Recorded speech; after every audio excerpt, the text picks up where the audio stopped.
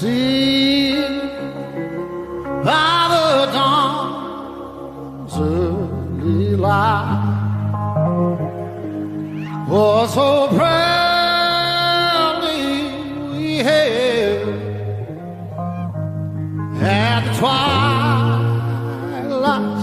as gleaming, whose broad strides and bright stars through the perilous fight. Oh, the ramparts we watched were so gallantly streaming, and the rockets regular upon bird singing out, yeah,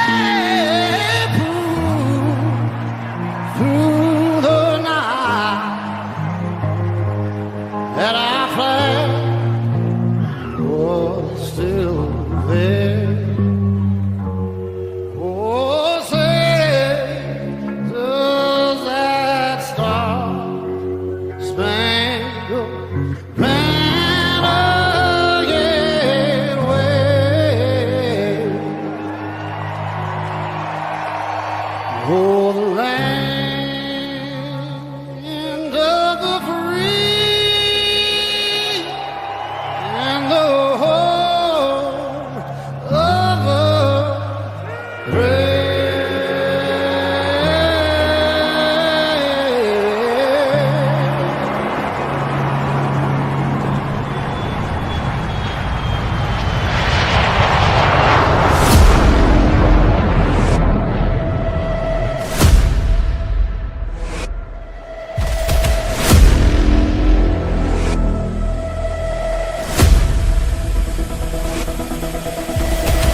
Welcome to Inside the Gamecocks, the morning show. Presented by the Barn Dominion Company and Resto Pros of the Midlands. Part of the Chief Sports Network. Go Gamecocks! He'll be fire on the mountain.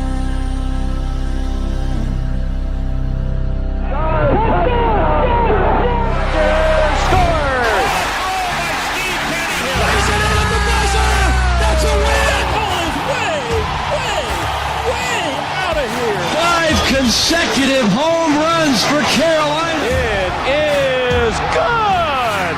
It's gone. He's in. Touchdown. Williams with a throw to the cup. He's going to score. It's a walk-off. Touchdown, South Carolina!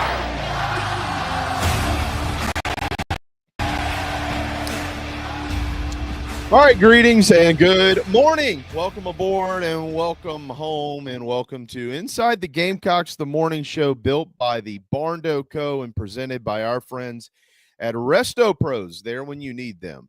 Resto Pros of the Midlands, Resto Pros, midlandssc.com. The Barndo Co. will build your dream home in the Carolinas, and it is a dream. If you head to the barndoco.com, you'll see exactly what I'm talking about. Thanks to all of you who have solicited their expert building services over the last couple of years. We are so honored to be friends with them. We're honored to be friends with Derek Scott, too. He'll be here in just a moment to talk hoops and baseball. The biggest series in college baseball takes place tomorrow through Sunday. That means that Jim Toman makes his debut on our program today as well. He'll be here at 11 o'clock, and we will run the gamut and let him talk as long as he wants. I've already given Phil some instructions to make sure that we can accommodate, and Phil has obliged. That means it's go time and showtime. So we'll get to Coach Toman here in about an hour. Derek in just a minute. We've got the combine going on. Interviews are beginning or have been already they've already happened, Phil, a lot of them, and a lot of guys will start working out today. As a matter of fact, I've got the schedule right here. Tonka Hemingway, DeAndre Jules, Kyle Kennard, Demetrius Knight, Bam Martin Scott, and TJ Sanders. Starting at 3 o'clock today, they'll begin their combine. And tomorrow it's Ime Wari, Simon, and OD. And then on Saturday, Rocket Sanders will go. And then on Sunday, Torricelli Simpkins, he'll go. So there's your combine schedule. So how about that? Yeah. And I'm going to say something too. We don't, if anybody's learned anything about us, we never really pat ourselves on the back for anything ever. Matter of fact, I always think we can do more. Phil will tell you, I'm pushing because it's about everybody else and not us. But you know what? If some people out there don't want to cover Carolina and Clemson baseball, make sure that you tell your friends about us because we'll do it. I've been pretty disappointed with a lot of the media in this state over the last few days and the lack of what they're doing for this series. It's the best series in the country. Get off your ass and quit worrying about the four-string cornerback that we don't even know who it's going to be until we get to September and worry about what's going on right now. That's all I'll say about that. Derek Scott doesn't have to say anything. He says plenty during baseball and basketball season, and he joins us now. Hey, buddy. Good morning. Morning. Boy, so hey, before we go any further, before you dive in too far, yeah, I am so pleased to hear that I'm going before Toman and not after Toman because I don't want to try and follow Big Jim. No. And not to mention, I don't know that the FCC has anything in the way of coverage, supervision of podcasts, but if they don't, they might after that.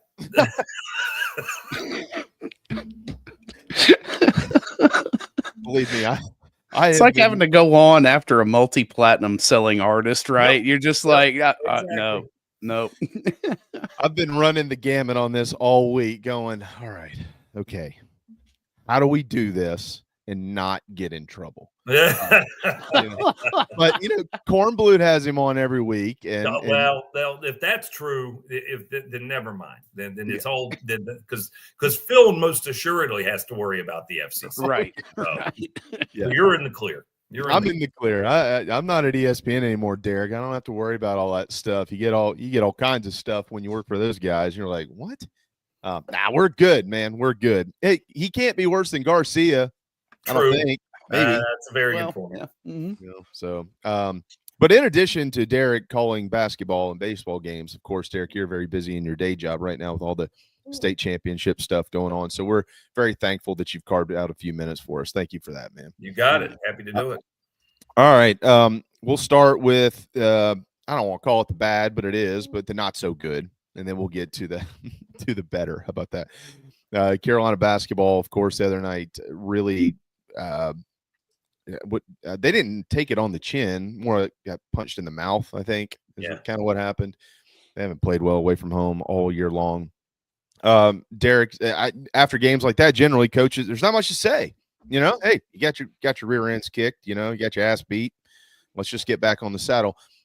One of the things we've been talking about though this week, Derek, is the fact that there are a couple of teams who are trying to get into the postseason who are right there. Right. The Arkansas Razorbacks come to mind. They are now 6-9 in the league. They just beat Missouri. They just beat Texas. And their next trip is to Columbia this weekend. And then after that, South Carolina, they've got Georgia. Georgia, of course, just upset Florida. They're trying to get into the tournament.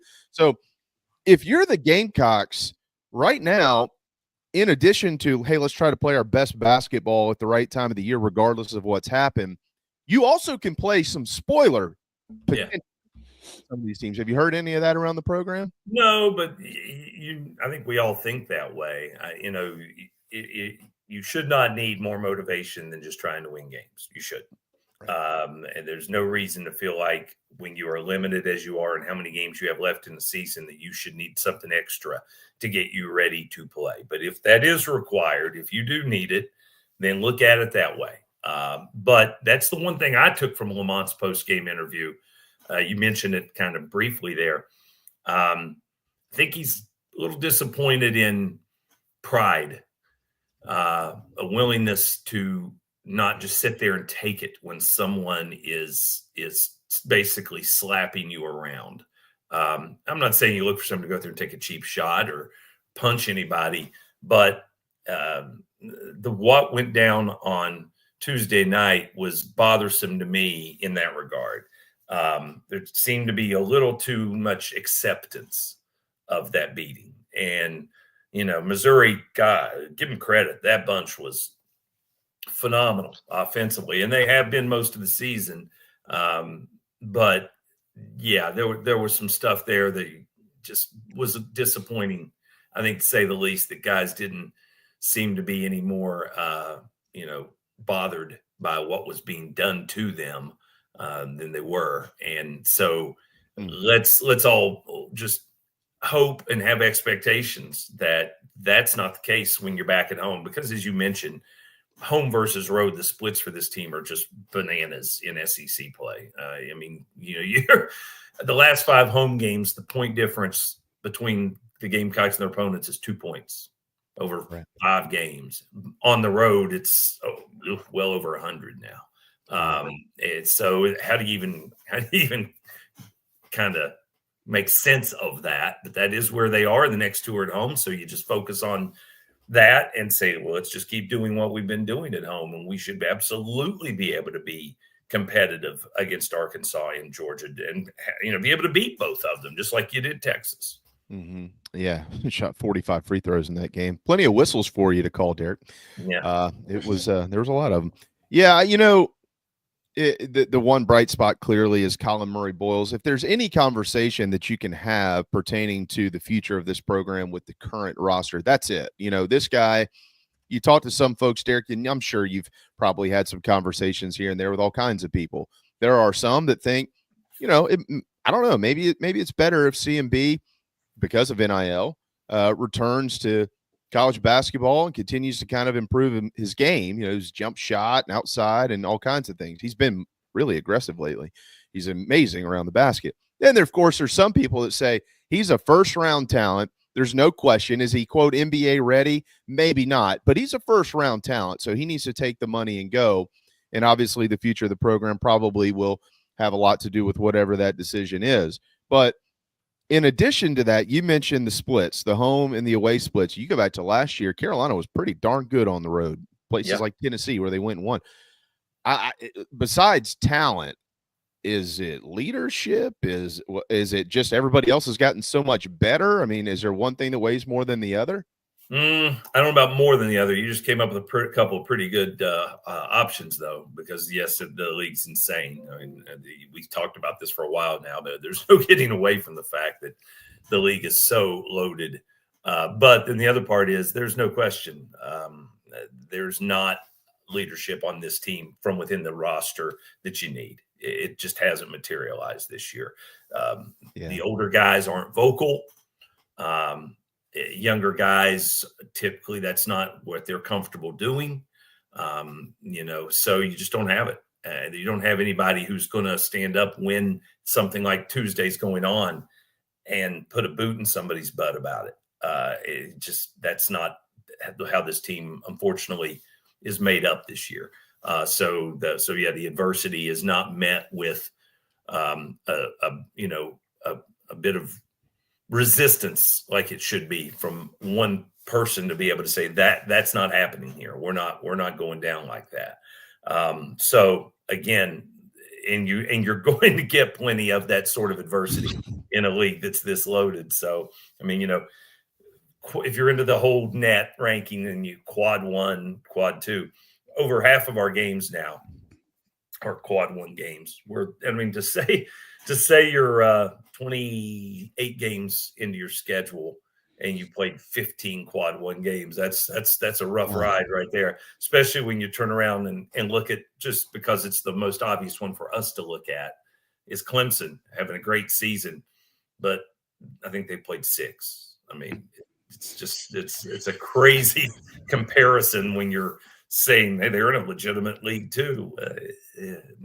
They have no resemblance to each other this year.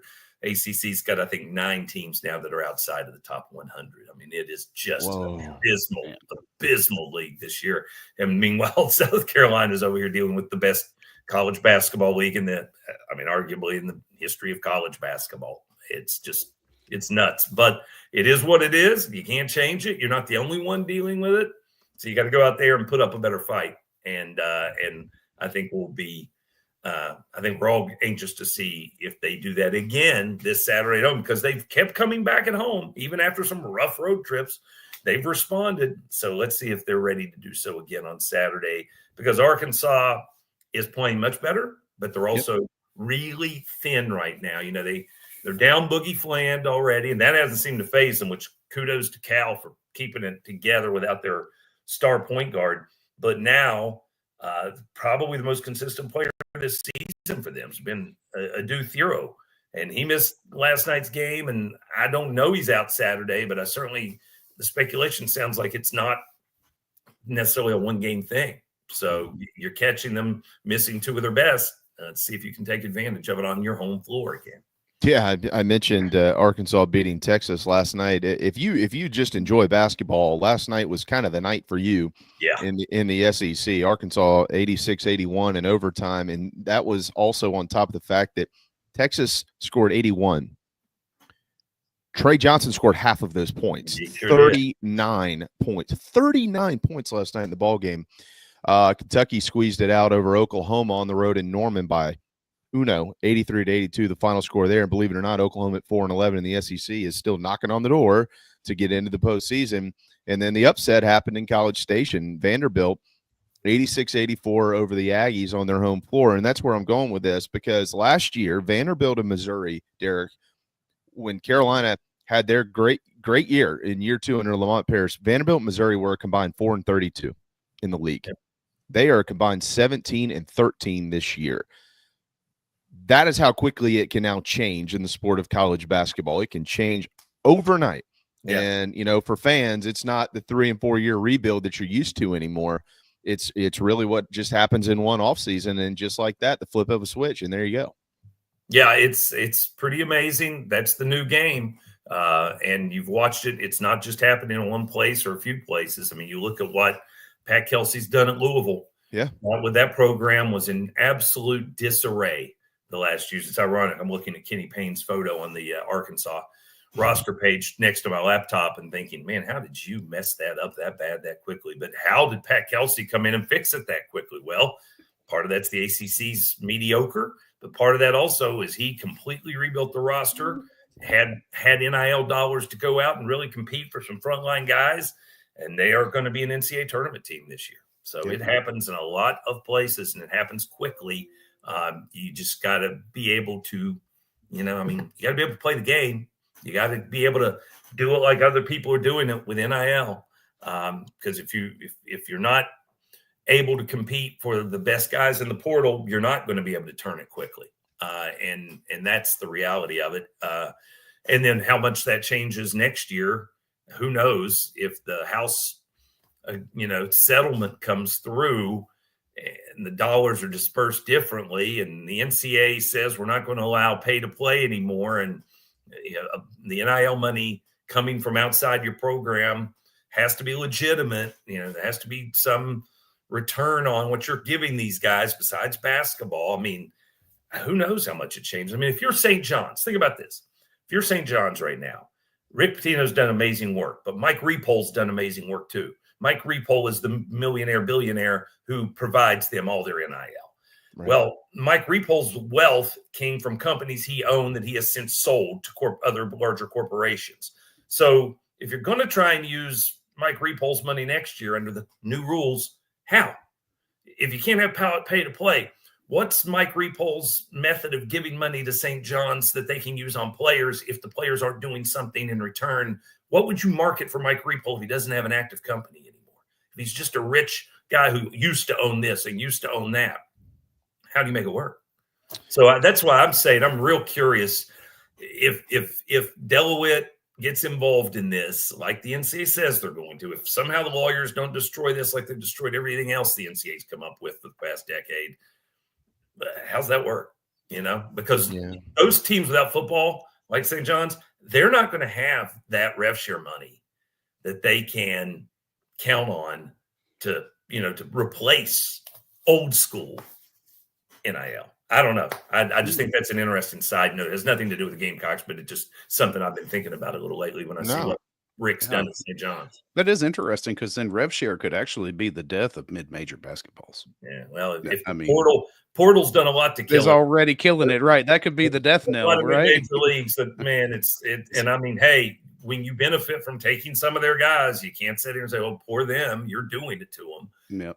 But it's changed the equation.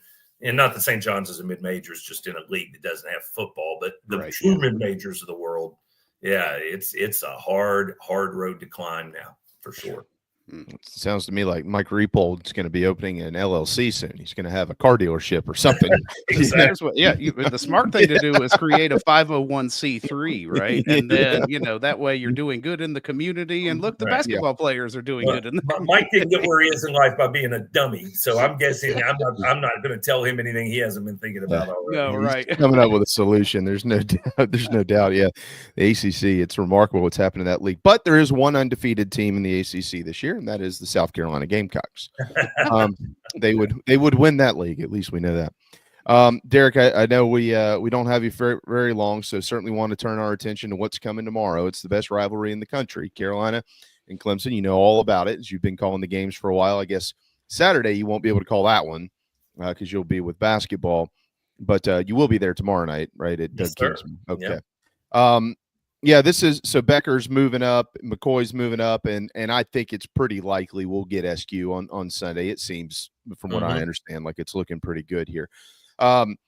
This rivalry never determines what's going to happen with the rest of your season, but my goodness, is important.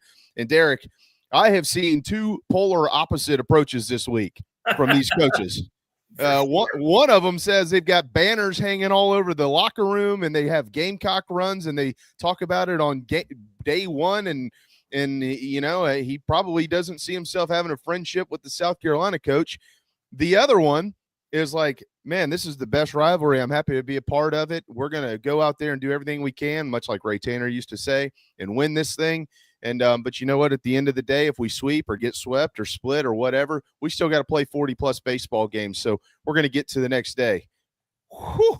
Yeah. You can't handle it any different than that. If you ask me. Paul Maneri yesterday was channeling his inner Steve Spurrier and kind of looking around going, man, you guys sure do get all wound up about one team here, don't you? I mean, we're trying to win the SEC. We're trying to win the national championship. But okay, this is how you feel. And meanwhile, Eric Bakich is channeling his inner Jack Leggett.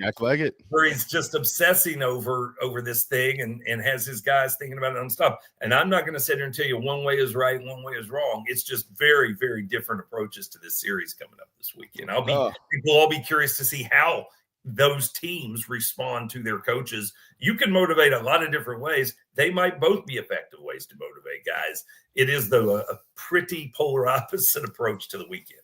It is. We talked to Monty yesterday, and Phil, I mentioned this to Phil. You can't say it any better than what Monty Lee said yesterday right here. He said, it's about the players, man. It's about the players. They're going to go out there, they're going to win, and they're going to lose.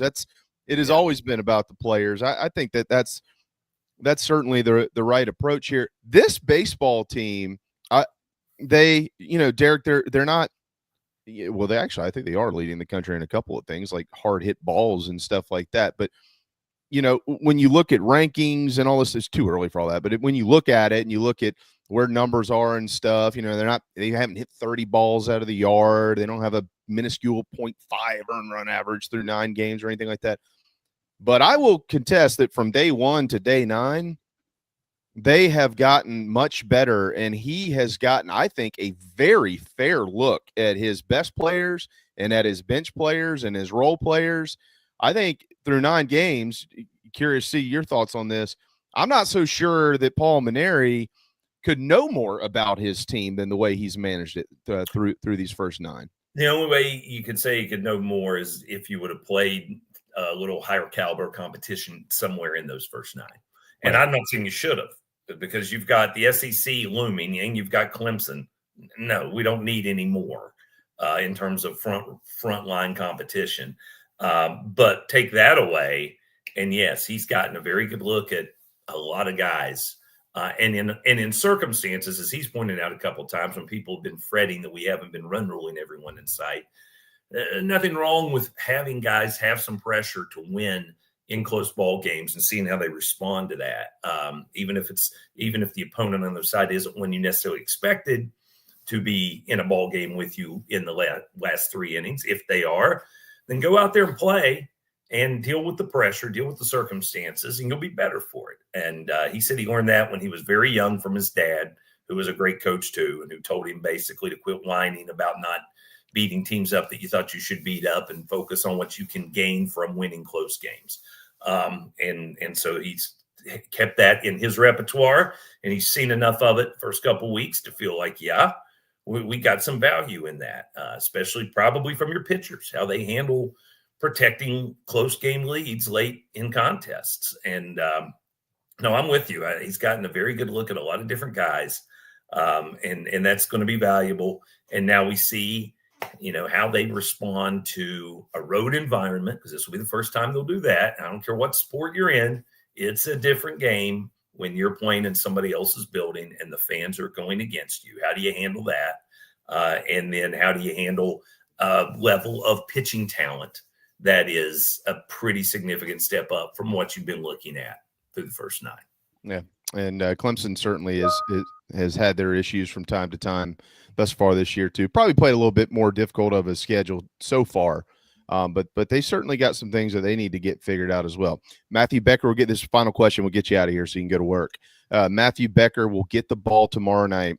He's a lefty. He's a senior. He's from this state. He knows all about this rivalry. Your thoughts on what you expect to see from him? Well, he's been there. He's pitched in this rivalry. Obviously, he's pitched at Clemson, if I'm not mistaken. So that's good. Because that is going to be the question. What we've seen from Matthew so far this year looks like a maturity level that maybe at times had been missing in the past, and he's handled situations better. This will be a real test to see, okay, how do you handle this situation? Because again, they're going to get after you. They're going to be chirping both in the dugout and in the stands. Can you stay focused, pitch to pitch? He's talked about how Terry Rooney's worked with him just on his breathing. And, keeping your focus on the mound and on what you need to do. Can he apply that for the first time to a really challenging atmosphere and circumstance? How does he deal with that? I'm really anxious to see it. He's good enough to go beat these guys. I don't have any doubt about that. But how do you deal with the other stuff, the potential distractions that are out there when you're playing at Doug Kingsmore Stadium? They will certainly try to get under his skin. That's a guarantee, not just the fans. Right. Derek, cannot wait for 6:45 tomorrow night when you and Stu will cut the mics on and get us primed and ready to go. Again, this is the best rivalry in the country, and you've got the best seat in the house. I think. Is the booth okay at Clemson? They treat you okay? Yeah, absolutely. Okay. Right. Yeah. Okay. Only thing about that I don't love is that the back row of the fans is right in front of you. So sometimes if you don't have a good effects feed and you're trying to just have a crowd mic out the window, you get more conversations from row 30 than you get game noise, and that's not great. So you really just hope that they're going to give you a good effects feed, and they usually do take care of us up there. They really do. They do a great job. And Brian Hennessy in the media relations staff, he's top shelf, and his mom's brownies are beyond top shelf. That's right. Yeah, there's lots of goodness that's going to come out of the trip. Do you get those tomorrow night? He'll have. Oh yeah, that's great. Yeah, Brian's really, really, really, really good at what he does. He's a class act. There's no question about that. Well, at least you don't have to Harry Doyle it. Somebody just give me something. Anybody. Derek, it's always a pleasure to have you on, my friend. Safe travels to the upstate, and go get them. All right. Thanks, guys. Thanks, buddy. There you go. The great voice of Carolina baseball, Derek Scott. We're lucky to have him. There's no doubt about it. He makes it fun. And hopefully tomorrow night, the baseball team will make it fun as well. When we come back, give you a little bit more on Matthew Becker and his career against the Clemson Tigers. We do have some football, some basketball. And then coming up at 11 o'clock, Jim Toman will be here. Coach Toman will join us. We've got him slated for ALAHW. Oh, as long as he wants. At least until 11:58. That's when JC. Well, JC usually comes for a crossover now. Yeah. I don't know that we need JC doing. I was going to say that at 11. If there's anything that I'm a bit nervous about, might be that last 5 minutes where there could be an overlap. Yeah, we don't need that. I'm going to tease this We'll get to it in an hour or two. I'm not going to say anything about it besides this. There's something that I wrote this down last night. And every once in a while, I need to put that in my notes. Something I thought about old school Gamecock baseball early in the Toman or the Tanner Toman era in Columbia that just never comes up. Never comes up. But if you've been around a while, you'll know exactly what we're getting at when we get to it. And so we look forward to having that as part of our conversation with him as well. If you are headed to the ball game or tomorrow in the upstate, and maybe you're going to stick around, or you're headed to Greenville on Saturday to Floor Field, or you're just going to be at Founders Park on Sunday, you want to look good.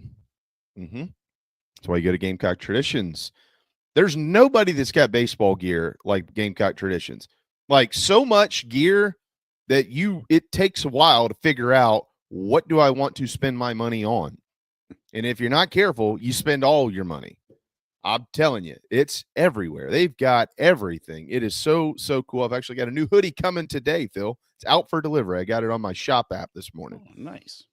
So if you head to GamecockTraditions.com, they will send it to your doorstep. But the games are this weekend, and they're not Amazon, so they can't overnight it between 4 and 8 a.m. tomorrow, which kind of freaks me out, by the way, that somebody's dropping off boxes on my doorstep at 5, 6 in the morning. But if you can get to one of the stores, certainly you'll be good to go. They've got it fully in stock, all the hats. They've got the Rybo hats. They've got anything with the SC logo. Head to Gamecock Traditions, the Village at Sandhill, or out there in Lexington as well. Hang tight. The morning show. We'll be right back. I said, oh, Lord Jesus, it's a fire. Ain't nobody got time for that. Disaster comes uninformed. During and after natural disasters or accidents, there can be a heavy loss to property. It can become extremely difficult to bounce back to what you knew before. Having your home or office destroyed or damaged by water, fire, smoke, or mold affects your personal and business lifestyle. Resto Pros of the Midlands is here to help. Open 24/7. Call them when you need them. 803-493-0170.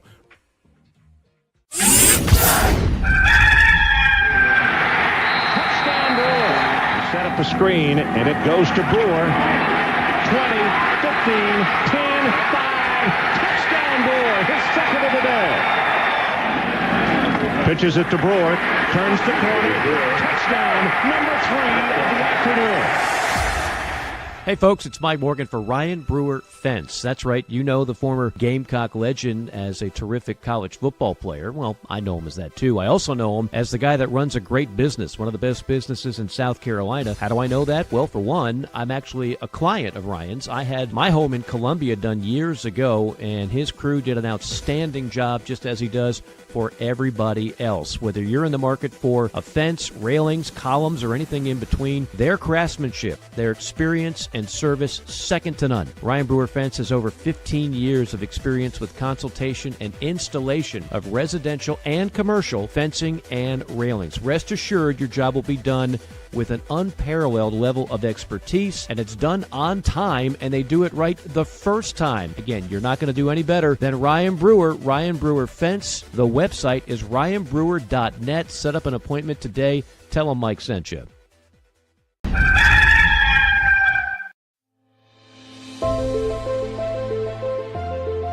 Remarkable, 5-star, sensational. These are just some of the terms used to describe nationally renowned chef William Turner out of Scottsdale, Arizona. Originally from Georgetown, South Carolina, and a diehard Gamecocks fan, Chef Will made his way out west and has served parties from every state and many countries from across the globe. If you're in Arizona or have plans elsewhere, visit chefwilliamturner.com to inquire about private events and more. From MLB to NFL, the chef has served everyone. He's won all the awards, done all the press. There's a reason for that.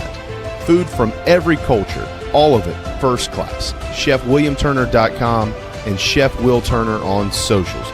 You won't believe what you see. You really won't believe how it tastes.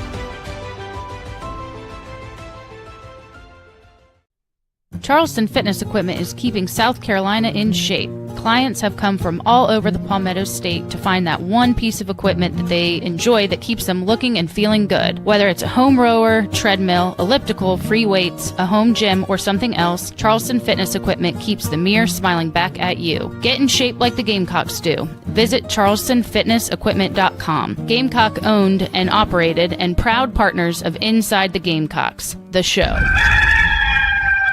We got started in 1979. Because we're a manufacturer, we're able to control our costs. That's why we like to manufacture as much of the product as we can, because in our factory stores we can offer a competitive edge over other people around the country. When people come into one of our Palm Casuals, it's like they're buying their car at Detroit. They're going right to the factory and buying their car. 30-day money-back guarantee. That's a big deal with us. I mean, we give 30 days to do anything. I mean, return it, change it, get a different color, get your money back. When you pull into a store and it says Palm Casual, you know you're at a factory store.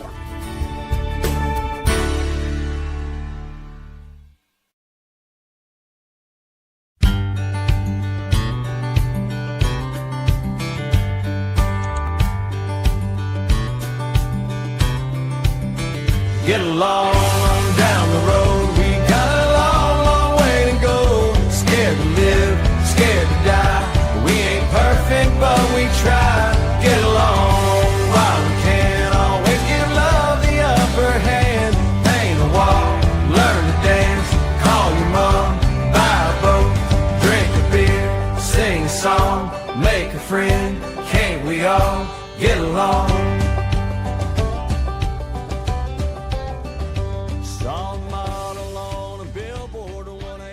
It is 10:37. Welcome back inside the Gamecocks, the morning show brought to you by our buddy Tony Pope, Tony Pope State Farm.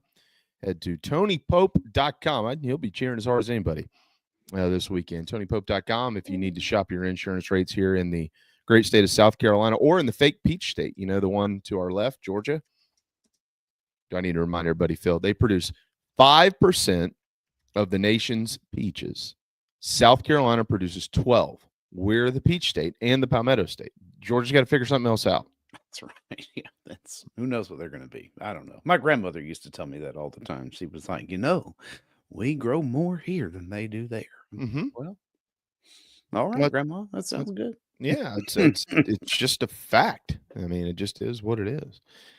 Again, Combine beginning today for South Carolina football. I think Phil, I think that all of these guys here, like TJ Sanders, obviously, based on what he does today, can certainly help himself with getting into the first round. I don't think there's any way that TJ Sanders falls to the third. No, maybe, but I don't think so. I think if anything, he's going up. And every other guy here, think about it. You can literally rinse and repeat for every one of these guys. Tonka Hemingway, it's very unlikely that anything that he does is going to decrease his stock. I think the same thing for DeAndre Jules. Obviously, if he chooses to run the 40, that might be something that could potentially kind of ding him a little bit. Same thing with Kyle Kennard. But also, I think some people are going to look at Kyle Kennard today and go, yeah, I don't really care what he runs a 40 and look at this cat. Bam Martin Scott certainly has an opportunity to really increase his stock with how he performs today. And then Demetrius Knight, and you'll want to circle that name. I mean, he's already gone through a bunch of the interview stuff, and today he gets to perform. And when those two things come together, somebody out there, Demetrius Knight, if I'm going to make like one of the more obvious predictions of the draft, this guy's going a hell of a lot higher than a lot of people think he is. Yeah, he's going, and he's going to play in the league for a while. He's everything you want, and he's an outstanding football player. Like we talk about all the time about how great of a guy he is. The dude could play ball. So, I would say the disappointing thing about the fact that these 6 guys are going today is that there's not 7. Debo Williams should be there, and he's not. Nicky Minwari, Josh Simon, and OD will go tomorrow. And then Rocket Sanders Saturday, Torricelli Simpkins is coming up on Sunday. Eamon Worry is going to do what he does. Simon and OD are the ones to keep an eye on tomorrow. Simon, we had a conversation the other day, of course, with Strick about Josh Simon and the fact that he's willing and able to do pretty much anything you ask him to do, whether it's be a tight end or get out there on special teams or whatever the case is. He's built like a brick blank house. You know what that means. And you think about where he's come from to where he is, his development has just been phenomenal. The words, the word that I've gotten from guys close to his situation or fairly close to it are there are a few teams who are extremely anxious to see him.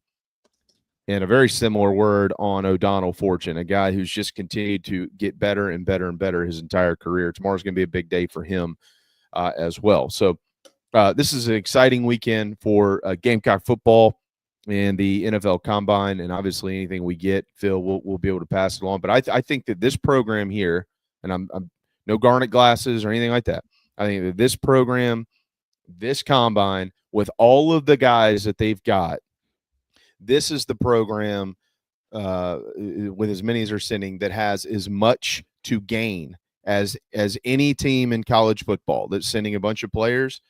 This is the group that is going to, I think, end up being a much better group coming out of one place than many of the other. A lot of them, a lot of these guys are going, whoever, Ohio State or Georgia, or what, everybody knows who all these guys are. They know what they're capable of. They deserve to be there, and these guys deserve to be there. But there's just a lot of people that just don't know who some of them are. They're about to find out. Yeah, I mean, and JC and I were talking about this yesterday. Is that there is no greater promotion for your program in football than look at the guys that we get drafted. And Carolina is poised, and I would be shocked if did not exceed the highest total of 7 in the modern era. I don't count the 9 or 11 that went in 54 when they were double-digit draft round deep in there. I was looking at that. Doug did a deep dive into that, but there is nothing that promotes the program better than pointing at guys who are playing on Sunday. And the thing about it is that you've got a mix of, guys that transferred in, you've got a mix of guys who were recruited here. And you're 4 years, these guys have 4 years in the Beamer system, so to say, and you're going to be able to point to that and say, listen, this is the head coach, not just the school, but this is the program that put us here. Mm-hmm. And I don't feel like anybody's leaving with any hard feelings, so they will all promote the school. One would assume as they get interviewed and go through these things and are more public facing than they were maybe perhaps as just college players. Yeah, I think so. I agree with that. I mean, I'd be curious to learn how much conversation is had with players who've opted out of postseason games. Because all right, so the Rocket situation, we know what that is. I get it. The guy, he worked through some injury stuff to get to South Carolina, and then he got banged up a little bit during the year. I mean, I'm not saying I like it. Nobody does. You want your best players playing, obviously. But at the same time, you can understand it, Well, Nicky Minwari's situation obviously is much different. He's a great kid. He's a hometown kid. We know how much he loves and appreciates the University of South Carolina, but he didn't play in the second half of that game. And as much as anything, that conversation, not necessarily the fact that he wanted to opt out, but the communication in which it happened. Well, what happened there? What was going on here? And it's a tough conversation to have. Yeah, and it's one that he's put himself into a position that I'm sure he's going to have to, for which he's going to have to answer. I mean, I would be remiss if you were a scout and in there, in the interview process and not bring it up. However, the NFL has, the one thing that kind of trumps that, which is, I don't know, a contract. So, it's like, okay, leave then. You saw what Antonio Brown walked out in the middle of a season, in the middle of a game, right? And there were penalties for that. So a financial penalty for, making a decision like that is going to probably dissuade some players from making rash decisions mid-game. But to me, and you mentioned it, the communication is what I think is really going to be hammered home there. It was like, well, you had every opportunity to communicate this. Why did you not? And why did you bring it up as a spur of the moment decision mid-game? JC had brought something up on that after it happened. If that was the deal, hey, I'm gonna opt out or whatever. Why not opt out of the first half? Or why not play the first quarter and the fourth quarter, right? Yeah. I mean, and listen, Shane Beamer has shown that he's not an unreasonable guy. I mean, he allowed Robbie Ashford, who had already placed his intention to transfer, to be on the field with his, teammates in one last game. So it's not like you're dealing with some closed-minded, guy here. So you could have probably communicated that to him ahead of time. He would have appreciated knowing it and not been blindsided, I'm sure. And there is you can't predetermine in your head what the outcome of that conversation would be with a guy like Shane Beamer, because he's not going to just say, okay, bye. I mean, he might, but you have a completely different, let's say, buffet of, responses to that that could have come out. That's putting it incredibly politely. Do you know going into the combine, the highest graded player is at the combine right now? At the combine? Yeah. Oh, no. Who do you think it would be? I don't know. I'm kind of leaning towards Abdul Carter. Close. Who else? Stewart? Starts with an A. Oh, I don't know. Ashton Genty. Oh. So the way that... Yeah, I don't know. He's too hard for me to try to evaluate. Well, they've got it. His comp is LaDainian Tomlinson.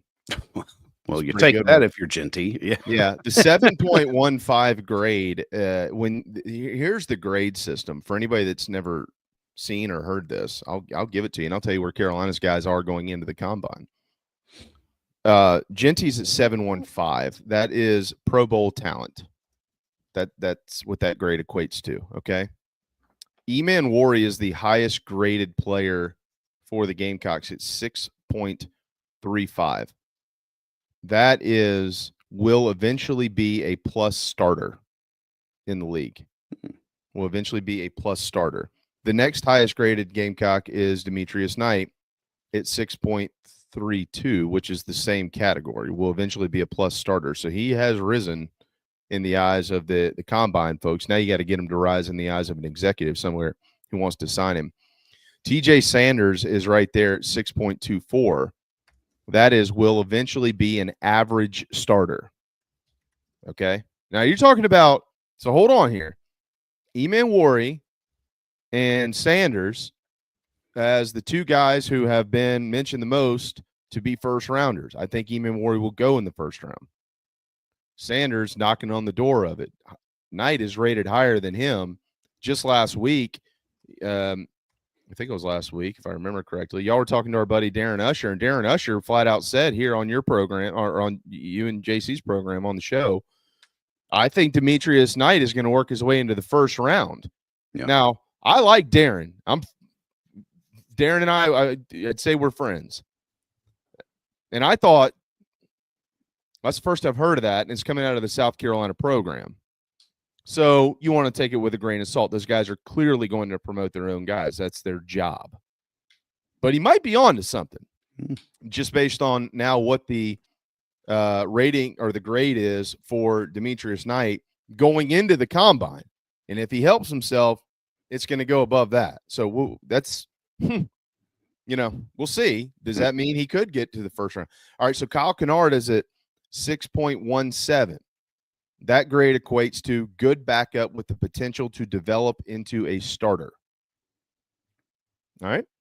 Rocket Sanders at 610, same thing. That's the same. He's in the same category. OD is graded out at 6 flat. Traits or talent to be above average backup. Again, lot to prove here. He's already at 6 flat. Lots of, you take a step up. I mean, you right? Okay. Tonka, they've got him at 5.94. Average backup or special teamer. That's what that equates to. Torricelli Simpkins at 5.86. Same thing. Average backup or special teamer. Same thing with Josh Simon, and the same thing with DeAndre Jules. And currently the lowest graded Gamecock at the combine, this is not including Kai Kroger as a specialist, is Bam Martin Scott at 5.68, which is the second lowest grade available. 5.5 to 5.59 is priority undrafted free agent. This is candidate for bottom of roster or practice squad. That is where Bam Martin Scott is listed right now. So I started kind of glancing around. Who do they compare these guys to? I love the comps. The comps are always neat to look at. Don't always work out that way. But Lance Zierlein has Demetrius Knight comp to Jermaine Pratt. Okay. Jermaine Pratt. For what that's worth. Yeah, I mean, we played. Yeah. Well, so, there you go. With Cincinnati. Yeah. With Cincinnati. But that's pretty good comp, really. I mean, Pratt's pretty good. Cincinnati's known for Joe Burrow. Nobody ever really pays much attention to their defense. No. They didn't have one, I don't think, for TJ Sanders, and Kyle Kennard was next on the list at 617. And they had, and that's right. The funny thing was, who his comp is? DJ Wonham. Sanders? Yeah. Really? Kyle Kennard. Oh, Kennard. Oh, okay. Okay. Yeah. Mm-hmm. DJ Wonham. Can you believe that? Yeah. I mean, How about that? That's something, huh? Pretty interesting. Comes full circle, right? I mean, I think, my expectation is these guys are going to kind of overperform.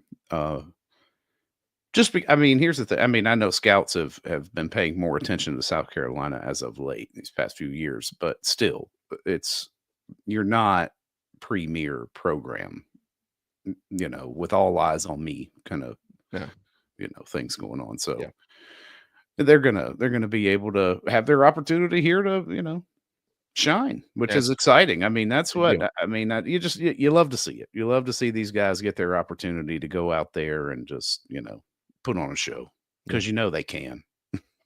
Well, hopefully they have a good week. I think that they will. Matt, sorry, they will regrade after the combine. Yes, This is their grade entering the combine. So that's what I mentioned. I mean, all these guys. You look at how many of Carolina's not sending like Georgia sometimes, where they send 7 or 8 guys off of their defense to the combine who are all like 6.5 grades and above, or maybe not that high, like 6.2, 6.3. You pretty much know where they're going to fall into this thing, right? You're talking about a ton of dudes here who are 5'8", 5'9", 6', 6'1", and that is almost right smack dab in the middle of this thing. Above average backup, good backup with the potential to be a starter, will potentially be an average starter. Like if you're going to jump, that's where you want to be. I mean, there's very few guys who go in with like one of the lowest grades in the draft and all of a sudden become one of the higher grades in the draft. It's generally the guys that are kind of right there in the middle. Carolina's got a boatload of those guys. And that's kind of the point that we're making here, is that they have as much of an opportunity as anybody who's put a significant number of players into the combine to do some damage. And I think that John Strickland is going to end up being right about this. I do think that this is going to be a record year for Carolina. in the NFL draft. And I do think a lot of these guys are going to have the potential to play a long time. So we'll see. It's again, it's 3:00 time today, or start time today for the workouts and all that stuff. And you can watch it on the NFL Network. So looking forward to that. All right, before we get to a timeout, Matthew Becker, I mentioned, of course, he's going to get the ball tomorrow night. Beck has pitched 3 times against that team in the upstate. His first game his freshman year, and it was his best performance. 2 innings, no hits, no runs at all, earned or unearned. Just 1 walk and 3 strikeouts in that ball game. In the 23 season, he got the ball against Clemson coming out of the bullpen, and things didn't go as well. 3 strikeouts, 1 walk, 4 hits, 4 earned runs in just 1 inning pitched. And then last year, he faced him as well. That game was also in the upstate. He had two innings, 2 hits, 2 earned, and one of those balls left the yard. He did have 1 strikeout in that game, and he hit a guy as well. So he's had mixed results, but he's pitched against him 3 times, and he's thrown in Doug Kingsmore Stadium twice. This will be his 3rd opportunity to see Clemson up there, and excited for Matthew Becker. So we'll see what happens. I think, or no, this will be his second time pitching in Doug Kingsmore Stadium. No, it'll be his 3rd. Yeah, it'll be his 3rd. It'll be his 3rd time pitching in Doug Kingsmore Stadium. That matters. That matters, and we'll see how it all plays out. Yeah, it's not going to be completely unfamiliar to him, so that's good. No, he's got the experience. Yeah. No, seniors on the mound on the road are a plus in college baseball. I say that. All right, we're powered by Electric Bikes of Charleston, electricbikescharleston.com, electricbikescharleston.com. It's going to be 75 again today. You want to be out and about, and you want to be cruising around, right? Yep. Get your you got to get the summer bod going, man. You got to be able to go a long ways, then you turn around and go, oh, crap, I got to go home. That's when you kick it into gear. Drive faster than that cat that was on 17 the other day. 35 miles an hour in the left lane. Oh, man. And then you go by him and you honk the horn and he flips you to bird. I'm like, you're going 35. Speed limit's 50. In the passing lane. No, what did you think I was going to do? Like, sit here? Very important. I've got people to see. Yeah, right. Just kidding. I wouldn't be on the damn road. Where in the hell is the damn tour? Yeah, right. Thanks to Derek Scott for joining us earlier. Hour 2 is coming up. Jim Toman will be in the seat when we return here on the morning show. It's gone! That ball is going to be out of here! Fair ball in the corner! The atmosphere in Founders Park is electric. There's nothing like being loud and proud for our Gamecocks. Gamecock Traditions proudly supports Carolina baseball and wants you to look your best while you're at the ballpark. Come see us and choose from the best selection of game hats, hoodies, shirts, and all that entails the baseball logo. From tailgate gear to jewelry and plenty for your kids, Gamecock Traditions is your Gamecock baseball locker room. Don't forget, we have the widest selection for all sports and USC apparel. Come see us in Lexington or in the village at Sand Hill, or order online and have it shipped to your doorstep at GamecockTraditions.com. Go Gamecocks! When you bundle home and auto, good things can happen. You get a local agent who can help you choose the right coverage for you at a price that's right for you. Call State Farm agent Tony Pope today. Nana's Porch presents a Southern staple delivered right to your doorstep. Nana's Porch locally crafted pimento cheese has been a hit for years at weddings, tailgates, and other events. Now you can order online and have it sent to your home. Visit nanasporch.com. That's nanasporch.com and click the pimento cheese tab to choose between their original pimento cheese and their jalapeno smoked pimento cheese set. nanasporch.com. Man, that's good.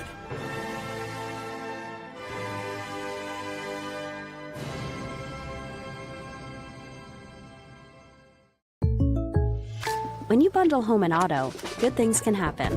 You get a local agent who can help you choose the right coverage for you at a price that's right for you. Call State Farm agent Tony Pope today.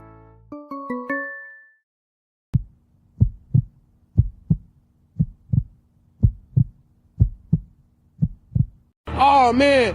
The building is on fire. Emergencies and accidents happen. When you're in the middle of a fire or water event, all you want is for things to return to normal as soon as possible. Resto Pros of the Midlands is with you, guiding you through the process and working with you to get your home or office back in working order. They'll answer your questions, discuss procedures, and can act as your advocate when it comes to processing your insurance claim. Resto Pros Midlands SC.com. Open 24/7 when you need them. Quality that is guaranteed. Happy New Year from the Barndominium Company, where they are building dream homes in the Carolinas, Georgia, and Tennessee. Their turnkey process can be custom designed and takes 6 months on average. Make your dream a reality. Visit thebarndominiumco.com. Thebarndominiumco.com. Gamecock owned and operated.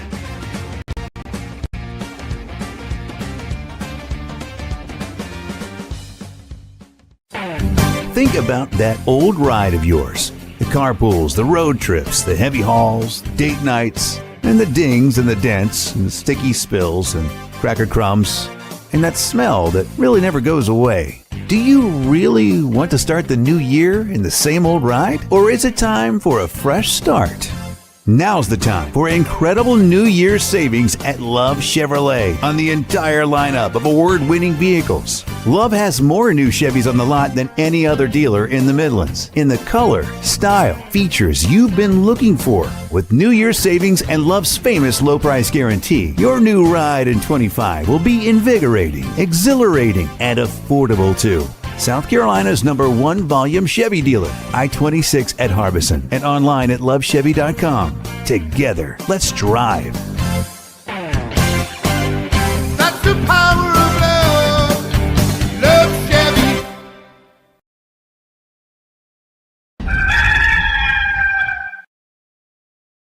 You're tuned into Inside the Gamecocks, the morning show. Powered by Electric Bikes of Charleston and part of the Chief Sports Network. Welcome back to Inside the Gamecocks, the morning show. Presented by the Barndominium Company and Resto Pros of the Midlands. Hour 2 starts now.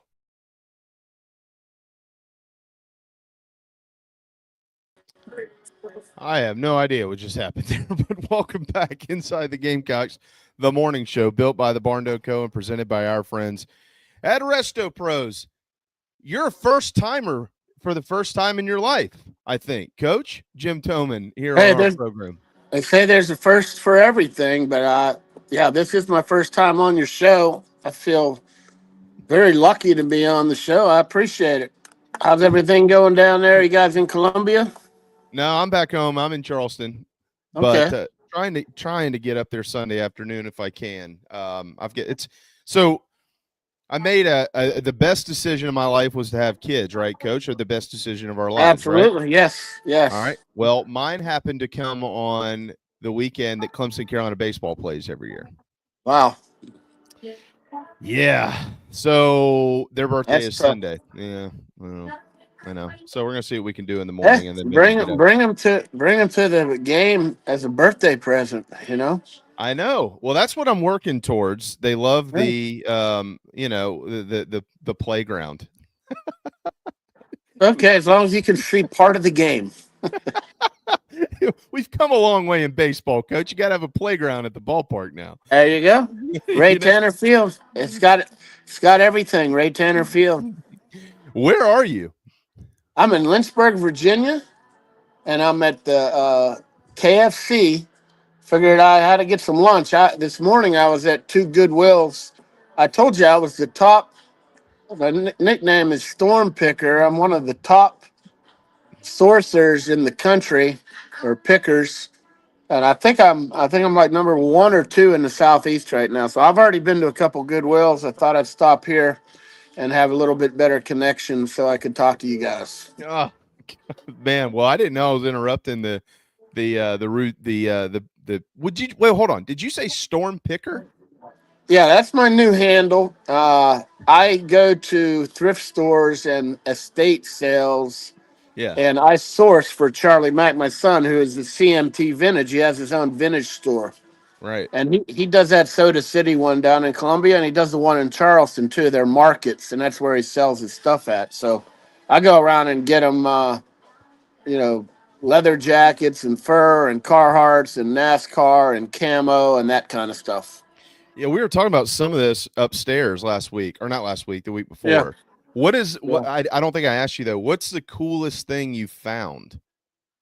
Well, just last week, I was walking in the Roanoke flea market, and a guy had on a really cool red NASCAR jacket. It was 2XL, and it looked brand new. So I grabbed him and said, "Hey, let me see the back of that." And he turned around, and it had some good stuff on the back. And I said, "I'll give you $30 for that right now."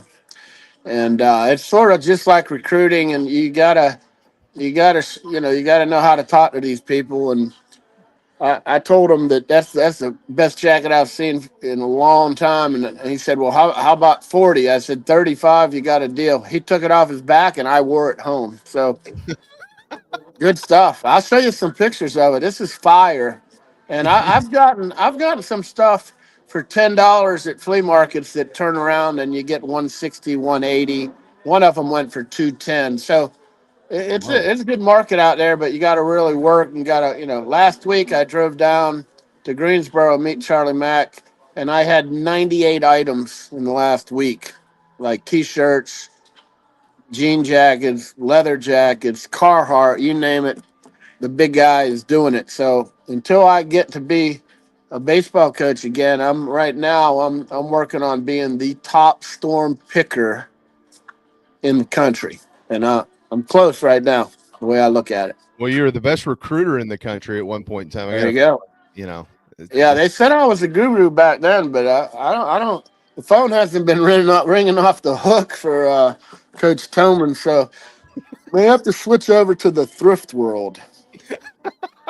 You never know. Does Charlie Mack have a website? Yeah, CMT, Charlie Mack Toman, CMT Vintage.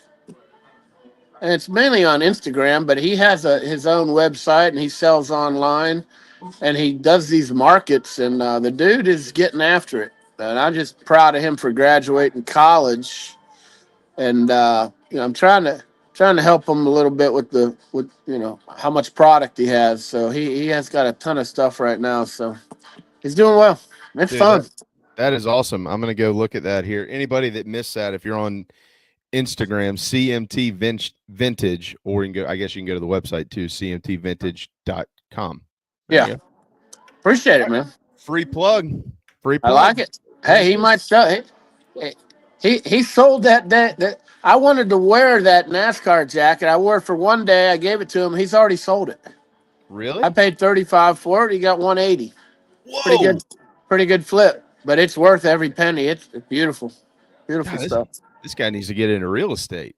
There you go. That's why I told him, we need to start selling some real expensive things like houses or buildings or, corporate real estate mergers, talking big money there. So Dad can pay the bills. big money. Well, something is happening this weekend that you know all about. Yeah. Here we go. Clemson, Carolina. All right. So how about this? I was saving this for you. I've been nice about it the last 2 days, but I've been saving this for you. I wanted to get your response on it. Not trying to set you up, by the way. I'm not trying to paint you in the big guy's hard to set up because I kind of rule with the punches, so I'm good. Well, that's a good point. All right. So Bakich, Tuesday night after they beat Winthrop, tells everybody that this series, and we know how important series is, Coach, but you do play games after this, right? The season's not over. This series is plastered all over the walls. It's in all the meeting rooms. They focus on it from day one moving forward. They talk about it every day. In conditioning, they have Gamecock runs. Now, he did say it's the best series in the country, and we can all agree on that. There's no question. And he certainly promoted how special it is. He remembered 2002 quite well.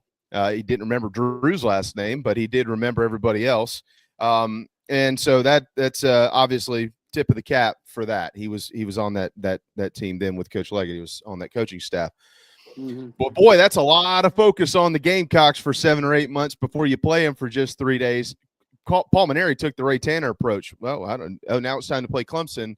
This is the best series in the country, and then we're going to go play more games after that. But we'll focus on Clemson now that we're there. What do you think about all that? Well, there's two realms of thought. One, I like both ways because the Maneri way is taking pressure off your team and acting like it isn't that big a deal when you know darn well the state of South Carolina, this is the biggest series of these guys' lives, and it's very important for the bragging rights. And I took it as I learned over the years, even though Jack Leggett was a friend and a good, obviously a Hall of Fame coach, but he was the enemy, and Clemson was the enemy, and we don't like the enemy. So I was a little bit like Bakich. Every day, every morning, I spent a little time looking at Clemson stats, looking at their recruits. Who can I recruit in state? I remember Mike McGee back in the day at the Roundhouse when Coach Tanner and I first started. He came in the office and said, "What are you doing, Toman?" And I said, I'm looking up Clemson." He said, "Good. Keep looking up Clemson. I want every morning, I want you to spend 15 minutes on Clemson, on their recruits, and I want you to sign all the South Carolina recruits in the state." And I said, "Mike," I said, that you can't sign all of them." He said, "Damn it, Toman, you sign all of the South Carolina kids." And I said, "Okay." So he kind of gave me the green light to start recruiting the state of South Carolina heavy, and that's what we did. And every morning I spent some time, of course, in prayer, but I was really praying that we could beat Clemson and out-recruit them. And so our focus every morning was to find out what Clemson's up to and make sure we're not screwing up this recruiting deal.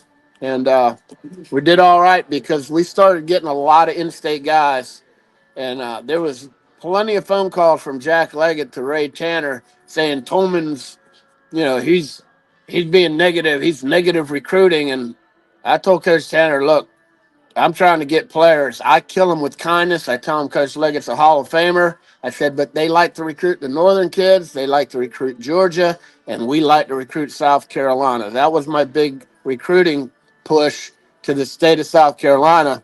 We basically,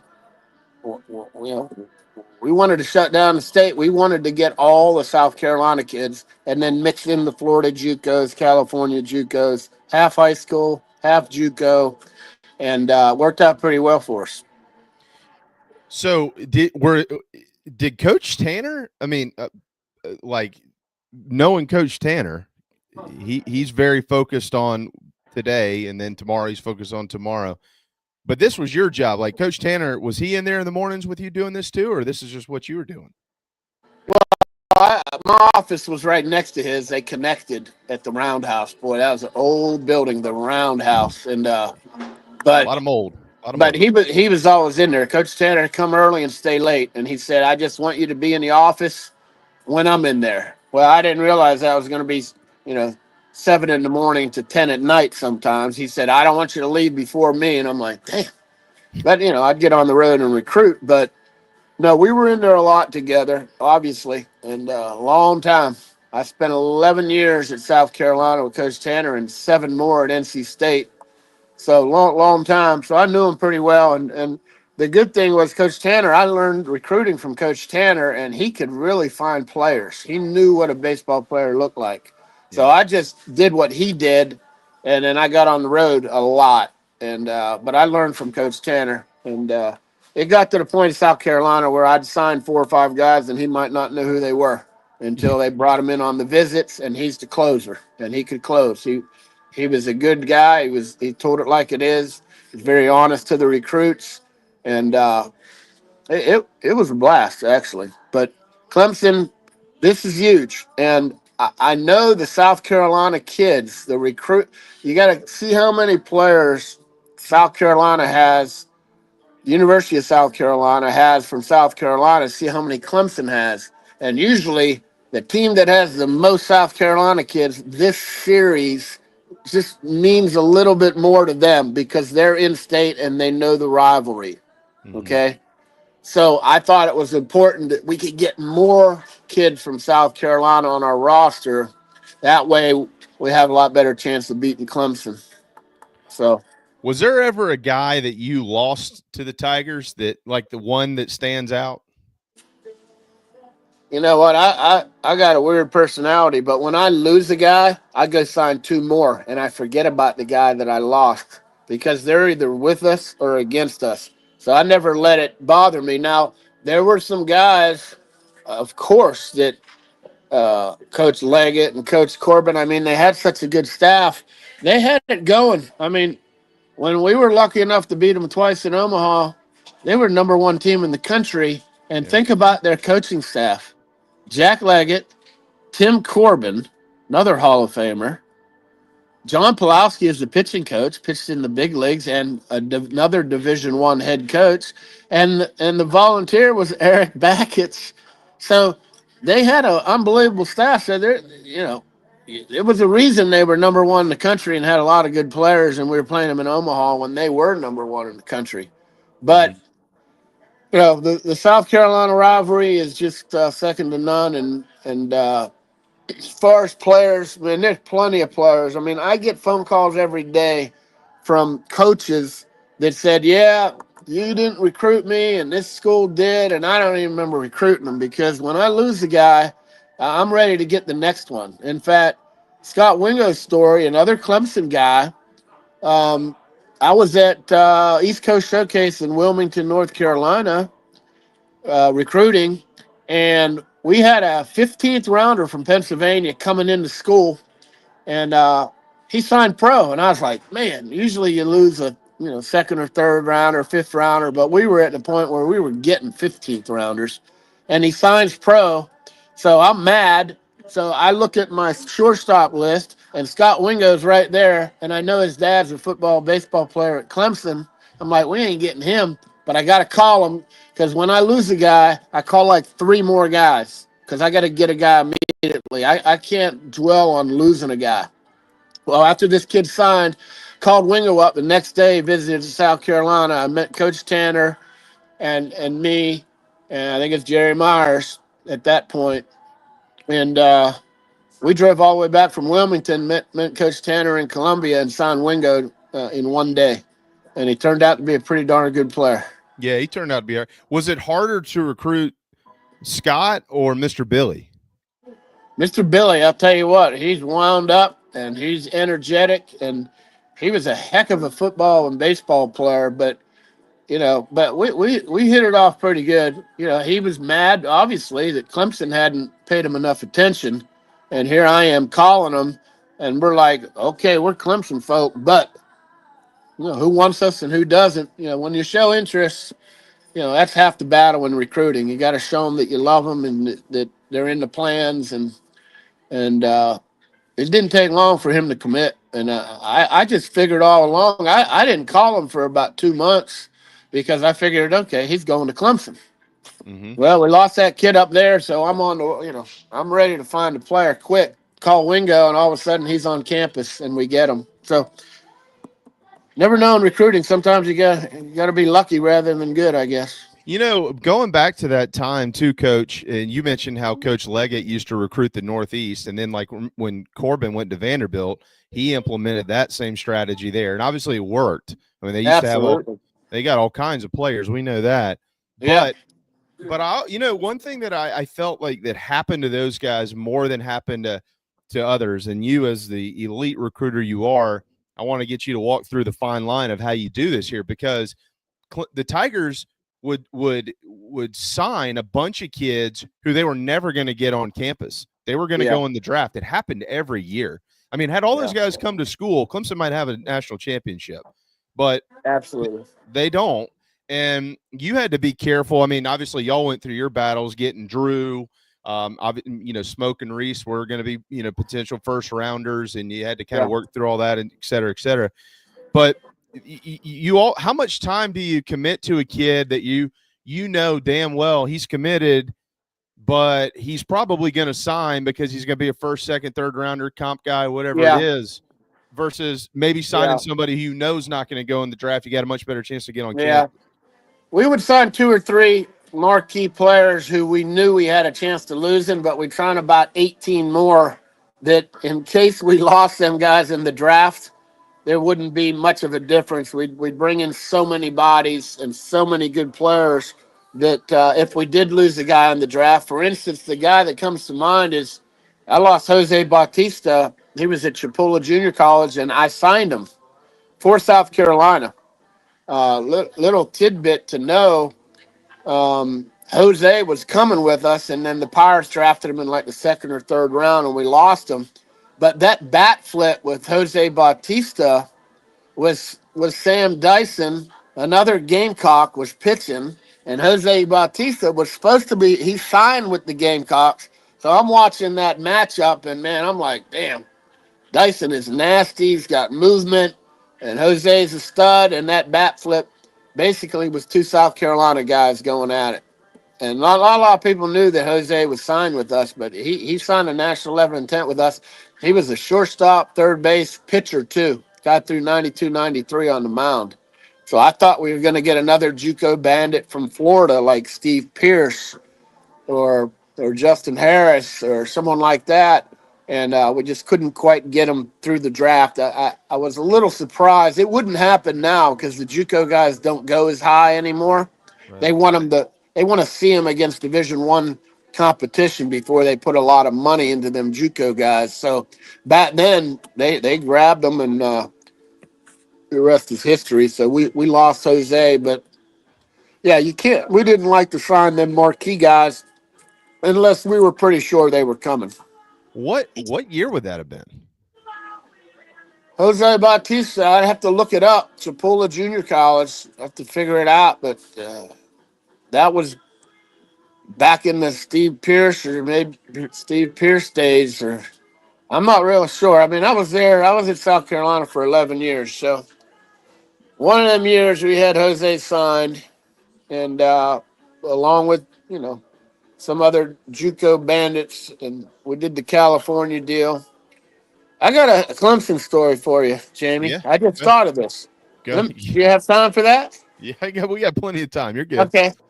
All right. We're playing Clemson early on in the Coach Tanner era, and I think we lost the game. It wasn't a whole lot of fun, and I think we were at Clemson, and one of the fans said something about my mother on your mom into the dugout about my mom. Okay. Yeah. And was she at the game? I'm half Italian. My mom's maiden name's Calabro, and you just don't say that to an Italian woman. So I went in the stands after the game, and I wasn't going to hurt the guy, although I wanted to. But I scared him about to death, poor guy. I probably owe him an apology. And I think I did apologize 3 or 4 years later because I saw the same guy. But we got back to Sarge Fry Field, and we were miserable, and I was pissed off. And I basically had to apologize to Coach Tanner. I'm about crying in the locker room. And no, there's no crying in baseball, but I said, I know I got to be better than that. I can't do it. But, man, when he said something about my mom, I had to do it. So Coach Tanner gets me on a plane because we got to play Clemson the next day, and he don't want me there. And so we made an excuse to get on a plane and go to California. Well, I ended up signing either Janowitz or maybe it was Chris Hernandez or Jerome Peter, one of them California JUCO guys. I call back to the press box, and Tom Price answers. I said, "What's the score? What's the score, man? We need to win." He said, "Where are you?" I said, "I went on the road recruiting. I had to go recruiting." Meanwhile, me and Coach Tanner suspended myself to go on the road, so I wasn't at the game. And that was the game, Jamie, that we won like 36-18, 38 to something. And I missed it. Can you believe that? I can't believe you just told that story. I mentioned earlier in the program today, I was going to talk to you about something that nobody ever talks about, and it was that game, 38-16. Oh, really? Cool. Yeah, I had that in my, because in 1997, a lot of people don't realize this. I know you're jogging some memories now, right? People are going, "Oh my God, I forgot about that." They hung 38 on the Tigers, gave up 16, but hung 38 on them. Yeah, that is not the only game that year where somebody scored 30 runs in a game. You remember the other one? I don't know. Did we lose? you got your ass beat Where was it? At Arkansas. Yeah. I see. I don't know if it's a mechanism I have as a person, but I forget all the bad things, and all I do is think about the good things. I'm very positive, and I have a way of shutting bad stuff down, and I just forget it. All I remember is I was in California signing a recruit, and we beat Clemson 38-16. I don't think about the bad stuff, and there's plenty of bad stuff too. When you're playing baseball, you're going to lose some ball games, but wow, that's crazy. 30-7. Actually, that game was at the Sarge. Y'all did also, you scored 30. This was a wild year. Y'all beat Western Carolina 30-12 that year too. There were 3 games in 97 where somebody scored 30 runs in a baseball game. That is all right. So when y'all won 38-16, just knowing Coach Tanner, I'm imagining he probably is saying, you don't need to get back anytime soon. I don't remember what he said, but I said, man, I'm so happy right now. And, I told him, why we won, because they were fighting for Storm Toman. And he said, yeah, well, we won all right, 38-16. He said, maybe, you better stay on the road a little bit more. And I knew when to get on the road usually. When we were going bad or had a loss like that or what happened at Clemson, I usually got on the road and just said, hey, I'm going to find recruits. So that particular one worked out. We won big and found a recruit in California at the same time. But Ryan Bordenick had 6 hits in that game and 9 RBI. Boy, the dude could hit. I think he led the SEC that year in hitting. He's hitting like 450 almost the whole year. Just a crazy good hitter. And I got a story about Ryan Bordenick too. He was hitting 450 leading the SEC, and he had a bad game where he probably only got 2 hits and he struck out 2 or 3 times, and a couple of them were looking. So he didn't get his normal 3 or 4 hits, and his dad after the game, this is how intense his dad was as a baseball guy. He had a sign on his shirt after the game, swing the bat. So Ryan goes up to him after the game, and his dad's got that shirt. It's got that written on his shirt, swing the bat. Ryan was not happy after that. That hit hard. That was a little bit too much. Sometimes them parents can get a little bit, they love their kids, but they get a little bit too involved. And that was one of them right there. He was as good of a hit, and he was great behind the plate. I mean, you think, you're being the catching guy that you are. Of course, we saw the worst catcher in the country opening weekend in Columbia. Boy, that guy was struggling. I feel bad. I guess he was their backup, but he just wasn't ready to do that. That was not pretty. He was really, I could still go out there and catch. He couldn't even catch a baseball. But you had Bordenick, and then Brandon Pack took over, and he's an all-SEC guy. And then you had Whitaker, and then you had Landon. And then I think 05, I think Hook was here that year, right? Wasn't Vanderhook and who else? Vanderhook got a year or 2, and then Enders played some. Trent Klein, another draftable guy. Mm-hmm. It had some pretty good guys behind the dish, but here in the SEC, so you got to get, the rule of thumb for me was you get a draftable player at every position on the field. And then if you have 8 to 10 pitchers that are really good or draftable, then you get to Omaha. Okay. And if you don't have that, you better be a really, really good coach like Coach Tanner or Coach Maneri or Coach Leggett or Coach Bertman. That's some of the top. Coach Corbin, that's some of the top in the country right there. And if you don't have quite the players, you can get some wins, from the X's and O's and from the coaches. But, you got to have the players. You look back at we went to Omaha 3 times when I was there and 3 times after I left, 6 times in 12 years. And if you go back and look at the players, there's a lot of draftable players and a lot of good pitchers that help you get there. But, it doesn't hurt to have a draftable guy at every single position. And that's exactly what Coach Maneri's needing to do right now. And they got a good recruiter, pitching coach, Terry Rooney. Monty Lee's still there. Coach Bertman always said when you get a new coach like Coach Maneri that you could add 7 wins. I think I told you this before. You could add 7 wins. This is Skip Bertman's formula. He said when you get a new coach that first year, because of the new energy and the new coach and the excitement within the program and the fan base, you could add 7 wins to what you did the previous year. That's what the new coach is worth. Well, if he does that, got 40 wins, and we're in a regional, and then that's how you get to Omaha. You got to get to a regional first. But we're looking at 9-0 already. So basically, he only has to win 31. 31 and what? 31 and 16 to get to 40 wins. Yeah. So I think we can do that. So we're well on pace, and they've done great. Now it's time to step up and understand this rivalry, and the fans are not going to be happy if we don't win the series. Okay, we haven't had that much success lately against Clemson. It's time to turn the table and get after it. So I think we're going to win 2 out of 3. I got the Gamecocks winning 2 out of 3 this weekend, but it's not going to be easy. That's for sure. Well, one of the things that Coach Maneri has been doing through 9 games that I think is the last couple of years. It's certainly not how Holbrook did. I mean, Coach Holbrook, Coach Tanner, you were a head coach, Coach Myers. I'm trying to think of all the guys that I know. They figure out who guys are, they find roles for them, and then they make them own that role, right? This is your job. This is going to be your job here. You need to do your job. And I felt like the last few years, I'm not trying to dog on Coach King or make it personal. That's not what I'm trying to do here. But there were a lot of guys who I don't really think understood their role. I mean, I've had guys tell me that. You were still in the program. And through 9 games, he has made it a point. This is your job.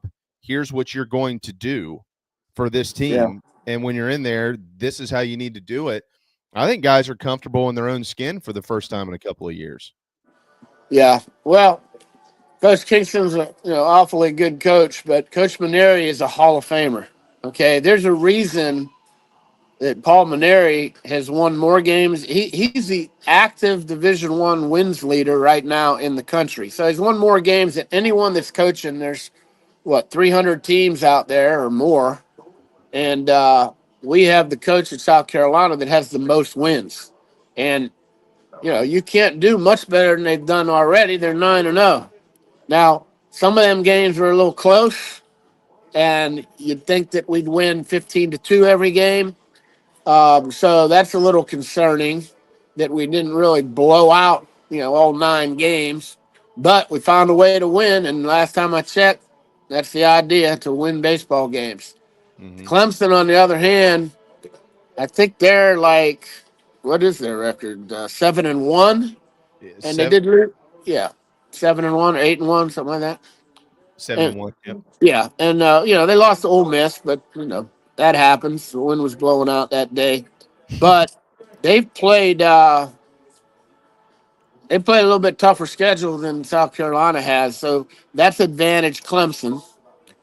But South Carolina's advantage is they have a Hall of Fame coach, and they're 9-0, and the guys are feeling good about it. And the pitching and defense has been great. The fielding percentage is great. The ERA is great. The hitting is coming on. It hasn't, we're not crushing the ball, but we are hitting some balls hard. The one thing that does concern me is the strength of schedule right now.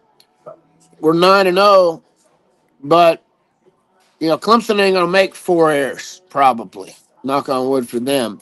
And they're not going to have 2 pass balls or really 5, and they call 3 of them wild pitches. And they're not going to make these errors, and they're not going to. The other day, there was a ball hit in the outfield and almost hit a guy in the head. I saw, and that isn't going to happen against Clemson. Now, there's going to be errors, but You're not going to get all the walks that we're getting, and you're not going to get all the hit by pitches. That's what happens when you play low, mid-major teams. They hit you a lot and they walk you a lot, and then you get your hits. Then they make errors, and then you have pass balls and wild pitch. Before you know it, you're 9-0. Okay, where it changes is we may not be getting 8 walks on Friday. Okay, is that tomorrow? Yeah, tomorrow. Yeah. So we may not be getting 4 hit by pitches. They're not going to throw 4 wild pitches where you get extra bases. So it becomes harder to score runs, obviously, with better defense against you, and the other pitchers aren't walking you and hitting you. So we got to figure out how to score some runs. But I know one thing, that Clemson series, you could throw all the records, everything out the door, because these guys are going to be fighting, scratching, and clawing. And the South Carolina kids that know the rivalry, it'll mean a little bit more to them. But them young kids that are in the program or transfers in, they'll learn real quick how important the South Carolina-Clemson rivalry is to the Gamecocks and to the Tigers. So they need to understand that, and I'm sure Coach Maneri and Monty and Coach Rooney are relaying that to the players because, this is like, played 9 games, and now this is the real season, and this is for all the marbles in state, and this is for a whole year of bragging rights. So there is a lot on the line, and I'm not afraid, to put that on the players, make them play harder, toughen them up, tell them, this is the enemy. And then after the game, shake their hands, and, the players, half of them know each other, and the coaches will be fine. But, I love Coach Leggett. He's a great coach. I love Tim Corbin. He was at Clemson, though. He recruited against me. Kevin O'Sullivan was there, too. Maybe that's who the pitching coach was in Omaha that year. I can't remember. I know one thing. If they had Leggett, O'Sullivan, Corbin, Backett, Pulowski, they had good coaches and good players. So it's a great program. But when it comes to this, I got a lot of emotions when it comes to here. I mean, probably the 2 biggest games of my life was when we beat them in Omaha. And, we lost the national championship the next day. But we beat Clemson twice in Omaha. They can't take that away from us when they were number 1 in the country. That fires me up. And I can still see Steve Thomas bat flipping out there. That was incredible. But anyway. Well, that ball that it's gonna be a heck of a weekend. That ball that Thomas hit deserved a backflip. It still hadn't landed. Well, yeah, and he didn't hit that many home runs, so when he hit it, he got to pimp it anyway, right?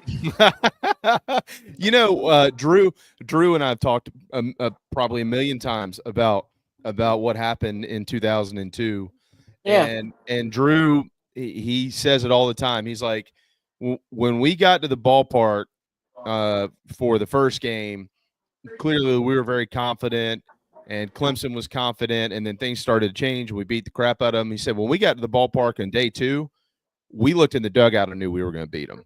It was like it was. I don't know if you remember how much you remember of that, but he said, I'm going to tell you right now, my teammates and I, it didn't matter who it was, Landon or Garris, it didn't matter. We knew just by watching those guys get loose and the way that they were carrying themselves, the game was over, and it surely was by the scoreboard too.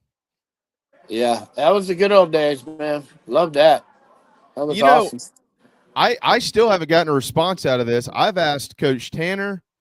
I may have asked you. I asked Coach Lake. He couldn't remember. I even asked Bondo, and Bondo didn't know. If the championship series in 2002 was a 3-game series, and it wasn't. It was 1 game, and Rawl pitched. But if it was a 3-game series, who would have started game 2?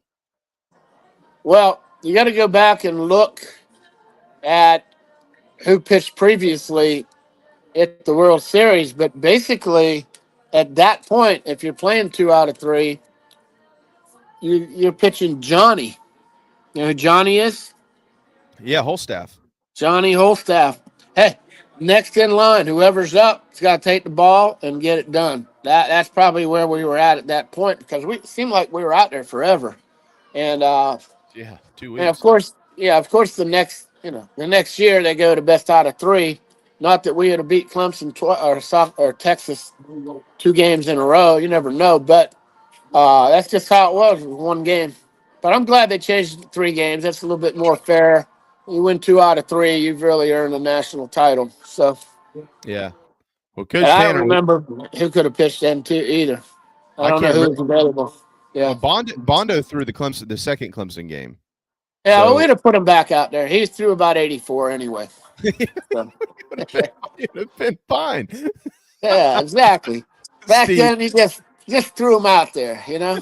Well, you did, because in 2000, Barber would shut it down on Friday and turn around and start on Sunday. Yeah, you know what? And Kip Botnut won a national award for best pitcher, and meanwhile, Scott Barber was like 10-1 with 15 saves. Yeah, and I know Kip was 17-0 or 17-1, but they could have easily been co-pitchers of the year. Then we had the third guy was Bauer. He's 6'7", 250. So that was that was probably 2000 might have been our best team when I was there. But I think we ended up 56-10. That wasn't a bad year, and they had really good makeup that year. Yeah, they were fun to be around. And, you know, when a team's having fun and they're good and they're tough, that's a good recipe for winning. That's for sure. Well, you got that right. I know that you got to get your order in here, so I'm gonna let you go in just a second. But you know, one of the things pertaining to the series this weekend, but really to baseball in general, Coach Tanner used to say it a lot. I know he'd say it privately, but he certainly said it publicly. We need our best players to play their best in series like this. And you go back and you remember a lot of the things that happened in this series while you were in Columbia, and then obviously after that, you know, when you know, Coach Monty and Coach Holbrook and all these guys. Oftentimes when Carolina wins this series, actually every time when Carolina wins this series, their best players have moments. Yeah. You know, Yeah, I think about Smoke hitting the ball off of Matt Vaughn, you know, and stuff like exactly. that. But so tomorrow, that going back to the best players, Petrie and Nathan Hall have to hit, and Nathan Hall has a little extra incentive to have a great series. Now, the problem is Clemson may know how to pitch him a little bit better than the normal team because he spent 2 years there. So if I was Hall, I'd be sitting on breaking balls all day long because that's what he's probably going to get a steady diet of that. And then, but if you look at Clemson's lineup, Jared, Cantarella's only hitting 270, but he's their guy, and he needs to step up in these 3 games, and I think he probably will. But they've got them guys like Pano and McClatty and the Listy kid. They have 4 or 5 guys in that lineup that can really hit. So they're the guys to watch out for with Clemson. That Listy kid hitting over 400, and Pano's hitting, and McClatty, and then you got their best player, you know, Cantarella. So it'll be interesting. But you know, Becker's going right tomorrow. Yep. And he's pitched at Clemson quite a bit, and he's older. Now, you know, the Canuck kid is pretty good. He's probably pitching for Clemson, right? Yeah, he is. Yeah. Well, this is what it's all about. I mean, these 2 guys, Canuck is outstanding talent. Becker is a senior, and he's thrown against him 3 times, twice in that ballpark. I mean, it to me, I think it's pretty simple. I think if Carolina wins the game tomorrow night, you can probably circle Matthew Becker. Now, we could be dead wrong, but I think it's going to be Matthew Becker that's going to have to set the tone. Clearly, he's a starting pitcher, but I just don't see a bunch of runs, you know, like he has to throw well. I think he will. Yeah, you know what? They're probably going to be 2 pretty close games, and then there's going to be one that gets away from someone. Because in this 3-game set, and you know you're trying to win 2 out of 3, if you get behind early, you might bring in some guys that aren't quite your top guys because you know you got to try to win in Greenville and then you got to try to win in Columbia. So one of these teams is going to get boat raced in the game, and they're going to have to fight back and scratch and claw. But other than that, I think there'll be at least 2 pretty, you know, maybe 2 run games or something fairly close. I mean, that's been, you know, South Carolina's 9-0, and 5 or 6 of their games were fairly close through 6 or 7 innings. So I look for some close games, good competition, and man, if I could drive down there about 4.5 hours, I might sneak down there Sunday as well. That'll be fun, but haven't figured that out yet. I gotta go find clothes for CMT Vintage. All right, we're gonna let you go, but we know you're at KFC. But if you were in Columbia and you had to pick fried chicken, where are you going? Oh, Bernie's roasted chicken, no doubt. I'm with Come you. on. I used to live there. I used to live at that place about every damn day. But I'm at KFC. The manager is really nice to us over here. Knows I'm a coach. Gives us, the two chicken special is usually about 4 pieces with this guy. He's awesome. But I come here a lot, so it's all good. Next time I see you in Columbia, I like the wings at Bernie's. I'll eat a whole box of wings by myself. I think they're the best wings. Absolutely. Well, those are D's wings. They're 2 different wings though. D's wings are like traditional chicken wings. These are just fried chicken wings. Yeah. But next time I see you, we'll go to Bernie's. Either Bernie's or Mellow Mushroom or a good pie. Oh yeah. The pie guy. On Jamie. Yeah, I definitely. I'm half Italian, so I got to have the pie. I didn't get close to $3 bills by not eating a lot of pizza pie. Okay, that's right. Okay, you got a deal. Mellow Mushroom and Bernie's. Maybe. All right, looking forward to a great series, man. I'm excited for this. It's going to be fun. Can't wait, Coach. Great to see you, man. Enjoy lunch. Good luck with them birthdays. All right, brother. Thank you. All right, okay. Bye-bye. There you go, Coach Toman, who will proudly tell you he'll always be a Gamecock. And he's got the Tigers going down 2 out of 3 this weekend to South Carolina. We'll hit our final timeout. We'll come back and begin to wind things down and wrap things up here on the morning show. It's gone! That ball is going to be out of here! Fair ball in the corner! The atmosphere in Founders Park is electric. There's nothing like being loud and proud for our Gamecocks. Gamecock Traditions proudly supports Carolina baseball and wants you to look your best while you're at the ballpark. Come see us and choose from the best selection of game hats, hoodies, shirts, and all that entails the baseball logo.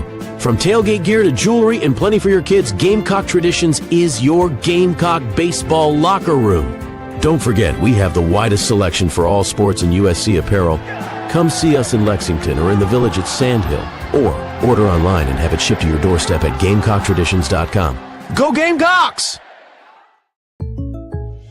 When you bundle home and auto, good things can happen. You get a local agent who can help you choose the right coverage for you at a price that's right for you. Call State Farm agent Tony Pope today. Nana's Porch presents a Southern staple delivered right to your doorstep.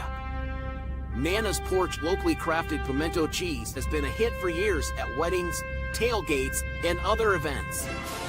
Now you can order online and have it sent to your home. Visit nanasporch.com. That's nanasporch.com and click the pimento cheese tab to choose between their original pimento cheese and their jalapeno smoked pimento cheese set. nanasporch.com. Man, that's good.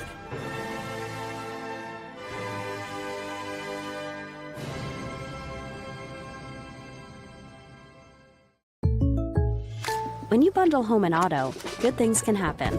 You get a local agent who can help you choose the right coverage for you at a price that's right for you. Call State Farm agent Tony Pope today.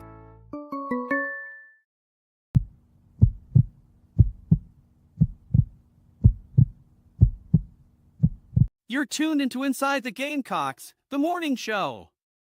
Powered by Electric Bikes of Charleston and part of the Chief Sports Network. Don't cry for me when I'm gone. Just put a quarter in the jukebox and sing me back home. And tip your hats and raise your glasses of cold beer. They say country's fading, but just keep waving that flag around here. And I know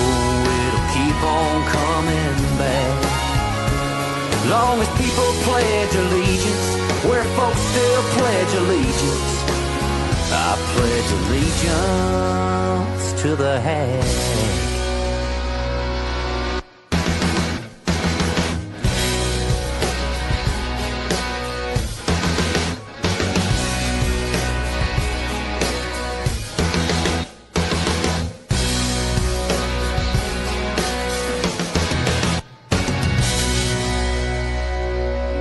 It is the final 10 minutes of the morning show. It is the second to last day of the month of February, and the last day of the month of February will bring you Clemson and South Carolina. Thanks to Coach Toman for now that's a first. Phil, I've just done everything I thought. Hey, where you at? Well, I'm at a KFC in Lynchburg, Virginia. Well, I'm like, well, I got to throw that up there because, why not? Okay. Live from a KFC in Lynchburg, Virginia, it's Storm Toman. What do you say? The storm Picker. Storm tracker? Storm picker. Storm picker. I'll guarantee you there won't be any good thrifting items left if he attacks his, picking and thrifting as hard as he did recruiting. I mean, it Storm picker. Y'all want to get there first is all I got to say. Well, he's full of stories. I can tell you that. Great baseball mind, great recruiter. Probably tells you a lot about why the Gamecocks got rid of me. Got to have a draft pick at every position. Well, that doesn't sum it up. That's right. I mentioned 97 because there's Mike Morgan's right. There's a lot of years that just get forgotten about. And early, like 2000, of course, turned the page to the era that became what it is and the expectations that surround this program that had kind of, I don't know, eased off in the 80s and the 90s or a little bit or whatever. In the 70s, obviously, it was special. But in 1997, Phil, how about this? In 1997, let me give you, this is before you went to drop 3, okay? In 1997, that's bat sizes for anybody wondering. Here were some of the scores. Now, these first 3 games, I was there. I was Monty Lee's bat boy in these ball games when he played at the College of Charleston and out at the Sarge. The opening weekend of the year, the Gamecocks scored 46 runs in 3 games against the College of Charleston. That includes 25 runs in the 3rd game. They go on that season to score 22 against Davidson, 21 against Kent State, 25 against West Virginia. They'd score 30 against Western Carolina. They got 30 hung on them by Arkansas. They scored 38, of course, against Clemson. We were just talking to Coach about that ball game. These were baseball scores. That's not even to mention all the ones at 14, 16, 13, 15, 12, yada, yada. I mean, it was wild what was going on offensively back then. And then they, of course, made some adjustments, and the rest is history. But, yeah, that 38-16 drubbing of the Tigers that day, had Clemson kicked an extra point, they would have only lost by 3 touchdowns, but they missed one late in the ball game and got beat by 22 runs.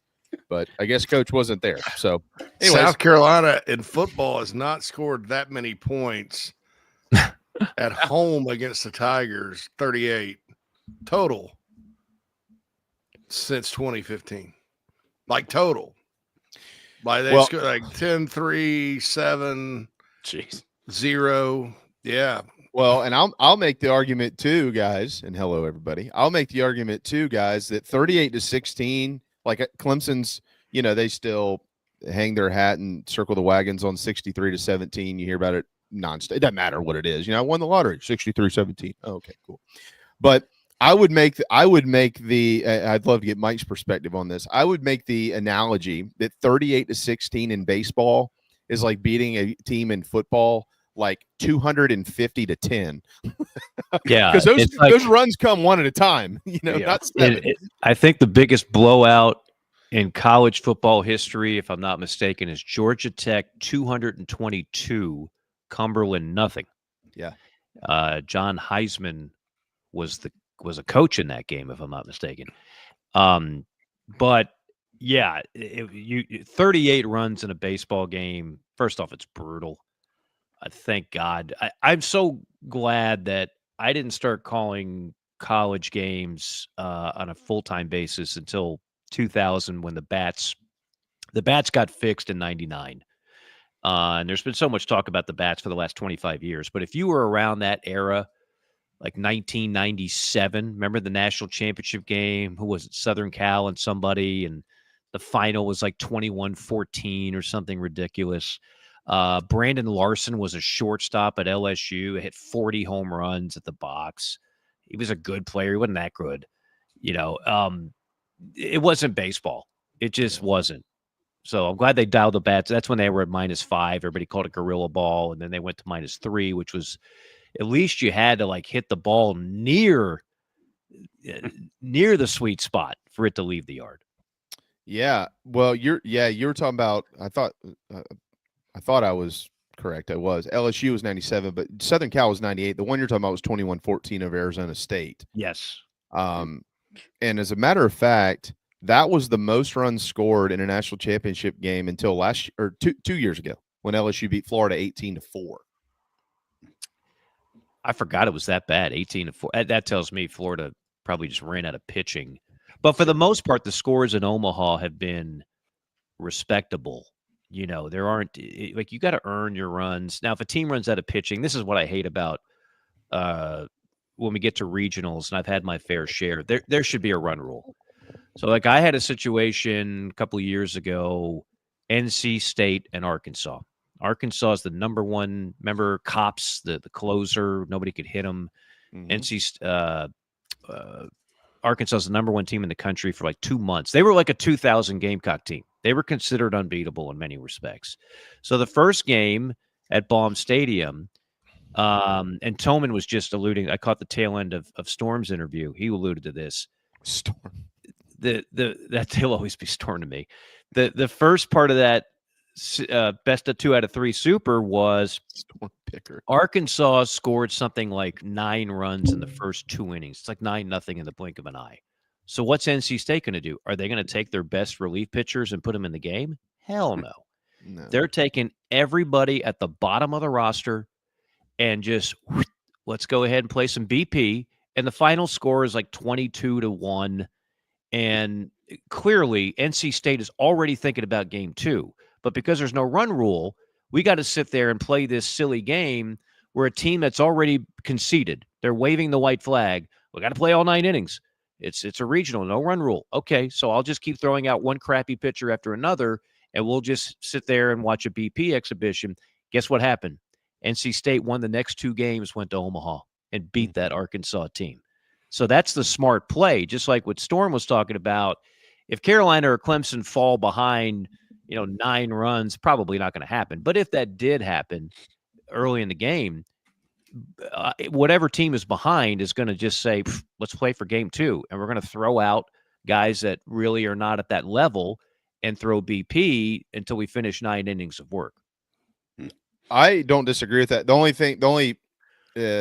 only thing I would add is if it's an elimination game, maybe. Well, that's a different story, of course. Maybe not. Yeah, non-elimination games can be 10 runs. Yeah, if it's elimination game, season's on the line, you do whatever you have to do to stay alive. Yeah. But if it's game 1 of a 3-game series, this is where checkers becomes chess. Just like in a regional, if you're a 1 and you're playing a 4 that you have no chance of losing to, then a lot of coaches, and it takes some guts to do this, because if you lose, you're going to get second-guessed the entire offseason. But the smart play, if it's that big of a mismatch, is to save your ace for game 2 on Saturday. Some teams do it, some teams don't. Yeah, and they've been doing more of that. That's why you've seen some of these wild, crazy numbers all over the place. I learned it, and I'll let y'all go, because I know you got a show to do. But I like learned the crosstalk. This is an award-winning crosstalk, Jamie. Don't you be in a hurry. It's great. You don't have a hot date tonight or today. Never at noon. Well, I've never asked to go on one. You got a nooner on the docket? Is that what you're saying? Is that what I just heard? Breaking news. Carrie's home early. Okay, guys, it's noon. I got to get out of here. I learned last week, Mike, not last week, the first weekend, first weekend, that Maneri made sure that everybody who had signed a contract, non-conference, SEC rules apply. Obviously, this is only at Founders Park.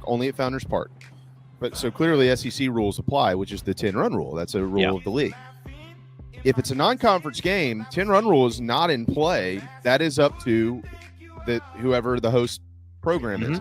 Sure. Paul Maneri made every non-conference opponent that will walk into the building this year sign the contract stating we will play SEC rules. Yeah. So 10-run rule has been in effect this year, obviously already in non-conference games in Founders Park. That is different from years past, but Paul Maneri certainly is in line with what you're saying there. Yeah, absolutely. Hey, before you skedaddle, favorite Gene Hackman movie?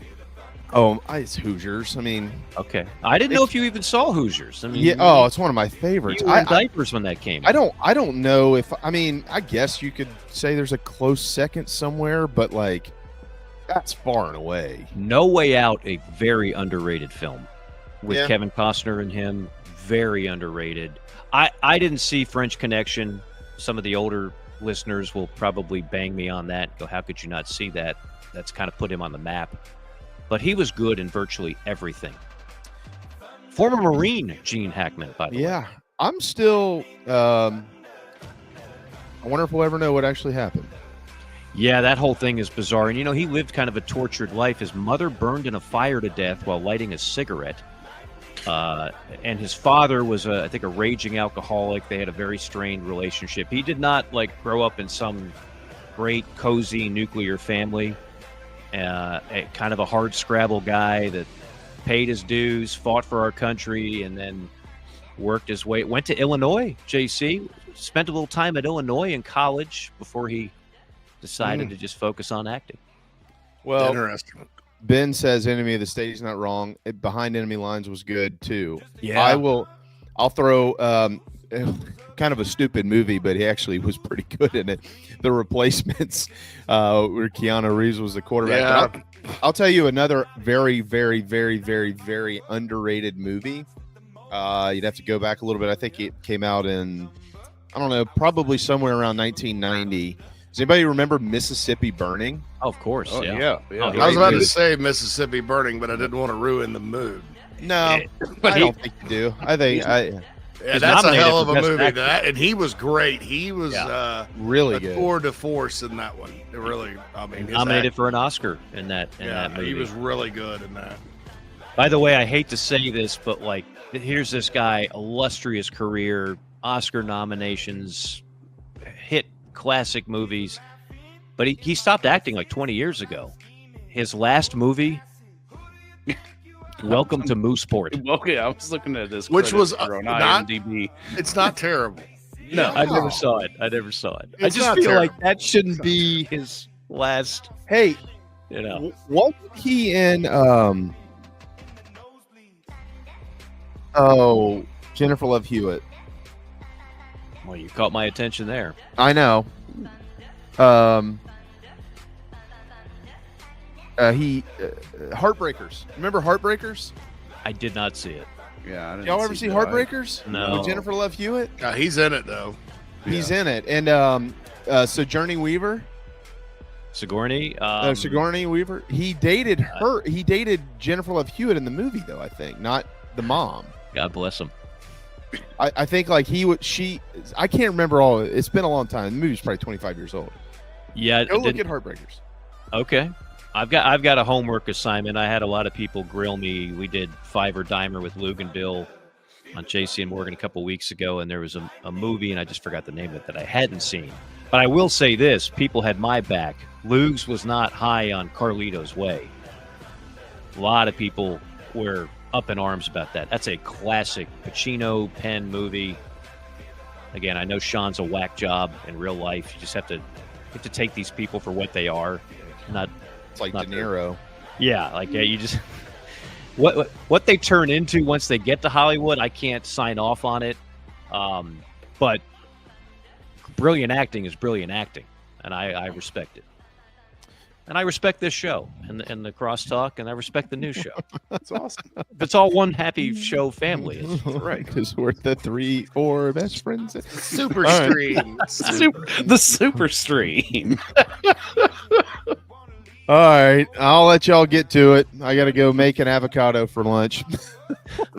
Well, I'm down 8 pounds, man. I got. Oh, there you go.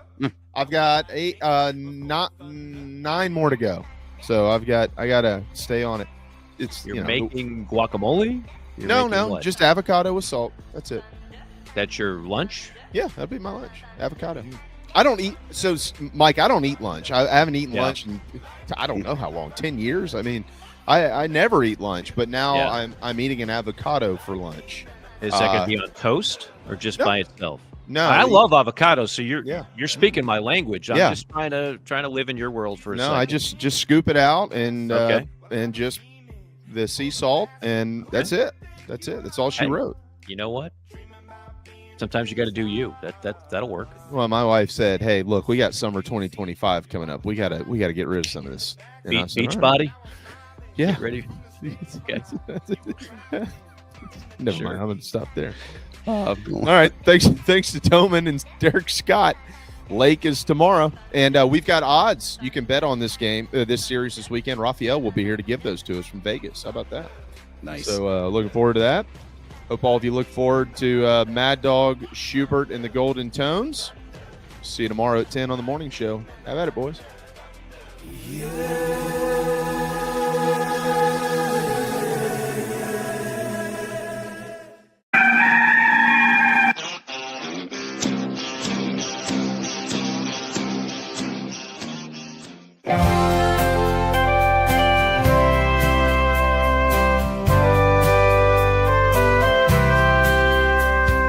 I should not have screamed in terror that fine day.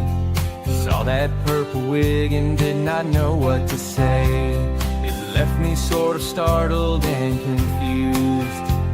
Red lips and white makeup and those big old red shoes. But my daddy tore a knot in me for being so damn rude. He said, son, don't you know that clowns are people too? Clowns are people too. Big red shoes. Clowns are people too. Don't be rude. If you weren't a bit lucky, then this could easily be you. I met your mom when she was up on that old trapeze. What can I say, but hey, I had a thing for circus freaks.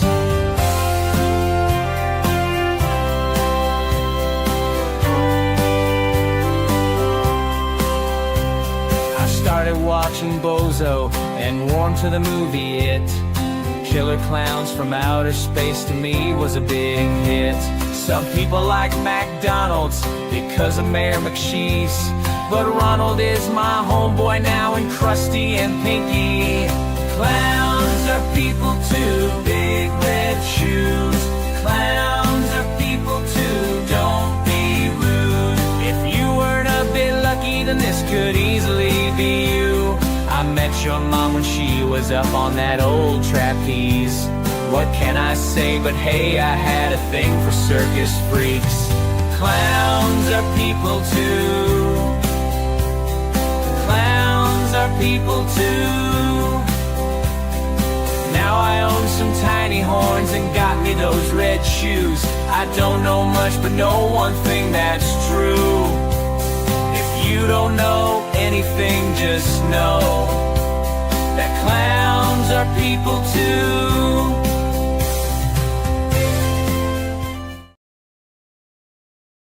Welcome to Inside the Gamecocks, the show, part of the Chief Sports Network. Mad Dog's upstate raised and reared up near the tater patch. He flirted with that upstate team, now bleeds garnet and black. It's been almost 2 decades since JC started Big Spur. He may live outside of Chicago, but he's all Spartanburg. It's the show, the Gamecock Show. BG, Phil and JC, it's the show.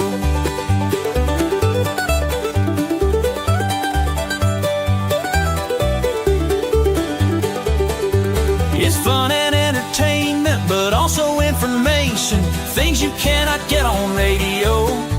It's the show. Gather around, all you Gamecocks, it's the show. The show. Let's go. JC and Mad Dog Mully on the Gamecock Show.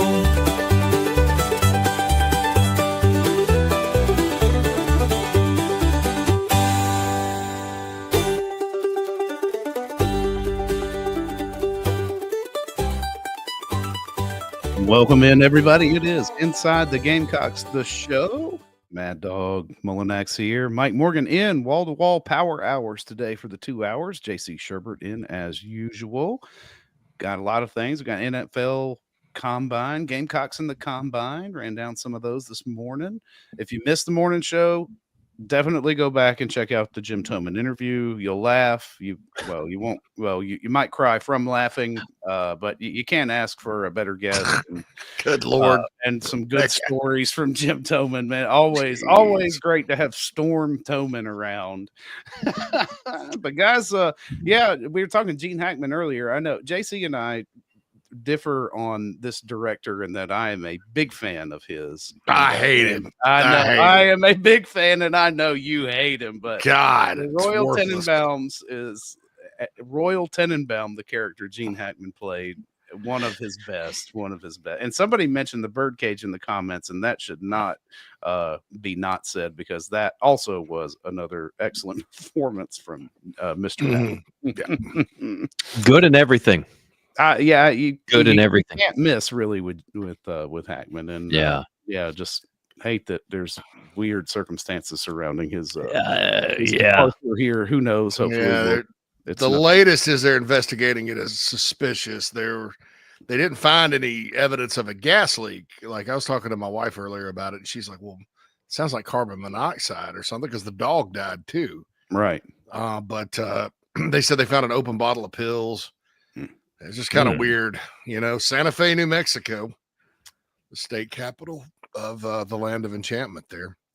But Mike made an interesting point. He hadn't acted in 20 years. I got to bring up Crimson Tide. I thought he was really good in that.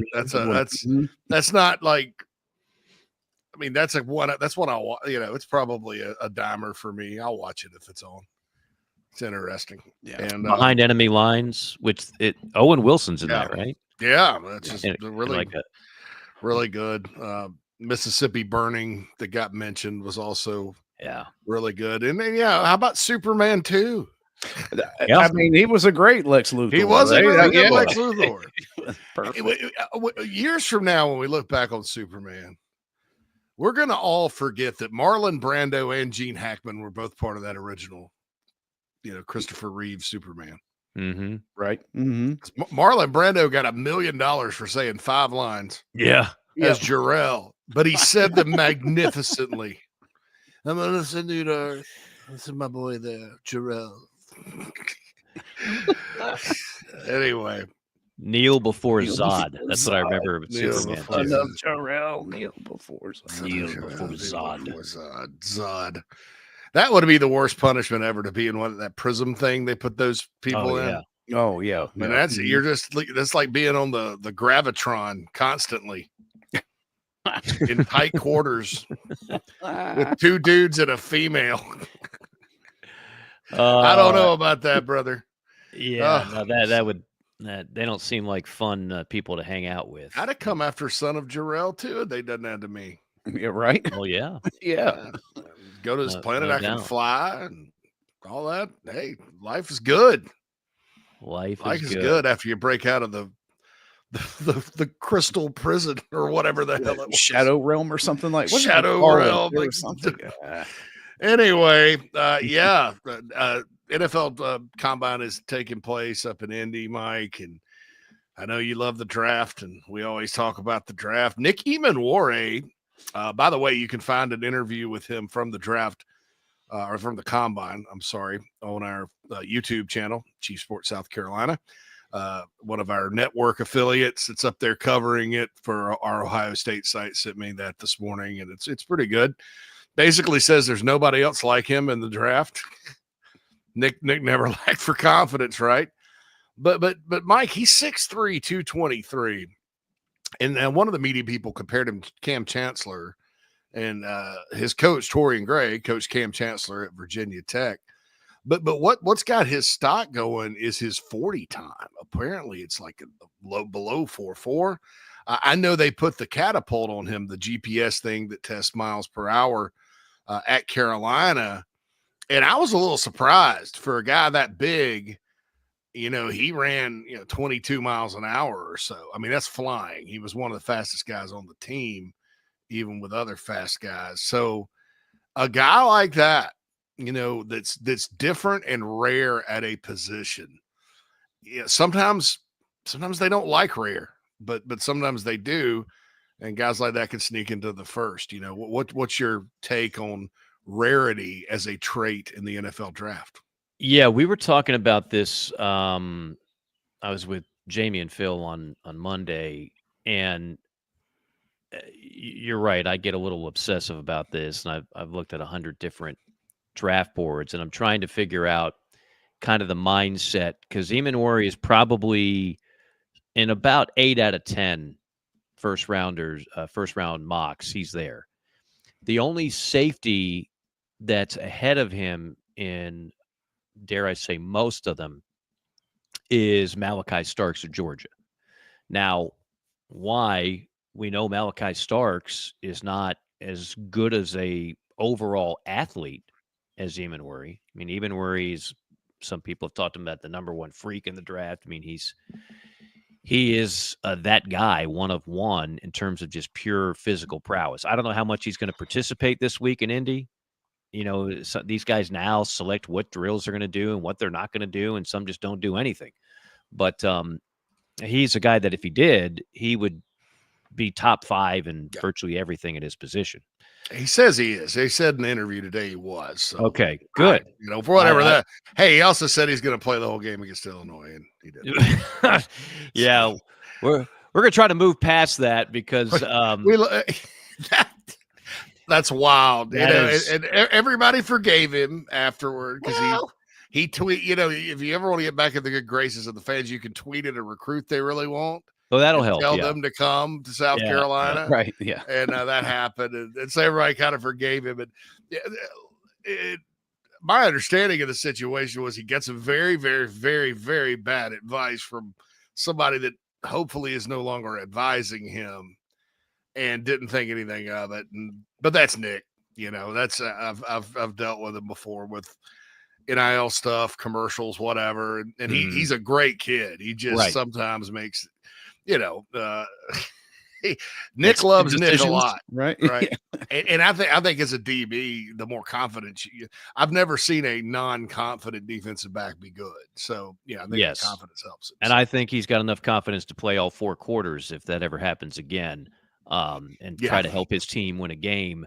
Carolina was awfully good to Nick, and Nick's been awfully good to Carolina, so why not play 2 more quarters? Will certainly be on some people's mind, even past all that. But the Malachi Starks comp, so Malachi came in and really was playing a lot of corner. Like you'd watch Georgia and you'd see Malachi Starks and you'd swear he was a cornerback.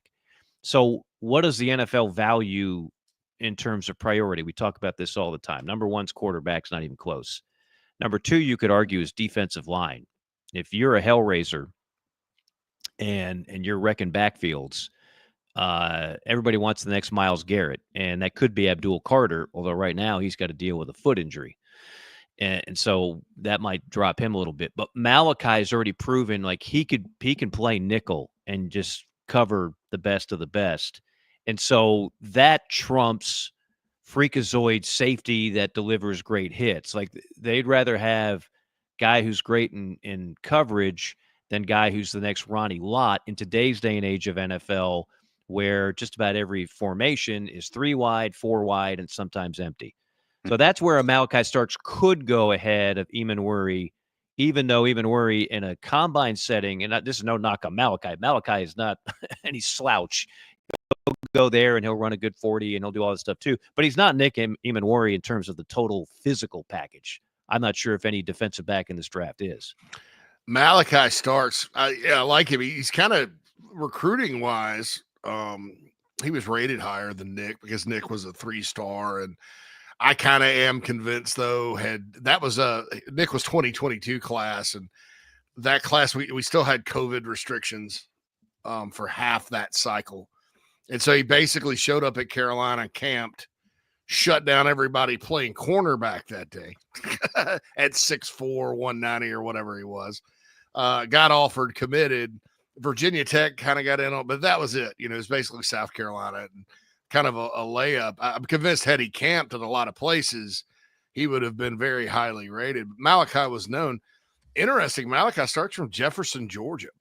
I don't know how many of you have gone down 85 from the upstate to Atlanta, like I have many, many times in my life because I used to live in Gainesville. And the exit, oh gosh, is it 137? You get off, and if you go right, if you're coming from the upstate, you go to Gainesville. If you go left, you're in the town of Jefferson, which is right next to Athens. Little small school. And they weren't always great at football when I covered them, but they have what's called a football tradition. They kind of get overshadowed by Commerce, which is right up the road, another small school in Northeast Georgia. But those guys can play. I mean, it's a football town, the Jefferson Dragons. And so, kind of similar to Nick Immanwori, who was from Irmo, a local guy. Stark stayed home, played for the local team. And I love him. And I agree with you on coverage. I'll say this. Nick got a lot better in coverage this past year. And really it started, I think toward the end of 2023 when they finally settled, because they had him playing nickel for a while and Kilgore at the back, and they were getting lit up, really. And finally they said, okay, Kilgore's the nickel. Nick is in the back, and DQ Smith is in the back with him, and that worked all the end of last year and then all this year. And so that's but I get it. I mean, Malachi Starks, to me, could play corner in the NFL if he needed to. I don't know that Nick would. I think that for a big guy, he can cover, but, his thing is kind of being freaky. Right. But Malachi's a bigger guy, 6'1", 205. That's not tiny. No, not at all. It's just not Nick. And we know that, Torian Gray, Carolina's secondary coach, could definitely develop defensive backs. But so can Kirby Smart, Will Muschamp, Travaris Robinson.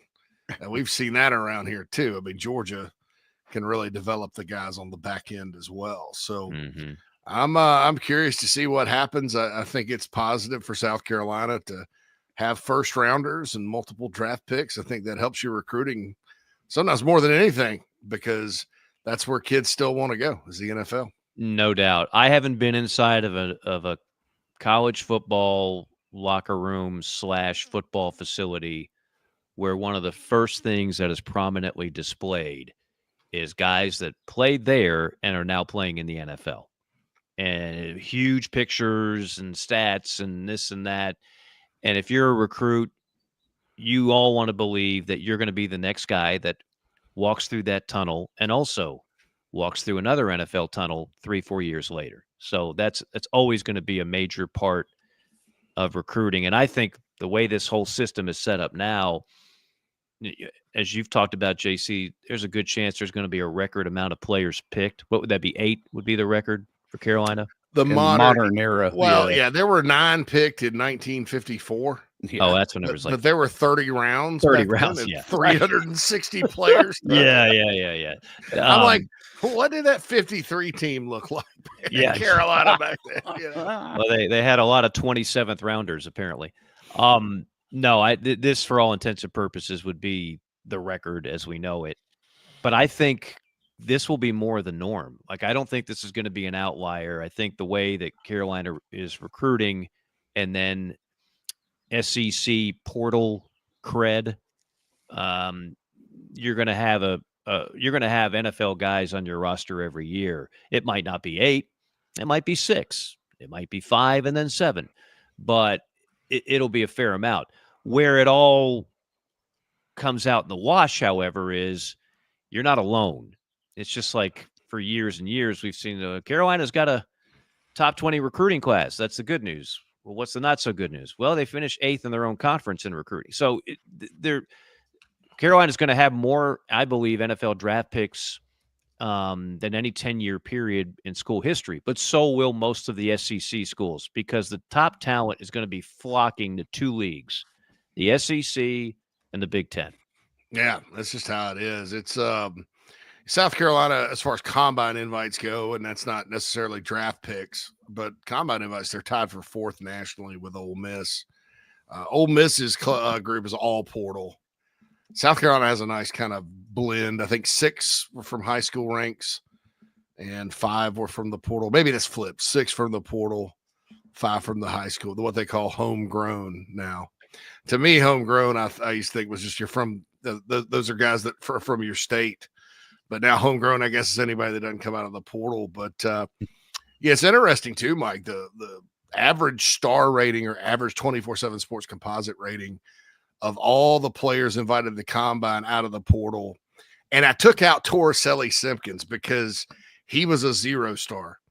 And it would have drawn the average if you put a 0 in there, because it's a 4-digit number, it would have drug it way down. And so as an outlier, so I threw it out, was 0.8558, which means mid 3-star, which means there's 2 things happening. Either these guys are getting developed and turning into NFL players, or they're just flat out getting missed by the people that do the rankings, which also happens. But I think it's pretty interesting. You know, you got to get talent by any means necessary. It doesn't matter really where it comes from. But it's a historic class. The downside, in addition to what you said to me, is it's not only a record amount of talent that South Carolina is going to put in the NFL draft, it's a record amount of talent departing the program. Yeah. Right. Yeah. Right. Yeah. So, I mean, you gotta make sure you replace those guys. And that's scary in a lot of ways, because we're you're not used to these big draft classes around here. And so that's something new. And then having to replace those players is something else new. And so I think that the answers to those questions are what's really going to determine the success on the field next season. Oh, yeah. How do you replace these guys? Have you done a good job with that? So I've seen 2 revolutions of that in covering Carolina. The first was those 2 Outback Bowl teams. Our friend of the program, Ryan Brewer, obviously was a part of that, and Derek Watson and Phil Petty. But the defense was the bigger story, and it was Sheldon Brown. It was Andre Goodman. It was Rashad Faison. It was John Abraham, Hall of Famer in my mind. It was Kalimba Edwards. And then all of a sudden they all left around the same time. And then Carolina defensively took a step back. And then more recently, it was Stephon Gilmore, Jadeveon Clowney. The list goes on and on and on. They all leave within a year or 2 of one another, and then the defense took a step back, right? 2014 was the most glaring example of that. The difference is now, back then you didn't have the portal. So back then you couldn't have that type of talent all leave within a year or 2 and not have a step back. But now you can fill those gaps with the portal.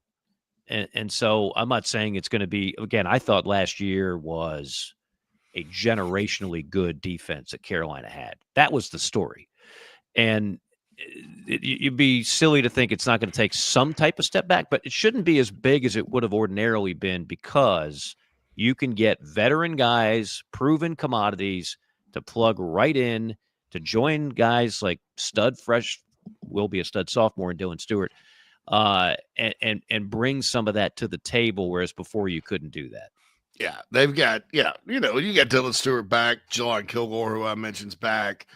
They got a linebacker to replace Debo Williams in the middle named Fred Johnson that I've talked about a lot, who was a highly rated recruit. He'll be a redshirt freshman. They'll be younger on defense for sure.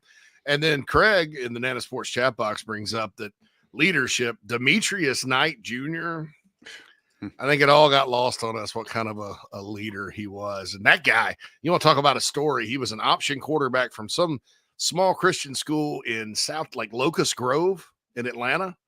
Never heard of him, but Paul Johnson found him by God. He's going to make him the third team quarterback for his option express. That's the way we run things around here, boy. That's the way we run things. They don't own the state of Georgia. So he just played special teams at Tech for a line. Jeff Collins comes in, he's special teams guy. Goes to Charlotte, switches to linebacker.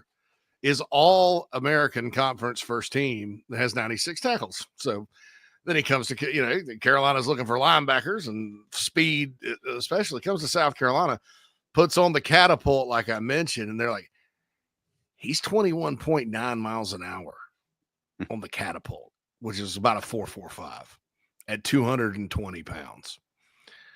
So he comes in, and then he's 23 years old and has 2 kids on top of that.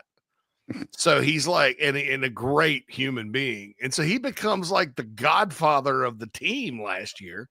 And we saw some clips and video of it, but when we had Darren Usher, the player personnel director, on a couple of weeks ago, he mentioned that guy over and over and over again. People are talking about him being a second rounder. So that's going to be interesting. But yeah, Craig, you're absolutely right about the leadership and all that good stuff. So Mike, on coffee earlier today, and I know I'm going to kick it to you.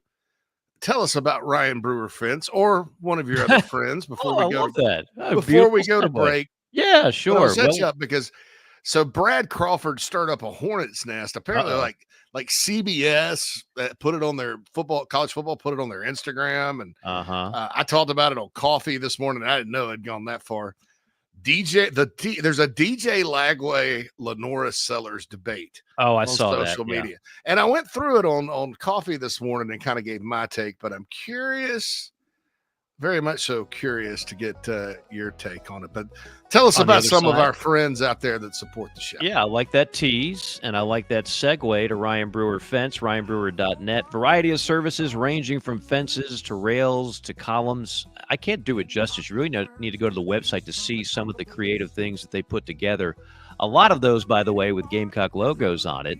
And again, in terms of pricing, in terms of getting it done right and on time, stress the words on time, Ryan Brewer Fence, with over 15 years of experience, can take good care of you. Go to the website, set up an appointment, ryanbrewer.net. Nice. All right. And we look at the Sellers-Lagway debate right here after this on Inside the Gamecocks, the show. Charleston Fitness Equipment is keeping South Carolina in shape. Clients have come from all over the Palmetto State to find that one piece of equipment that they enjoy that keeps them looking and feeling good. Whether it's a home rower, treadmill, elliptical, free weights, a home gym, or something else, Charleston Fitness Equipment keeps the mirror smiling back at you. Get in shape like the Gamecocks do. Visit charlestonfitnessequipment.com. Gamecock owned and operated and proud partners of Inside the Gamecocks, the show. Nana's Porch presents a Southern staple delivered right to your doorstep. Nana's Porch locally crafted pimento cheese has been a hit for years at weddings, tailgates, and other events. Now you can order online and have it sent to your home. Visit nanasporch.com. That's nanasporch.com and click the pimento cheese tab to choose between their original pimento cheese and their jalapeno smoked pimento cheese set. nanasporch.com. Man, that's good.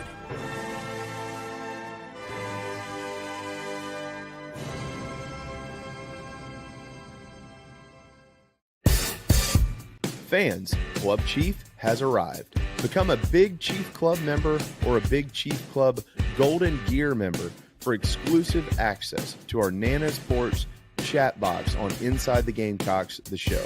Plus, you'll get access to our VIP tailgates, prize drawings, merch, and much more. A portion of your monthly membership goes to the Garnet Trust, supporting NIL at the University of South Carolina. Pull up your Chief Sports app and join on the home page. Thank you so much for being a member of Club Chief, and we look forward to meeting many of you very soon.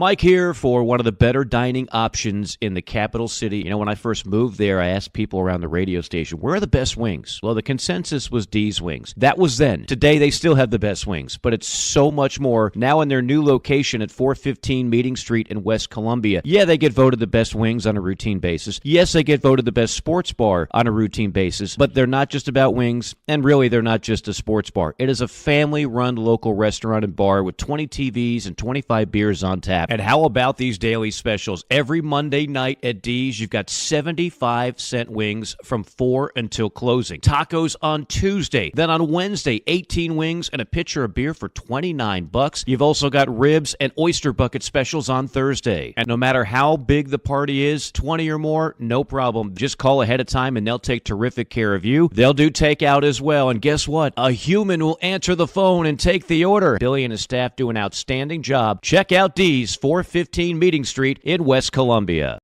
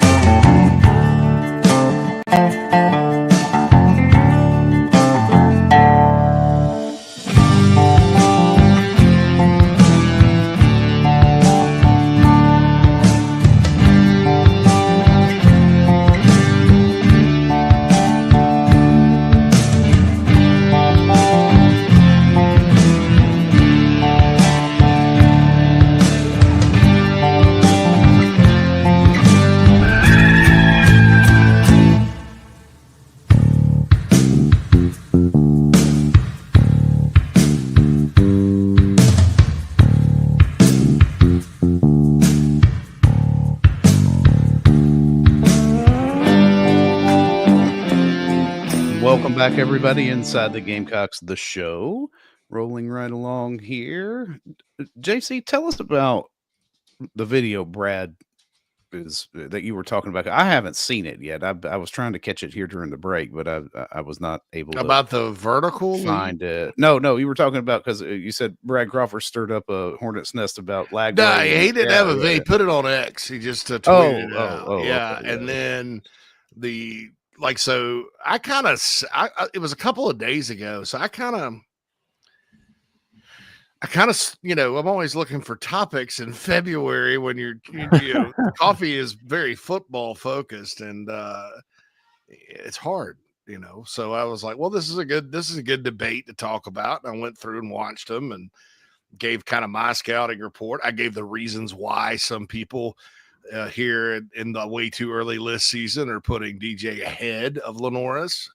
I just kind of gave my take on it, but I didn't realize that the because CBS, when they do their social media and stuff, they're not going to screenshot a tweet and put it in an Instagram post right. If it's not a hot debate, and it apparently was. And he was just wondering, and it's fair, why Lagway on a lot of lists, probably 80% that I've seen, is ranked ahead of Lenoris Sellers. And I think it's a fair question. So I know what I said earlier today. I probably don't need to repeat all of it.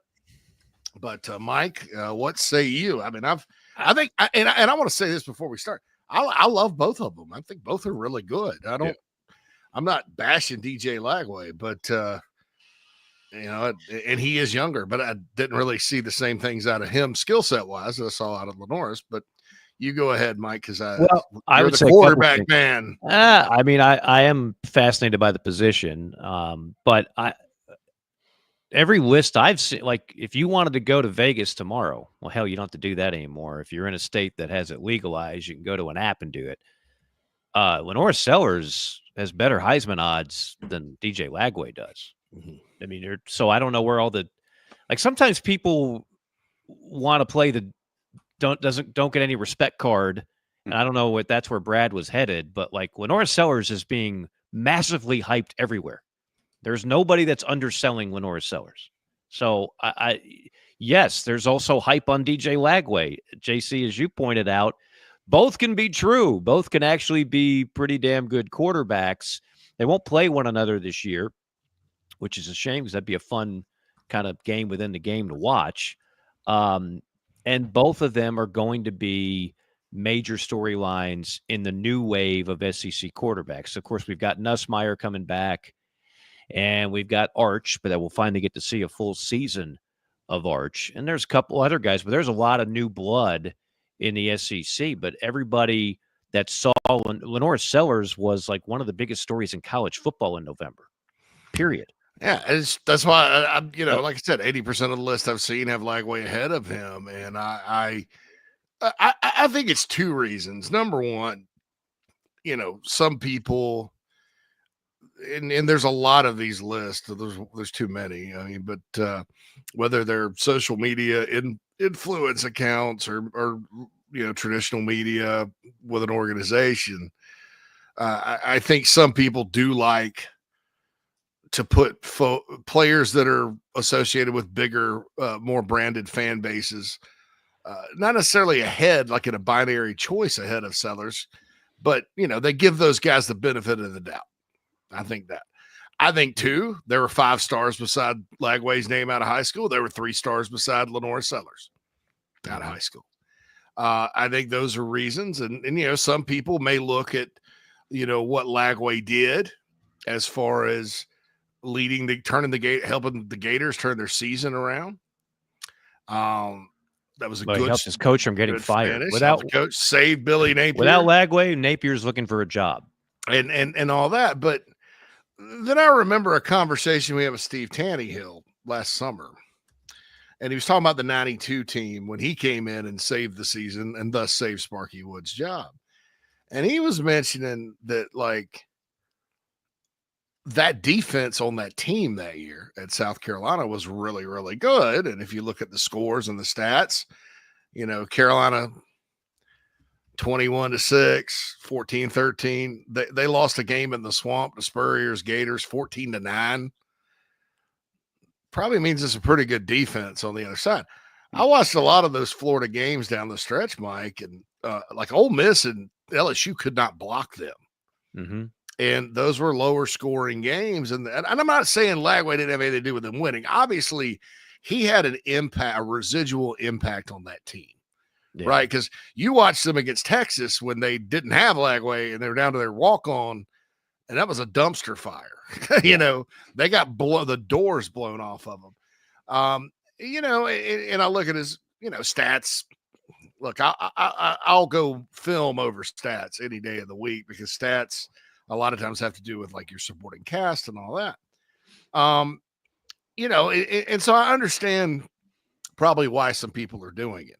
I also understand Brad's point because if you're projecting, then I think absolutely there's a world where Lagway ends up better because Lagway was a true freshman last year. Lenoris was in the redshirt freshman year. But when you watch him on film, there's no comparison to like what they are athletically as runners.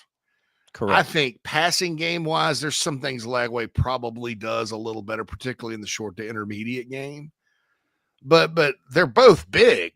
But Lenoris looks like he's 205 pounds when he runs.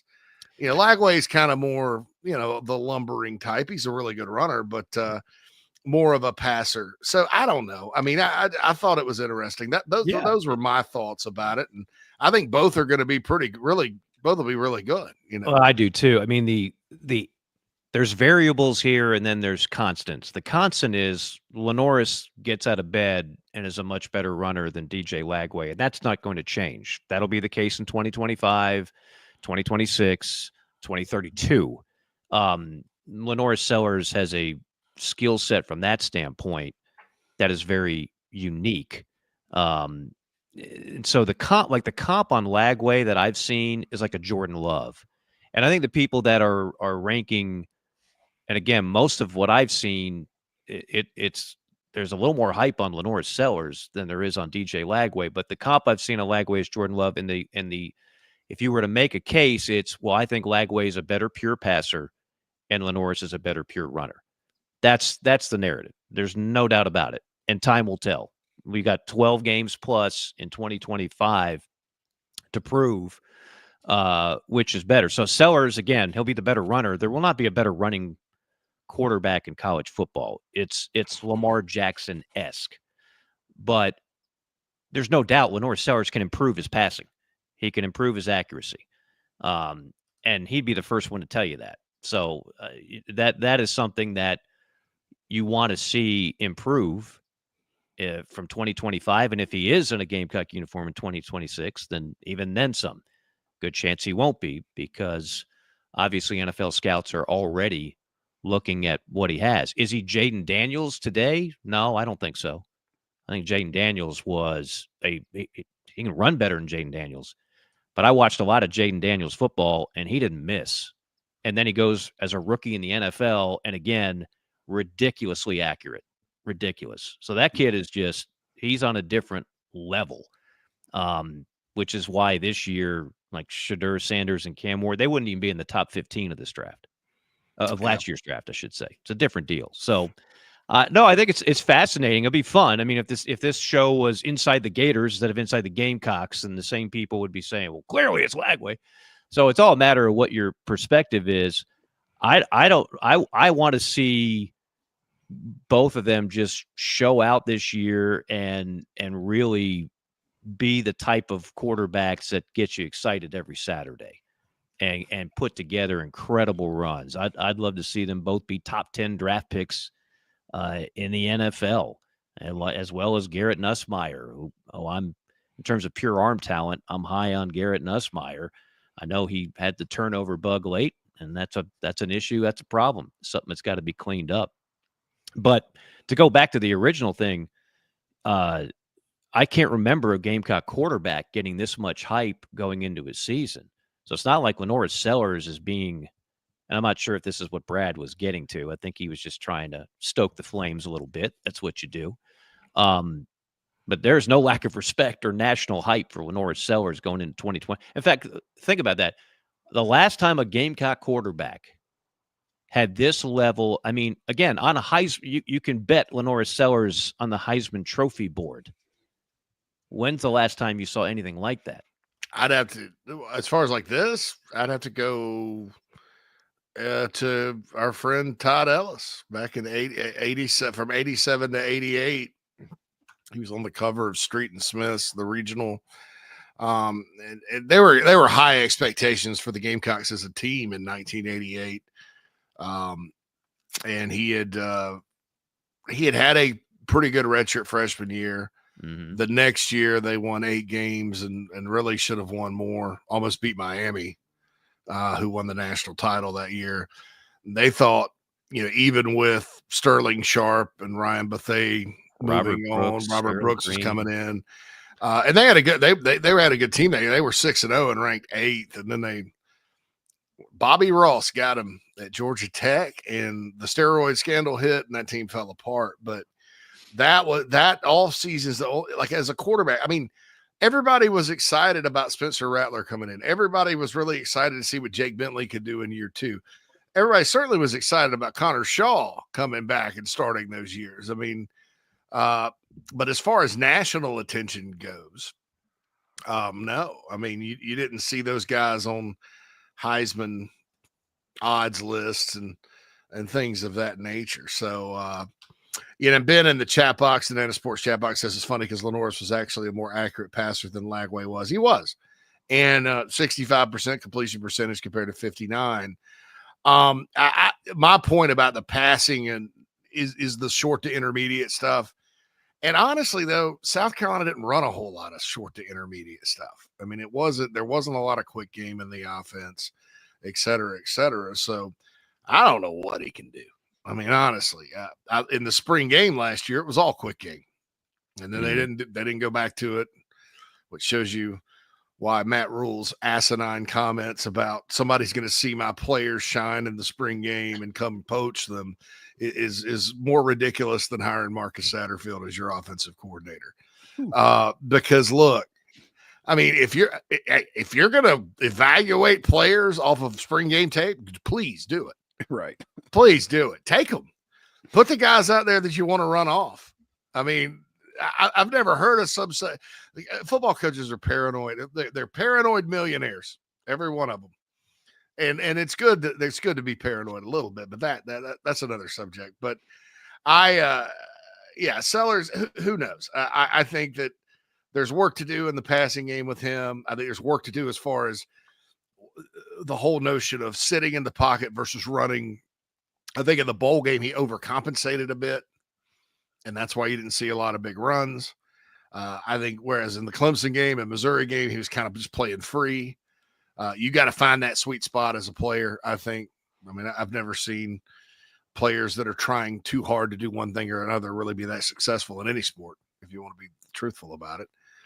But Bruin Nation, who's a big Sellers fan, bets $1,000 to 1 Sellers will fix his short game passing and his misses this offseason. South Carolina will win a lot of football games if that's the case. 100%. Yeah, I think so. All right, so on quarterbacks, let's stay on this topic for just a tad. Is that okay with everybody? Yeah, let's do stay it. on quarterbacks. Permission to stay on quarterback, sir. So, and now that I have you here, I made the mistake, and I've mentioned this a couple times, of turning on a random SEC roundtable podcast. And it's not that SEC podcast with cousin Shane and my boy. Yeah, I love those guys. I listened to one that I never listened to because they said something about quarterbacks, and they're going through and saying who was overrated, underrated. There's some asinine comments. It didn't make me mad. It just made me kind of sad for those guys. The one guy, the Ole Miss guy that was on there that I thought actually kind of knew something. Then when they got to Sellers, and he just trashed him because the only game he saw was the Ole Miss game. And then I'm like, why am I listening to this? Yeah. Nevertheless, almost universally, they all said Arch Manning was the most overrated quarterback this offseason. Mm-hmm. What's your take on Arch? I have my feelings about Arch. I think he's going to be pretty good. I think he's going to be pretty good, but I need to see more. Right? I mean, when he got in there, he's a spark plug, and obviously intangibles off the charts and everything else. But he's got to play a 12-game season. See, that's the thing too.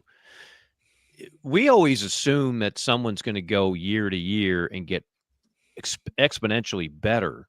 But see, defensive coordinators watch a lot of tape in the offseason, and they know what guys are good at and what guys struggle with, what plays worked, what plays didn't. And so Arch is he's going to come in there. He's not going to make it look easy. I don't think. I just don't. I think this is not Peyton Manning.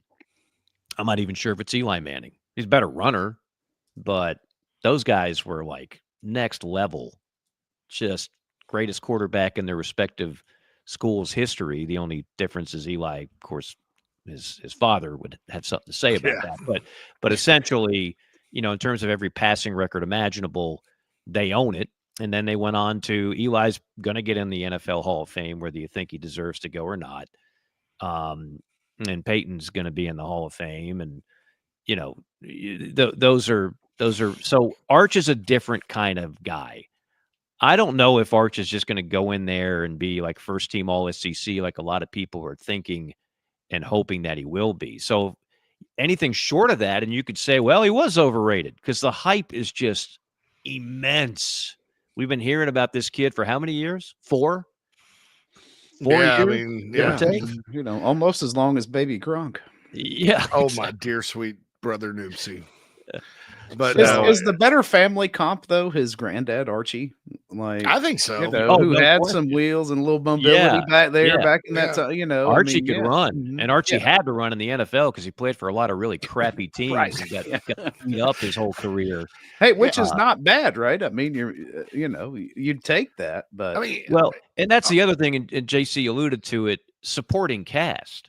Yeah. Like you show me the quarterback that's got the better weapons around him, and I'll show you the quarterback that might have the better season, right? So this goes back to what I've been talking about for a while now.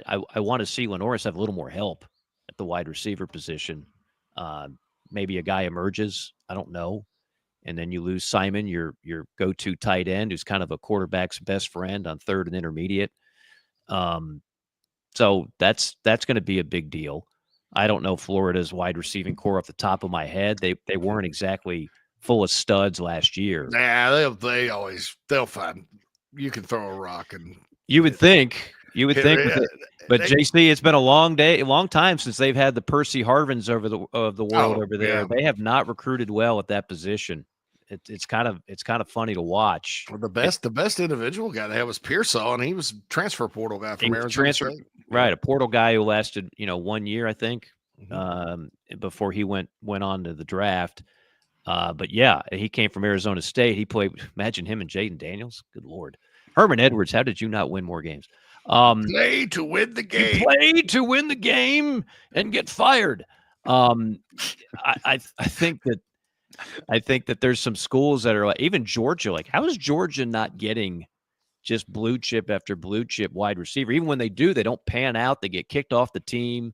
They turn into an attitude head case. They've had once McConkey and Brock Bowers left, it was a very mediocre crew. Yeah, We Carson talked about Beck them- looked like a them- completely different quarterback without his two big weapons. I thought they were loaded at receiver, man. I mean, when Dominic Lovett is like supposed to be your fourth guy. I don't know. Lots happened. Off the field stuff happened. You had injuries. Yep. And the Florida people that we're talking about, Lagway did point out their top two receivers were hurt at the end of last year. Napier has not had the best run with injuries down there at all. They've had some misfortune, but and at South Carolina, the good news is Shane Beamer's recruited well. It's hard to replace an older guy like Josh Simon, but you're not sitting there scratching your head going, oh, well, this kid was his backup and he sucked. Like you have in some years, like you mentioned that 2014 defense, they tried it out. Here was the secondary, right? And if I were, I can't believe Steve Spurrier actually let Lorenzo Ward tell him we're going to be better on defense this year than last year. So they tried it out at two 6'2", 260-pound players in the Dixon brothers. You had one decent tackle at JT Surratt. You had a guy in Sherrod Golightly was the David Ross of football, basically.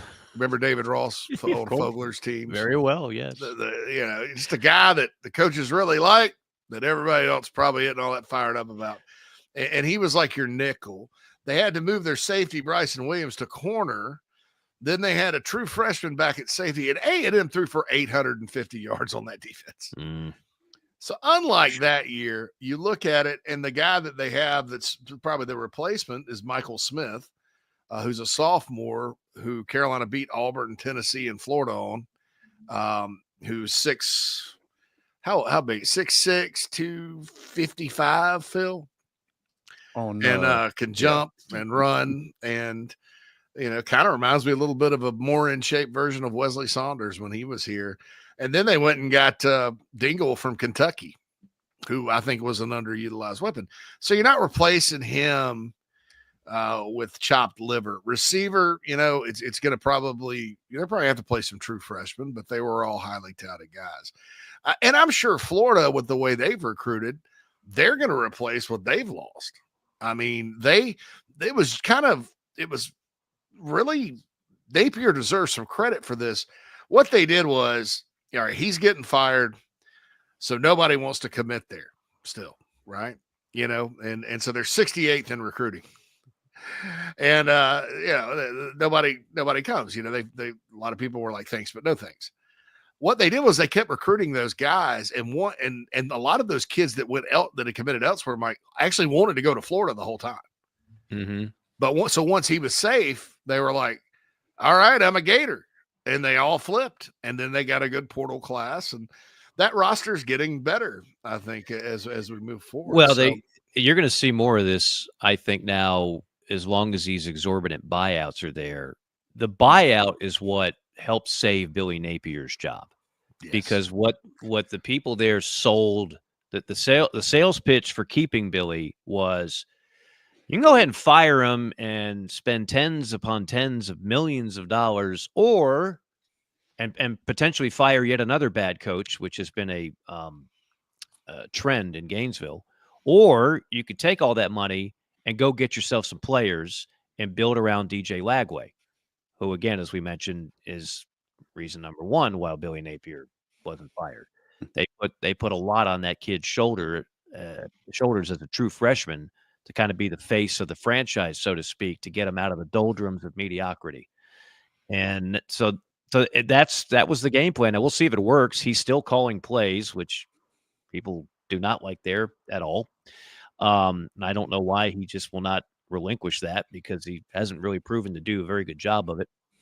And then, they're going to have another brutal schedule like most teams in the SEC. And I don't know if 8-4 is good enough there. I don't think that's going to cut it. And 8-4 and finishing sixth place in the SEC. No, how about no? Yeah, they will. They're expecting that. Well, now that he's turned it, they're expecting.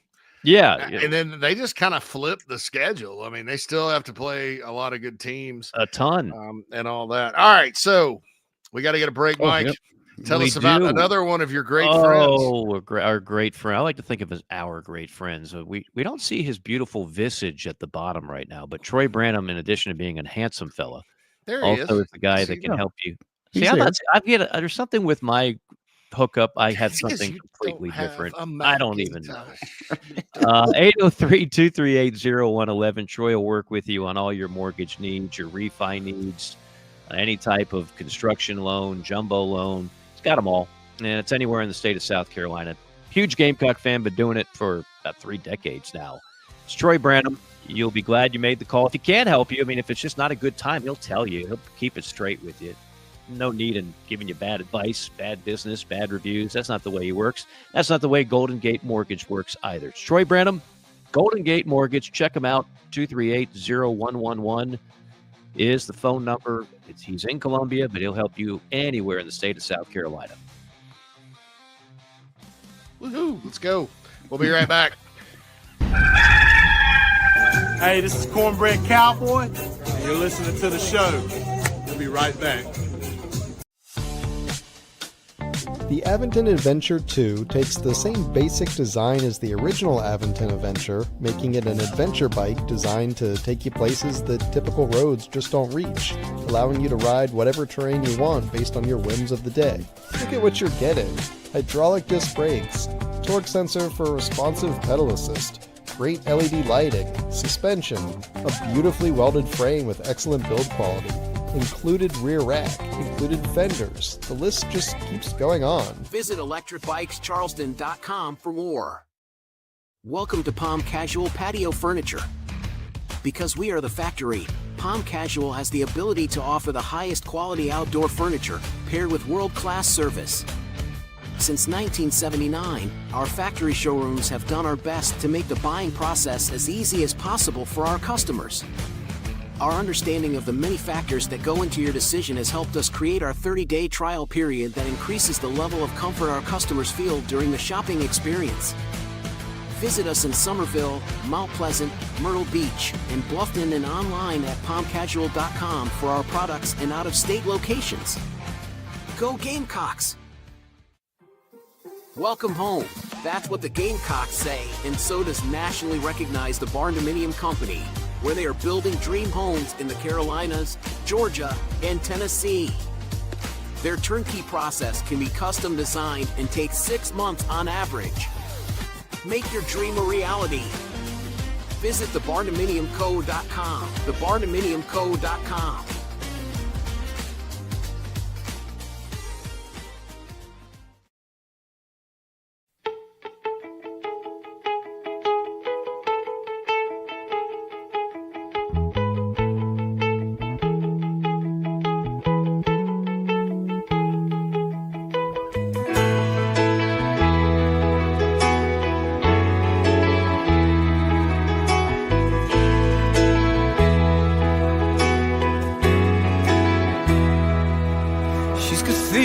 Bells ringing down cobblestone Charleston streets. She's the morning sun rising on the horseshoe at USC. She's moonlight on black water, a John Deere down a Greer Farm road, over nice sand nothing like her. She's a southern one of a kind. Even in my dreams I still find her. She's like an old friend awaiting when I close my eyes. And how lucky I am to call her mine. No, you'll never find another like my Carolina.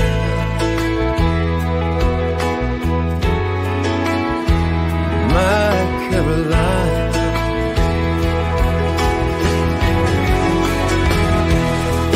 Talking about my Carolina. Talking about my Carolina. My Carolina.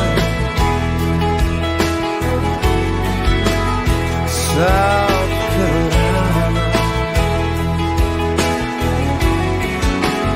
South Carolina.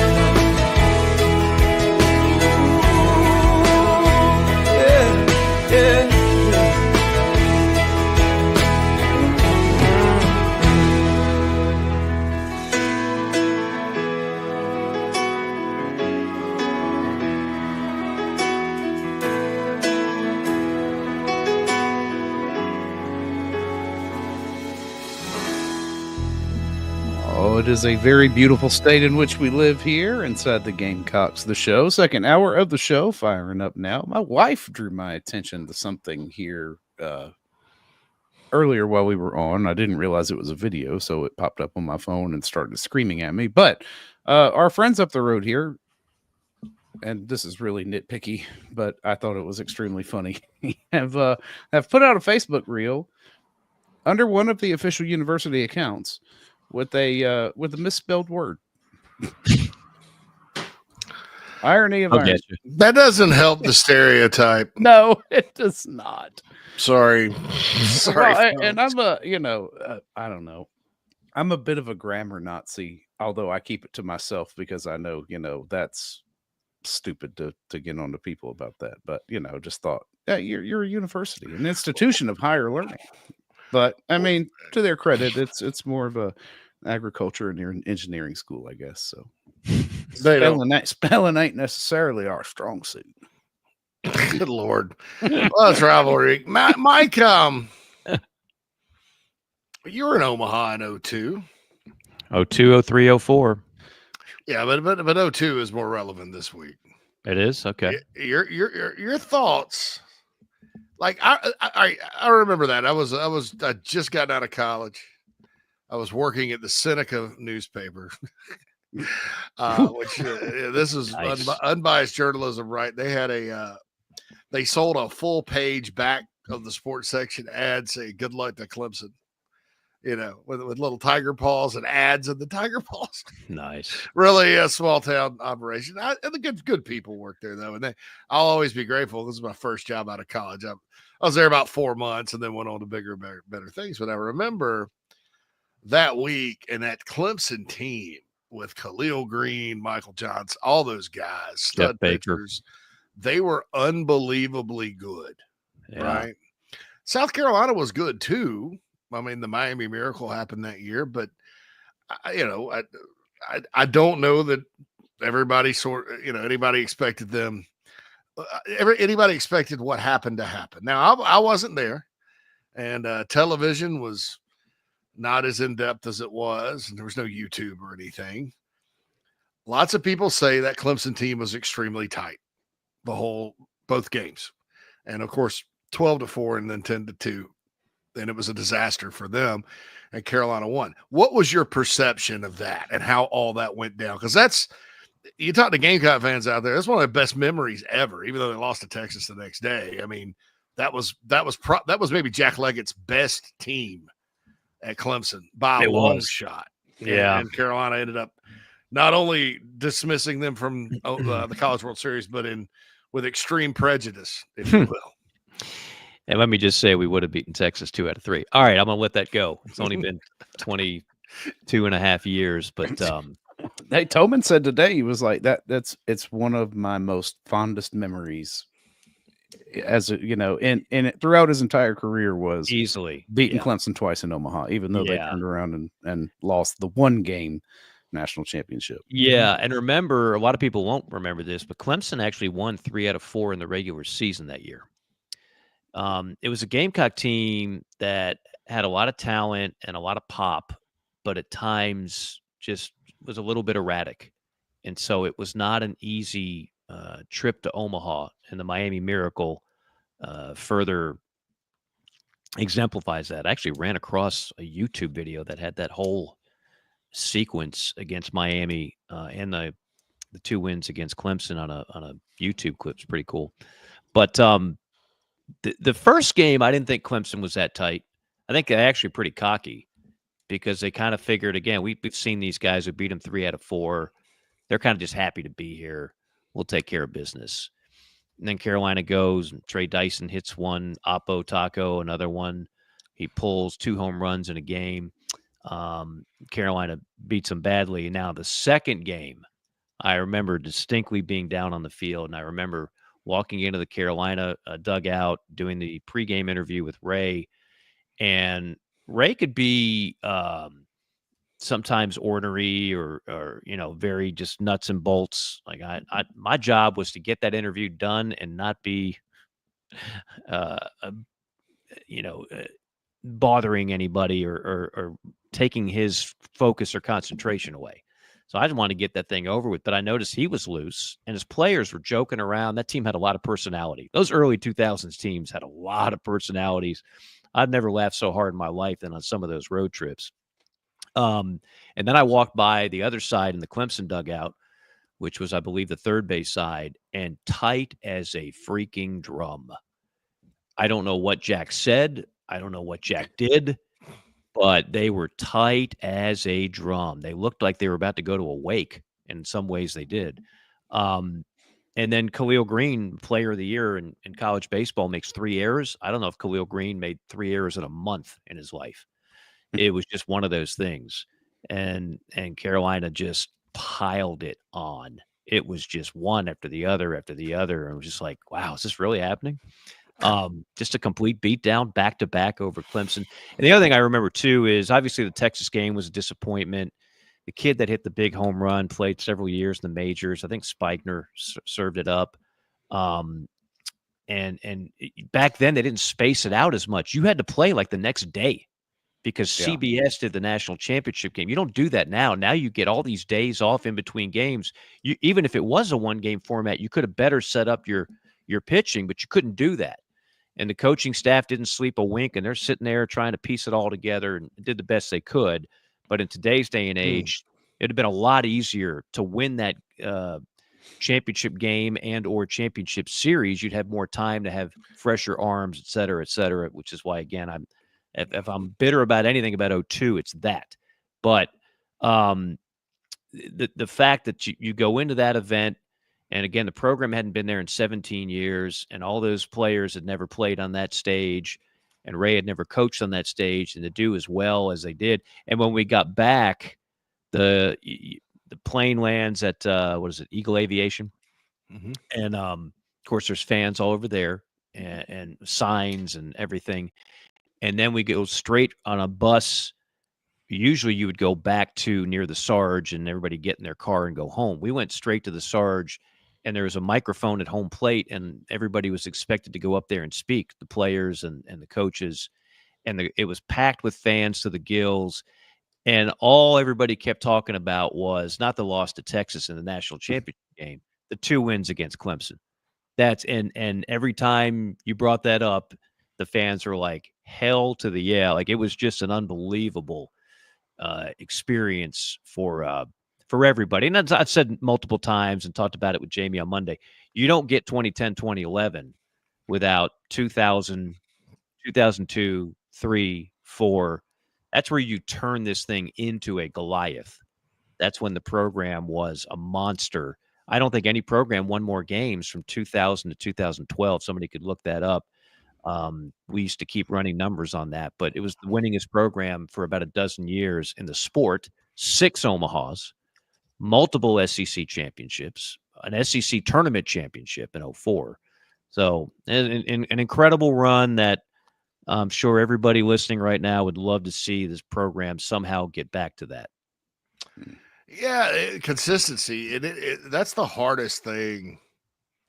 I think in sport, in the SEC these days, in any sport, it's consistency. I thought that was what was, Nick Saban did not win contrary to popular belief, he did not win the national championship every single season in Alabama.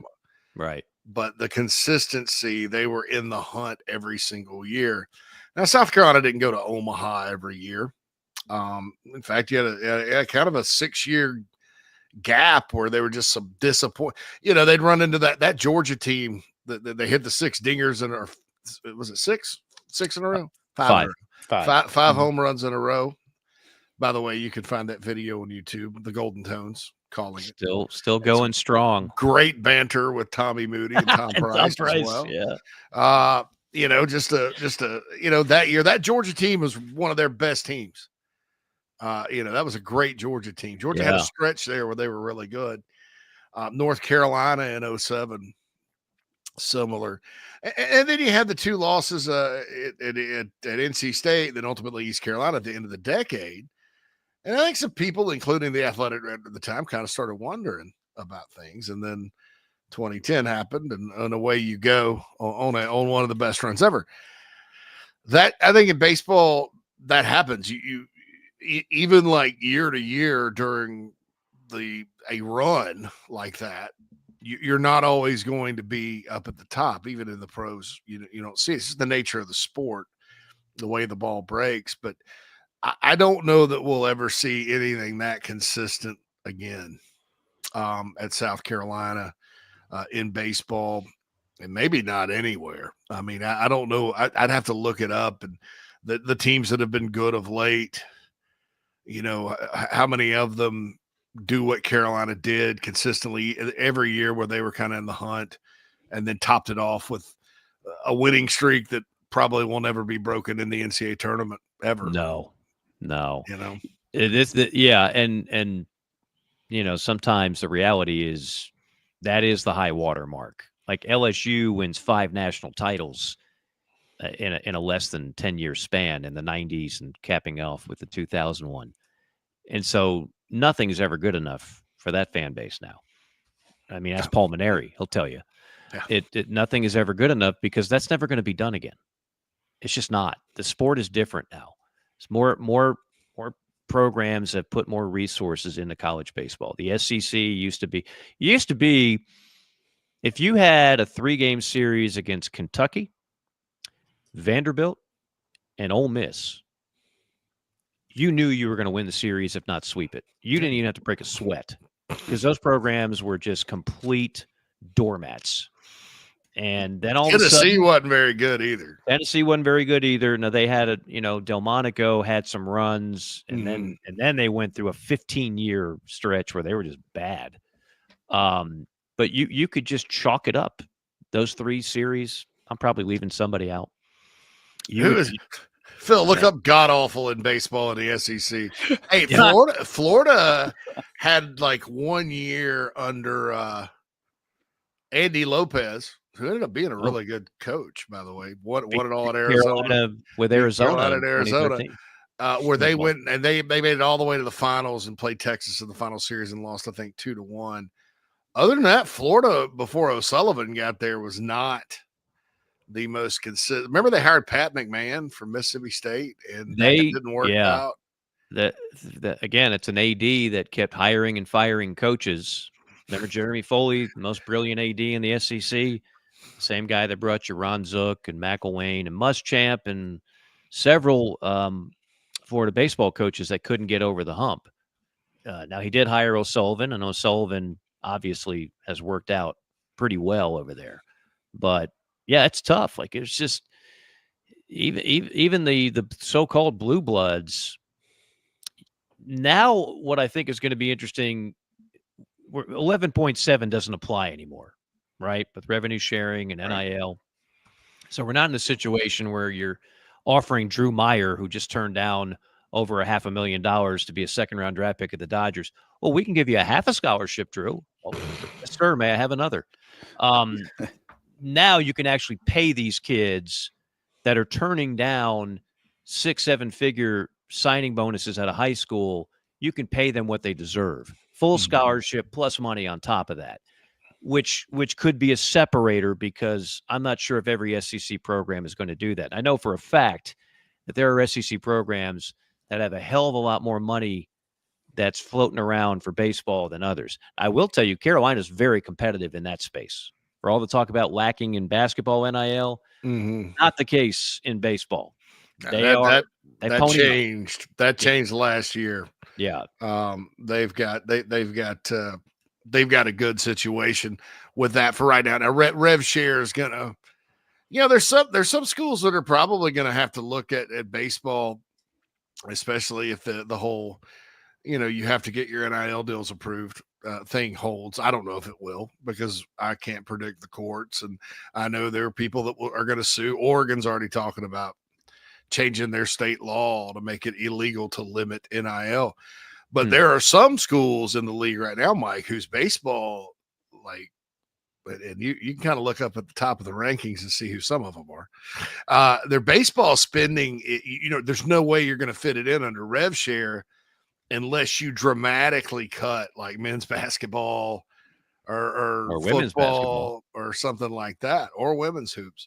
I mean, how much is going to women's basketball Carolina compared to baseball under the new revenue sharing plan? I don't know if we'll ever know the answer to that. My understanding, all those numbers are going to be public. Because that's true. Yeah, they're a state-supported school, and so. But my understanding is baseball and women's basketball are kind of right there where it reasonable numbers. Okay. Right? So for both, really good for baseball. I'm sure the women's basketball program thinks they need more, but I think they will get more with rev share once they do the TV deal, right? Because I think that sport is more valuable from a television standpoint than the other Olympic sports. Like they're in that package right now and so I can see that sport getting its own deal as the sport continues to draw ratings, but you have to draw the ratings first. I mean, I was on the air with, who was it? Was it Bill King or maybe it's Tuscaloosa earlier today? And they asked me about that subject. They're like, well, Kim Mulkey at LSU and Dawn Staley, they're going to want just as much as the men, blah, blah, blah. And I'm like, yeah, but this has nothing to do with how good your team is or good your program is. In theory, this is kind of it's based on pretty cut and dry, your value, what you're bringing in. And those programs, unfortunately, lose money, a lot of it.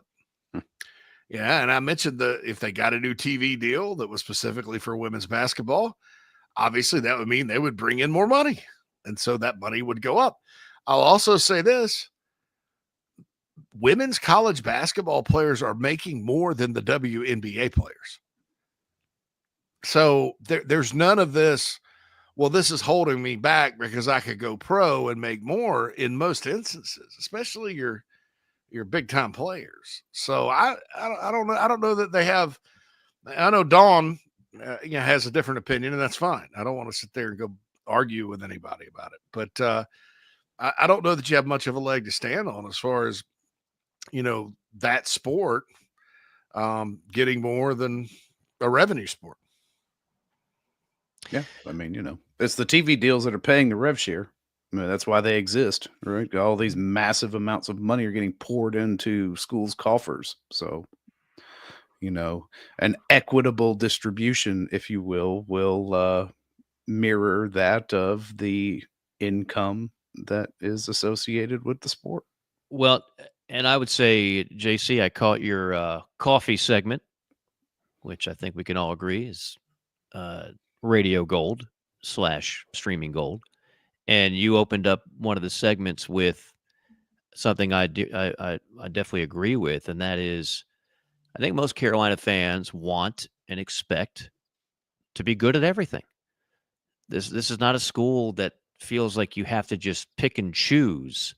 Well, we can only be good at 2 sports, so therefore we got to suck at the others. No, there's plenty of resources there. You might have been able to say that 20, 30 years ago, but not anymore.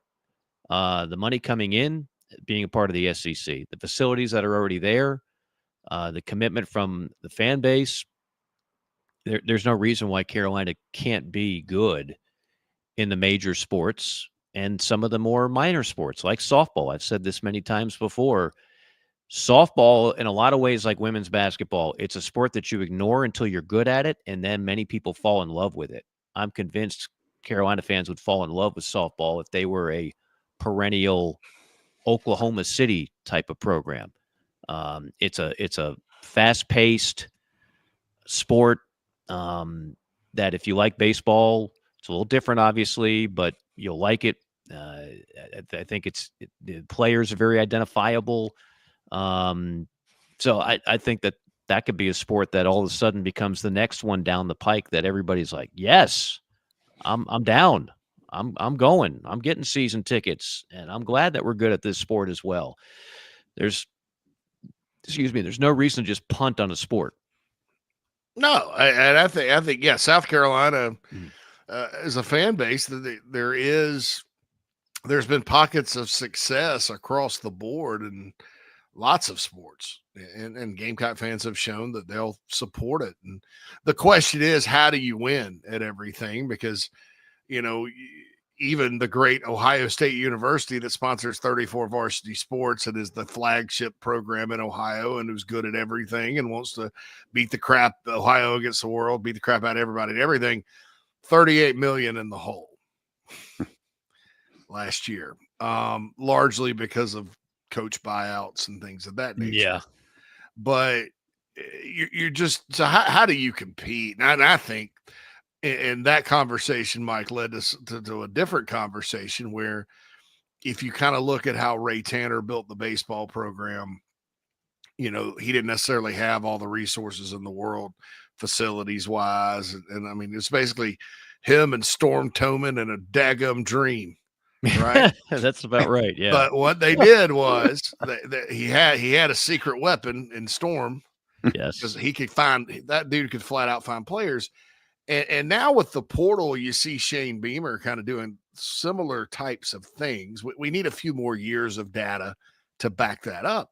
But you know how Ray and Storm would spend all summer hunting JUCOs down in Florida, wherever. And all of a sudden this guy would show up nobody's ever heard of. And he'd hit 350 and hit 21 homers. A guy like Brandon Pack that they talked about on the Salt Lake City. Yeah, on the pregame or the opening day show. He comes. Well, he's a 1-year guy, but boy, what an impact! They had a knack for finding guys like that. And transfer portal in football is not all 1-year guys. I mean, you got South Carolina has 3 guys that were in last year's recruiting class. That had they signed those 3 in that class, they would have been in the top 10 in recruiting rankings. Yeah. One of them was a quarterback, Aaron Nolan, who was a 5-star guy, according to some. So, but you can see that. So I think much more so than, I guess, trying to top the Texas schools with financial resources, which I think is a lost cause for nearly every school in the league. I think the actual sport and finding a way around some of the challenges, like has been done here, can lead to success if you have the right plan. I really do. I think, and that's going to be the key for everybody in this new era is, I don't think you're going to be able to go out and outspend everybody all the time. I don't care who you are. I think that, there's things that come with that too. I think what you have to do is find a way to maximize your ability to put together a roster, coach your butt off, and then let the chips fall where they may. And I think history tells us that as long as you have people doing that, it's going to work out more times than it won't. It won't be perfect, but in this league from here forward, man, I think you'd agree with me. There's no glide path. I mean, it's going to be a war in just about every sport every year. You mentioned softball, war. I mean, don't you think? Absolutely. And every year, 8 teams are going to finish in the bottom half. Yeah. And some of those are going to be pretty damn good. Yeah. And so, like, I wonder if coming off of last year, a 9-win season, we already know baseball that the expectations recalibrated to the point where Chad Holbrook Took a lot of arrows for not getting to Omaha. Went to a couple super regionals, competitive every year. Did a lot of good things. Brought some good players through the program.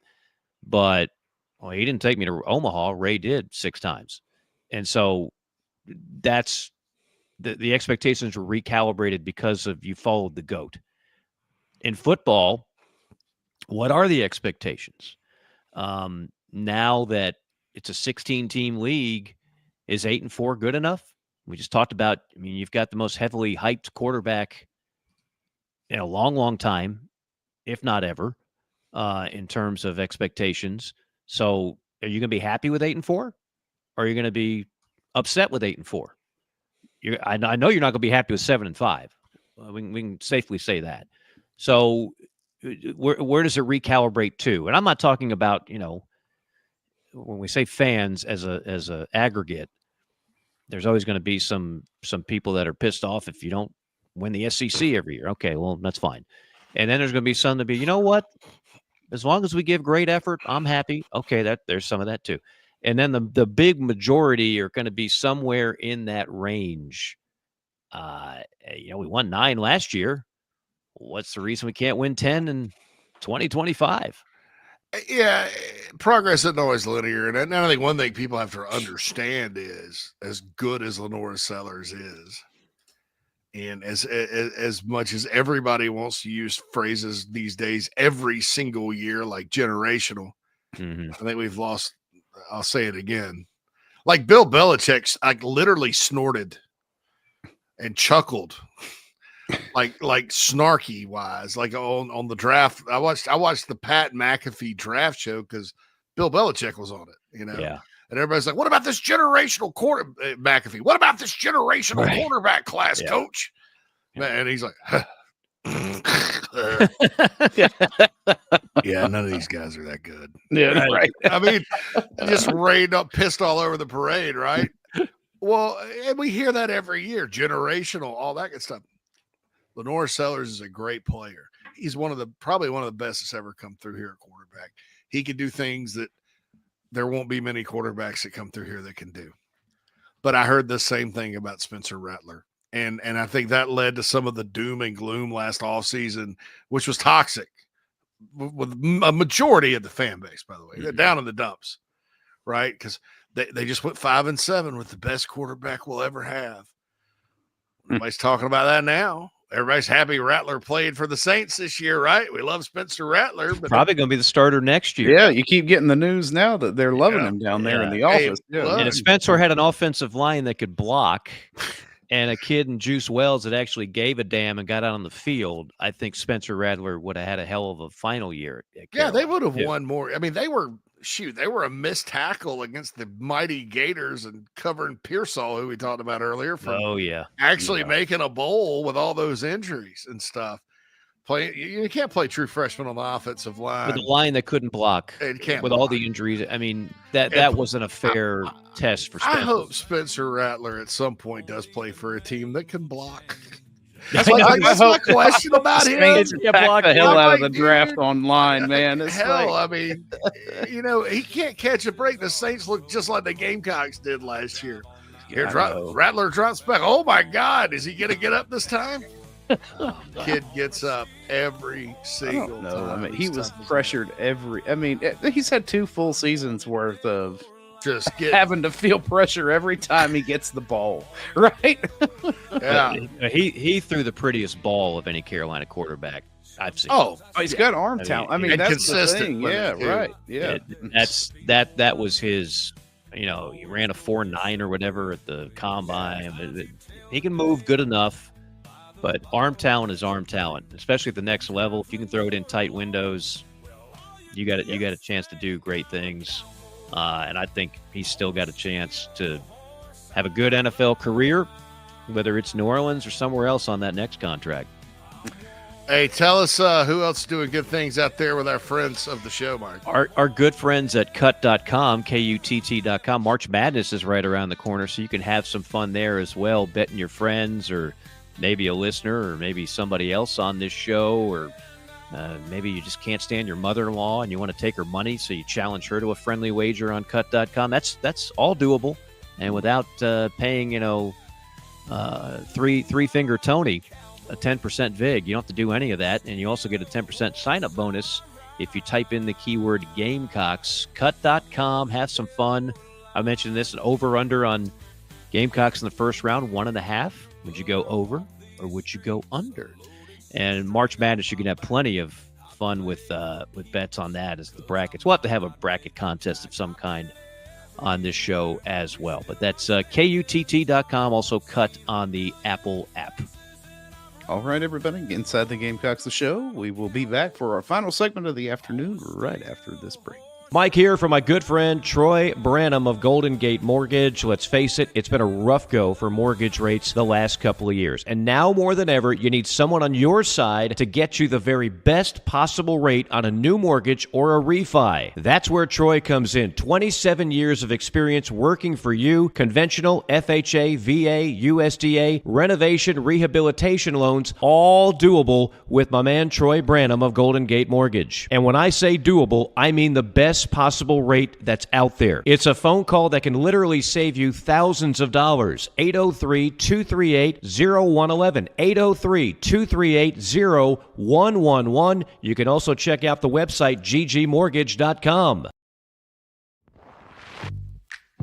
The Aventon Adventure 2 takes the same basic design as the original Aventon Adventure, making it an adventure bike designed to take you places that typical roads just don't reach, allowing you to ride whatever terrain you want based on your whims of the day. Look at what you're getting. Hydraulic disc brakes, torque sensor for responsive pedal assist, great LED lighting, suspension, a beautifully welded frame with excellent build quality, included rear rack, included fenders. The list just keeps going on. Visit electricbikescharleston.com for more.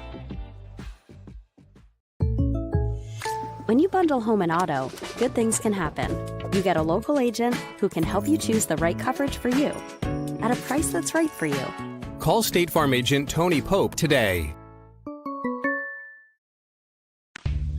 Hey Gamecock Nation, my name is Kyle, longtime listener of the show and avid golfer. I wanted to take my game to the next level, but let's face it, golf is a hard game to learn on your own. I heard the ad from McKellar Enterprises and reached out to the owner and former Gamecock golfer Meredith Taylor. In just 2 months of working with Meredith, I shot my lowest round ever and I've never felt more confident in my golf game. So if you're looking to take your game to the next level, go to McKellarEnterprises.org and book your lesson today with former Gamecock golfer Meredith Taylor. Go Gamecocks. Think about that old ride of yours. The carpools, the road trips, the heavy hauls, date nights, and the dings and the dents and the sticky spills and cracker crumbs, and that smell that really never goes away. Do you really want to start the new year in the same old ride? Or is it time for a fresh start?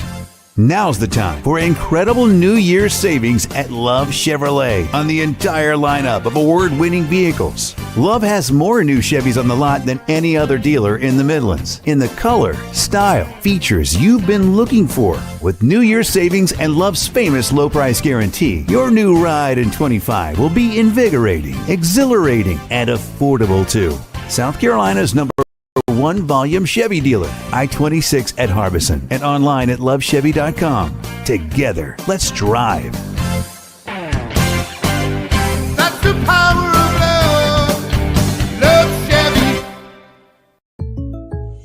When you bundle home and auto, good things can happen. You get a local agent who can help you choose the right coverage for you at a price that's right for you. Call State Farm agent Tony Pope today.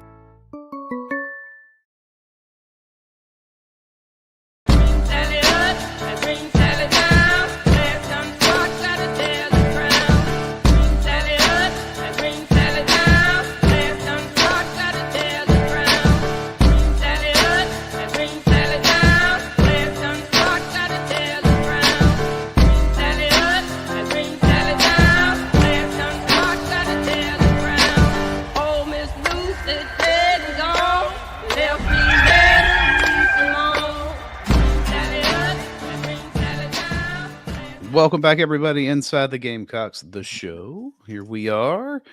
Mike has brought up an interesting conversation topic here in the private chat, one that that I have You got a strong take on this. It's probably an irrational one too. Like I don't know why I have such a preference here, but okay. Well, let me set this up. So, JC, you'll appreciate this from your time in Atlanta. You know, you certainly frequented your fair share of places. Yes. And did not get in trouble. At no point did I get a phone call saying, "Mike, bring the bail money." But Buckhead is kind of I don't like to go to Buckhead on a regular basis. It's a little too bougie, but they have some really good restaurants and whatnot. I had a friend of mine from out of town, and so we had a bite to eat. We met a friend up for a couple of drinks, then we wound up. My friend said, "Hey, have you tried the Garden Room yet?" I said, "No." I said, "I've heard about it, but you know, we're not. This is not going to be a 2 a.m. night." I said, "No, I know what you're thinking. Like, you know, those days are kind of lean for me." He's like, "Well, it'd be fun. It's a good place." And oh, by the way, the Wilson brothers are filming a movie here. I hear they're there. I'm like, all right, well, I wouldn't mind meeting the Wilson brothers. The last time I got a phone call like that, they were filming Anchorman 2 here. And I got a chance to chat with Steve Carell, Will Ferrell, who's the other? Oh, Paul Rudd. Got my picture taken with Paul Rudd looking like he's his character in Anchorman. Pretty cool. Steve Carell, awesome. You know, so I was like, I can't pass it. So we go there, and sure enough, right there in the little corner table, it's Owen. Hey, man, Owen Wilson wearing a cowboy hat, and it's Luke looking like Luke. And they have a third brother. I don't know what he does. It's kind of hard being that. It's kind of like being what's the Manning brother that doesn't? Like, the other Manning, right? Other Manning. What is Cooper Manning. Kind of like being Cooper Manning. Kind of like being Cooper Manning. So on a day where a lot of people are talking about Gene Hackman, and yes, to one of our listeners who mentioned The Firm, got to put The Firm in there. He was great in that. Great movie. Yep. If you had to choose, JC, Mad Dog, maybe you're locked in a room and all you can watch is the movies and shows of one of the brothers, Luke or Owen. Who's it going to be? Phil, I'm a Luke guy. I am a Luke Wilson supporter. I have never really been an Owen Wilson fan. Again, I can't really explain it, but it's very visceral. Like, he bothers you. I can tell. I don't like him. I don't know. Maybe it's the nose, because I'm a nose guy too. I'm like, there's not enough room here for all this schnoz, you know. So perhaps that's it. Yeah, but no, I'm a Luke Wilson guy. Phil, with Luke. But you like the Royal Tannenbaums. Owen Wilson was a co-writer. I know. He's he's a better writer, I would say, than an actor for me. Yeah, for sure. Yeah. Luke is probably the better actor. I think that Owen Wilson plays Owen Wilson in just about every. That's one of the things that bothers me. But at the same time, I mean, like, I don't mind him. I mean, like I love Vince Vaughn, his partner in Wedding Crashers, and Vince Vaughn is Vince Vaughn in everything. When Vince Vaughn is not Vince Vaughn, it's awkward. Have anybody ever seen Psycho with Vince Vaughn in it? How about Domestic Disturbance with Vince Vaughn and Travolta? Bad. I feel bad when I watch that. I don't watch it. He was in this movie about it had some God, I don't even know his name. It's about World War II and Hawk something. I don't know. The guy didn't want it. He was a medic, but he didn't believe in guns. So he wasn't armed. Oh, in World War II. Whatever the hell that was. He was a drill sergeant, and I didn't know whether he was joking. I mean, he comes in there and he's like, all right, he's yelling, and you're like, well, where's the punchline? This is Vince Vaughn, right? I mean, you expect him to do it aside, like, oh, listen, I don't really like to be a per se, like a drill sergeant, but maybe I will be a drill sergeant. But then maybe I'll look at it not be a drill sergeant because, sometimes I don't want to be a drill sergeant, but I don't really know. I don't know why the hell you're sitting there looking at me like that. Why are you saluting? Why are you saluting that? Why don't you salute like this? You've got a little crooked there, like a little crooked thing going on. I don't know. I don't know what to do. You kind of expect that. And it never happens. And so it's awkward. It ruins his presence ruins the movie for me. It's hard to accept him in that type of role. Now, I think Luke Wilson is more versatile. Now, I mentioned Owen was in a Gene Hackman movie, Behind the Enemy Lines. There's nothing funny about that character in that, but he just seems out of place. Yeah. Luke, we're talking old school. We're talking what was it? Blue Streak, Royal Tenenbaums. Vacancy is, I think, a very underrated movie. You guys see Vacancy? It's kind of a horror flick. Oh, I don't know if I've seen that. Oh, one. you haven't seen? I would definitely. check that out. Kate Beckinsale. Boy, is she ugly. Okay. Yeah. He co-stars with Kate Beckinsale. By the way, for those who don't understand sarcasm, very sarcastic with Kate Beckinsale. What else we got? Vacancy. Oh, 310 to Yuma, Blades of Glory. Yeah, I think Luke's got the more impressive catalog. Now, Owen, for me, Wedding Crashers is a dimer and one of the best comedies of all time. And his character in Meet the Parents, that guy, well, she was a real tomcat. Yeah. He is brilliant in that movie. Brilliant.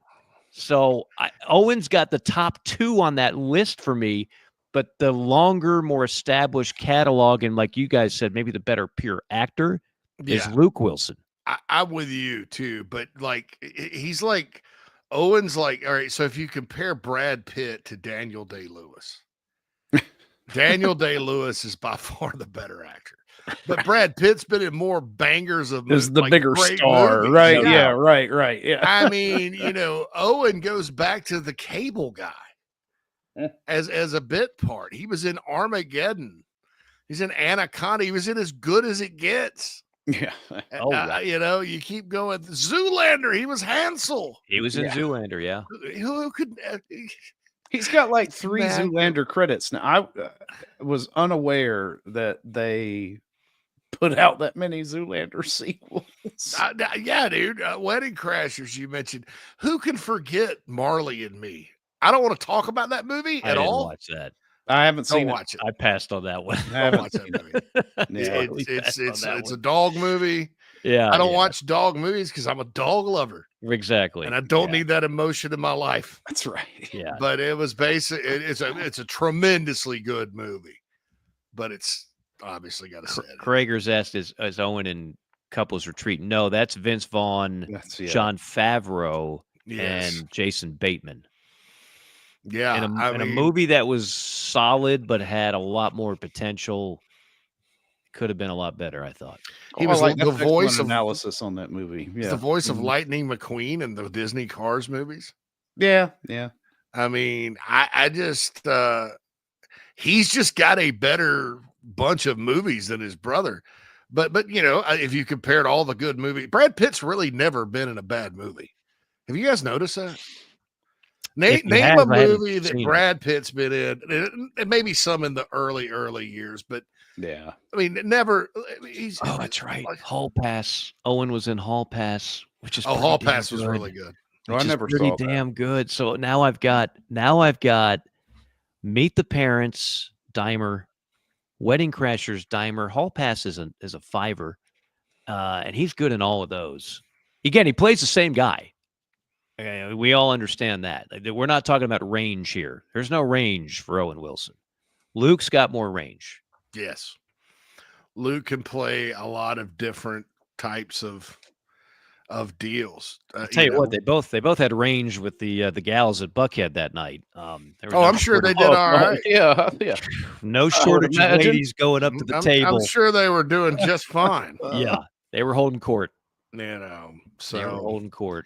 Krager says he may have cried on a plane watching Marley and Me. Yeah, that's just kind of movies like that, Craig. Nobody's gonna think twice. I mean, it's okay, but it's okay. Tri-State goes. Vince Vaughn was solid in True Detective 2 with Colin Farrell. Yeah, he was. But I thought he kind of played Vince Vaughn in that. I mean, and then in a Bad Monkey where he was a detective. So I was going to ask. I have not seen Bad Monkey. I've seen Bad Monkey. I like Bad Monkey. It's Natalie Martinez is the love interest, and she's really good, and the supporting cast is really good, and it's got all kinds of plot twists.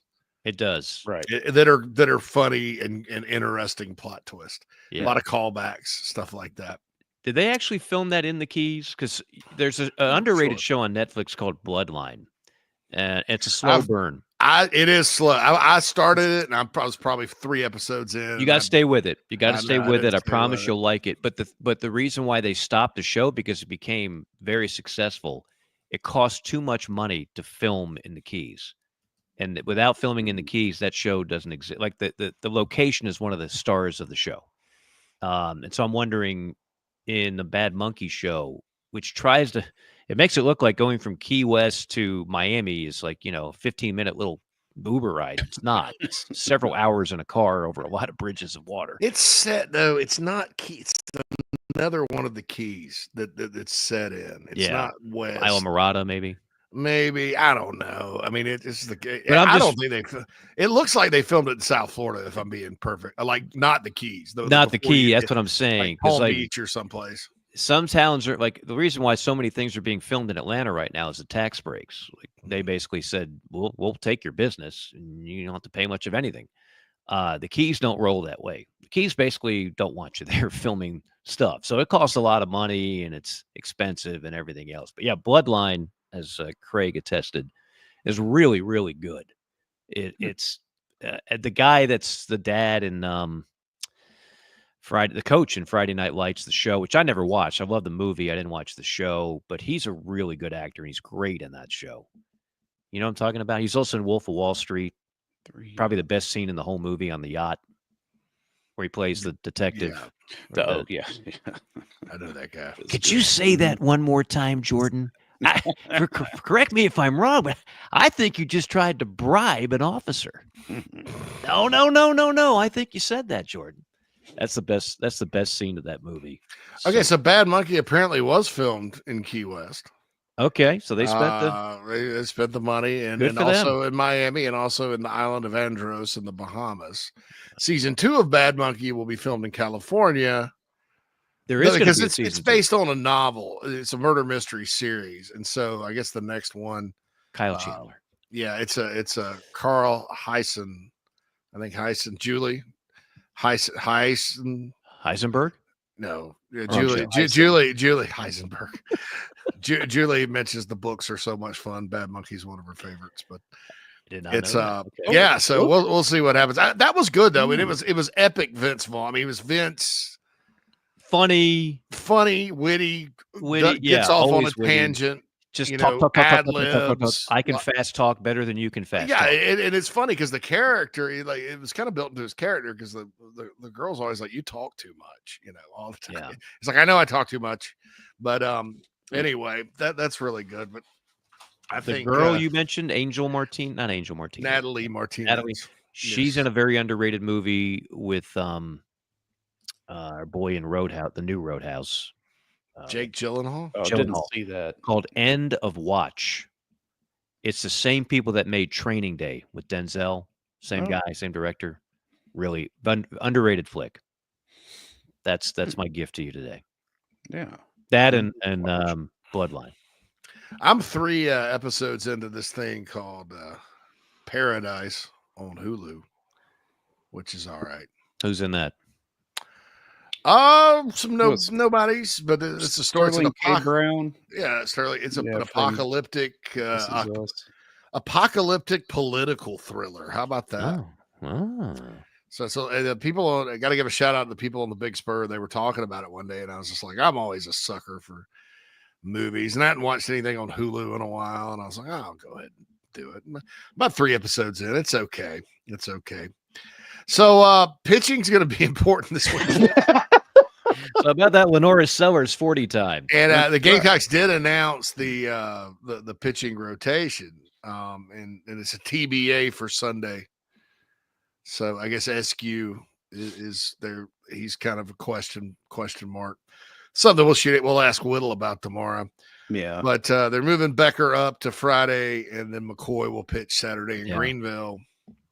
They'll probably keep it TBA as long as they can. There's no advantage. That felt like strategy to me. Yeah, a little gamesmanship. It's not like the SEC conference games where you got to put together your injury list, who's doubtful, who's questionable.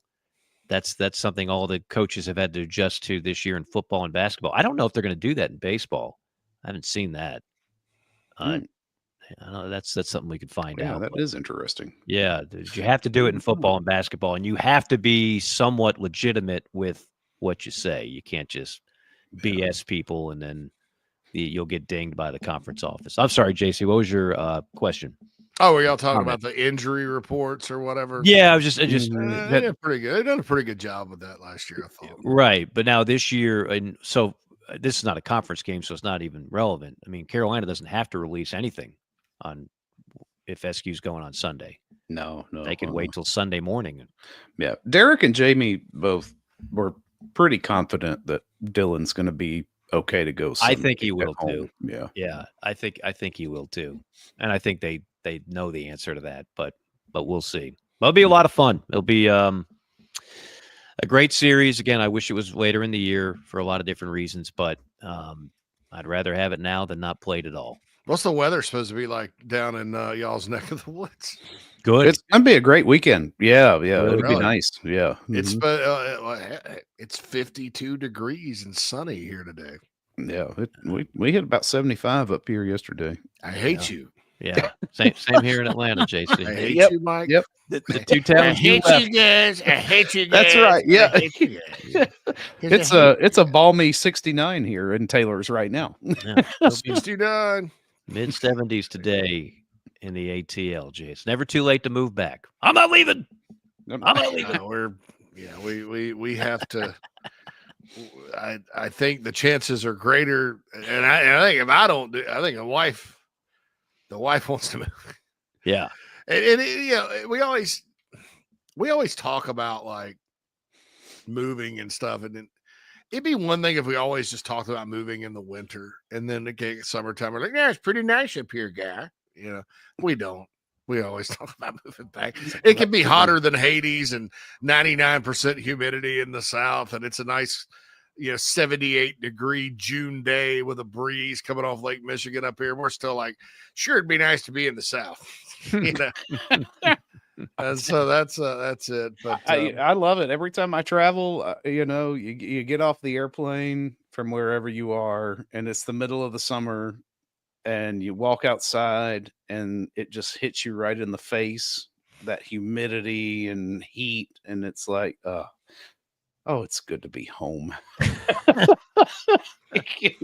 And then 15 minutes later, you're miserable because your car's been sitting in a parking lot for, a day or two, just baking in the heat. You get in there, and it's but there's nothing like, walking out of Hartsfield, and those doors just open up, and that heat just hits you right in the damn face. It's been a brutal winter. Home. Brutal. Yeah, it really has. No. We've been suffering down I'm here. not talking in Atlanta. I mean, I'm talking like in travels. I've been to Missouri three times this year, and Oklahoma, and I mean, hell, I went to.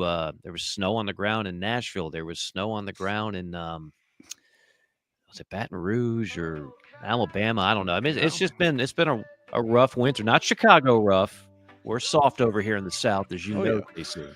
It wasn't bad. I mean, we had the normal February snow, and it was on the ground about 3 weeks, and then it warmed up enough this past weekend to melt. It's all melted now. There's nothing. Like I said, it's 50-something and sunny today, but I get the National Weather Service tweets to my phone from here, and they're like, warming trend to continue for another day. Then tomorrow it's supposed to get chilly. Their definition of chilly is 14. Nice. Jeez.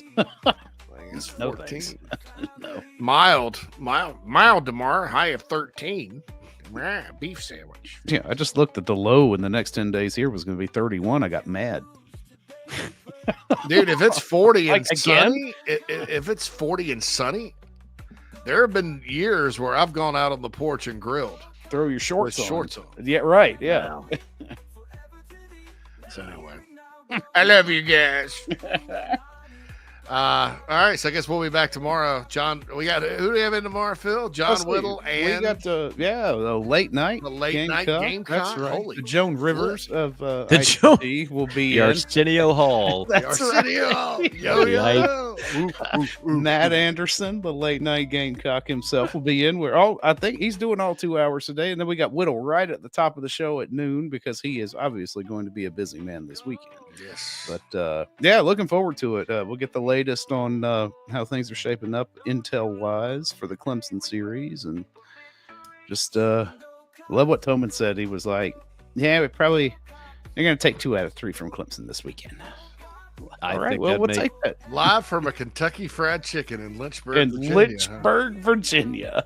You can't draw it up Mike, any I better. forgot there was one. I wrote this. The only thing I wrote down. I didn't prep for this show today. I just couldn't come up with topics. I was like, I Michael could not- have some things to talk about. Well, we did. I we wrote did down plenty. Mark Bynington because SEC Coach of the Year. you think so? Really? Yeah, because he might not win it. It might go to Bruce because Auburn's having a historically great year. Yeah. Todd Golden will be up for consideration. Dennis Gates will be up for consideration. No one has done a better job based on the talent that he has in year one. They did nothing under Jerry Stackhouse. He comes in there, has to build an entire roster via speed dating. Hey, you're in the portal. You want to come to Vandy? Sure. And now they're going dancing. Yeah, they're at 80% per Lamont. That's for those that don't know, they beat A&M. For those that have just given up on men's college basketball in general, and I know there are many of you, Vanderbilt did beat A&M in College Station by 2 points, 86-84 last night. Their, I guess, projection into the tournament per Lenardi went from like 55 to like 79. So yeah, looks like they're going to make it. So Yeah, that hit hats me off when to Jay them. Beast was running down he's like, there was a really good slate of basketball games on last night. And I'm like, I was literally watching an Oklahoma midweek baseball game. Were you I did. Plus? Yeah, on Plus. Wow. I'm so sad about I this had to year. exert I'm not- effort to not watch basketball last night. I don't even watch. I'm not even watching sports right now. Unless it's the Gamecocks. I'm like baseball. I'm like, I mean, I'll turn on the basketball games, but I'm not even watching sports. But the college. Somebody, my buddy that I always meet up at the tavern for March Madness, text me Monday. Hey, you're gonna be here for our annual meetup, and it's funny because like this guy will text me like in October. And I'll just show up the first Friday of March Madness. And it's like, hey, you got my text? I'm like, yeah, back in October. I told you I'd be here. I didn't even respond this year because I may not even go.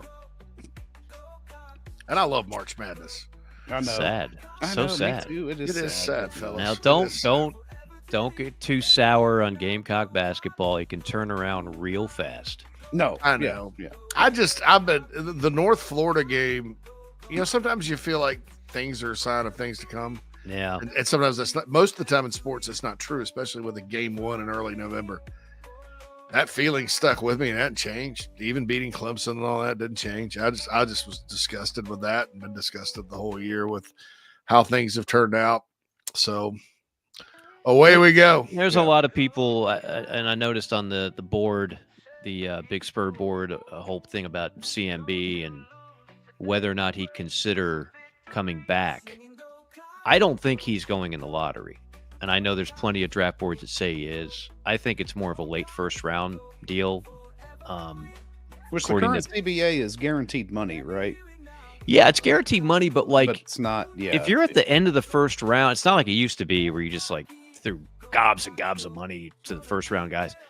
I mean, if he went like 26th versus what he could get in an NIL package, revenue sharing, whatever you want to call it, I'm not sure if the difference is that big and he could really improve his game and he's got a girlfriend, all these things. I'm not saying it's going to happen. Probably won't, but it's not impossible. Just saying. Well, we'll see. Interesting. We'll see. It'll be. I'm not Owen Wilson thing. I don't know. That's the one reason I'm not giving up on Gamecocks. CMB likes to score. He likes to rebound. He likes the ball, man. Man, come on, Baba Ganoush.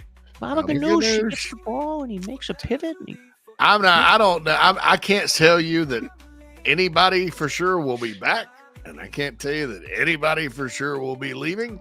But I think the percentages of well, if you just went down and said percentages of people not being back, every one of them is a decently high. I mean, the guy, I think odds wise, that'll be on the roster next year, with the exception of the 2 Finnish people. Somebody pointed out they can't get NIL money, so they're just kind of here. They're here for the education. The Fred Fjord. That's not Finnish people talk, right? But anyway, so those guys may probably be back, but there's Eli Ellis, who's an incoming freshman. Right, yeah, he's not even here. And The rest of them? I have more confidence on him being on the court than anybody else. Maybe not. Who knows? So it's up in the air and outside. I don't know. As Lamont told me, this NIL thing works 2 ways. Yeah, you can constantly play footsies under the table with other schools for an extra 20 grand, but I can also say, you know what, you're not worth it. I can go ahead and say that NIL money you got last year, we over-evaluated you. You're not getting it this year.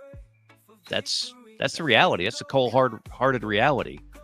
And there are a couple guys that I think they thought they'd get a little more out of this year that clearly they have not. I think that's why the season's tanked. They were expecting more out of a lot.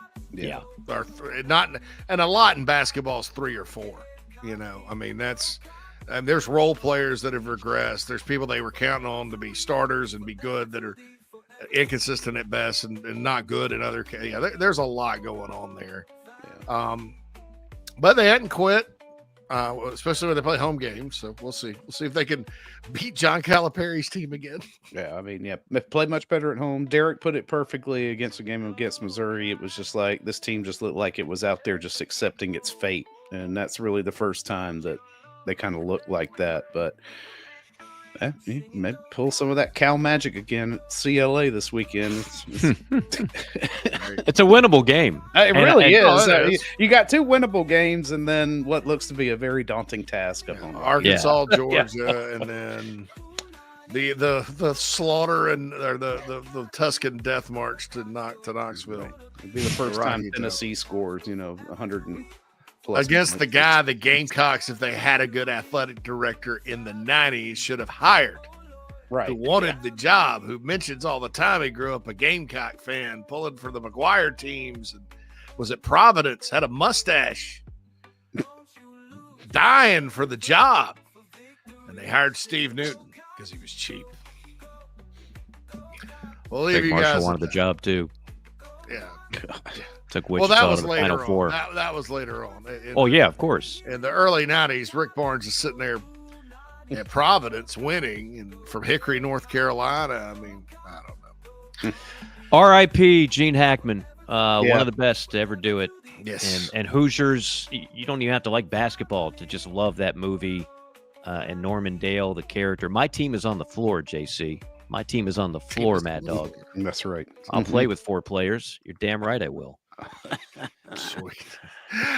Enjoy it, guys. Get us out of here. Mike. See you guys. See you guys. Yep. Oh, yeah. We got a show. We ran down my Matt Anderson, John Whittle here on the show tomorrow. Morning show is going to bring us some Rafael Esparza to talk a little bit of betting odds here on Carolina Clemson. And I'm going to ask him about some of this draft and combine stuff, how much action they get put on that before they even get going. But another big day to wrap the week tomorrow on Friday. JC, I'm just going to drop this and then get us out of here because we're late. Gene Hackman and wife's deaths called suspicious. Bodies showed signs of mummification. Wow. It's getting weirder. It is. The plot thickens. It'll be interesting to see where this mummification. Jeez. All right. Y'all have a great evening. We'll see you tomorrow on Friday. Go Cox.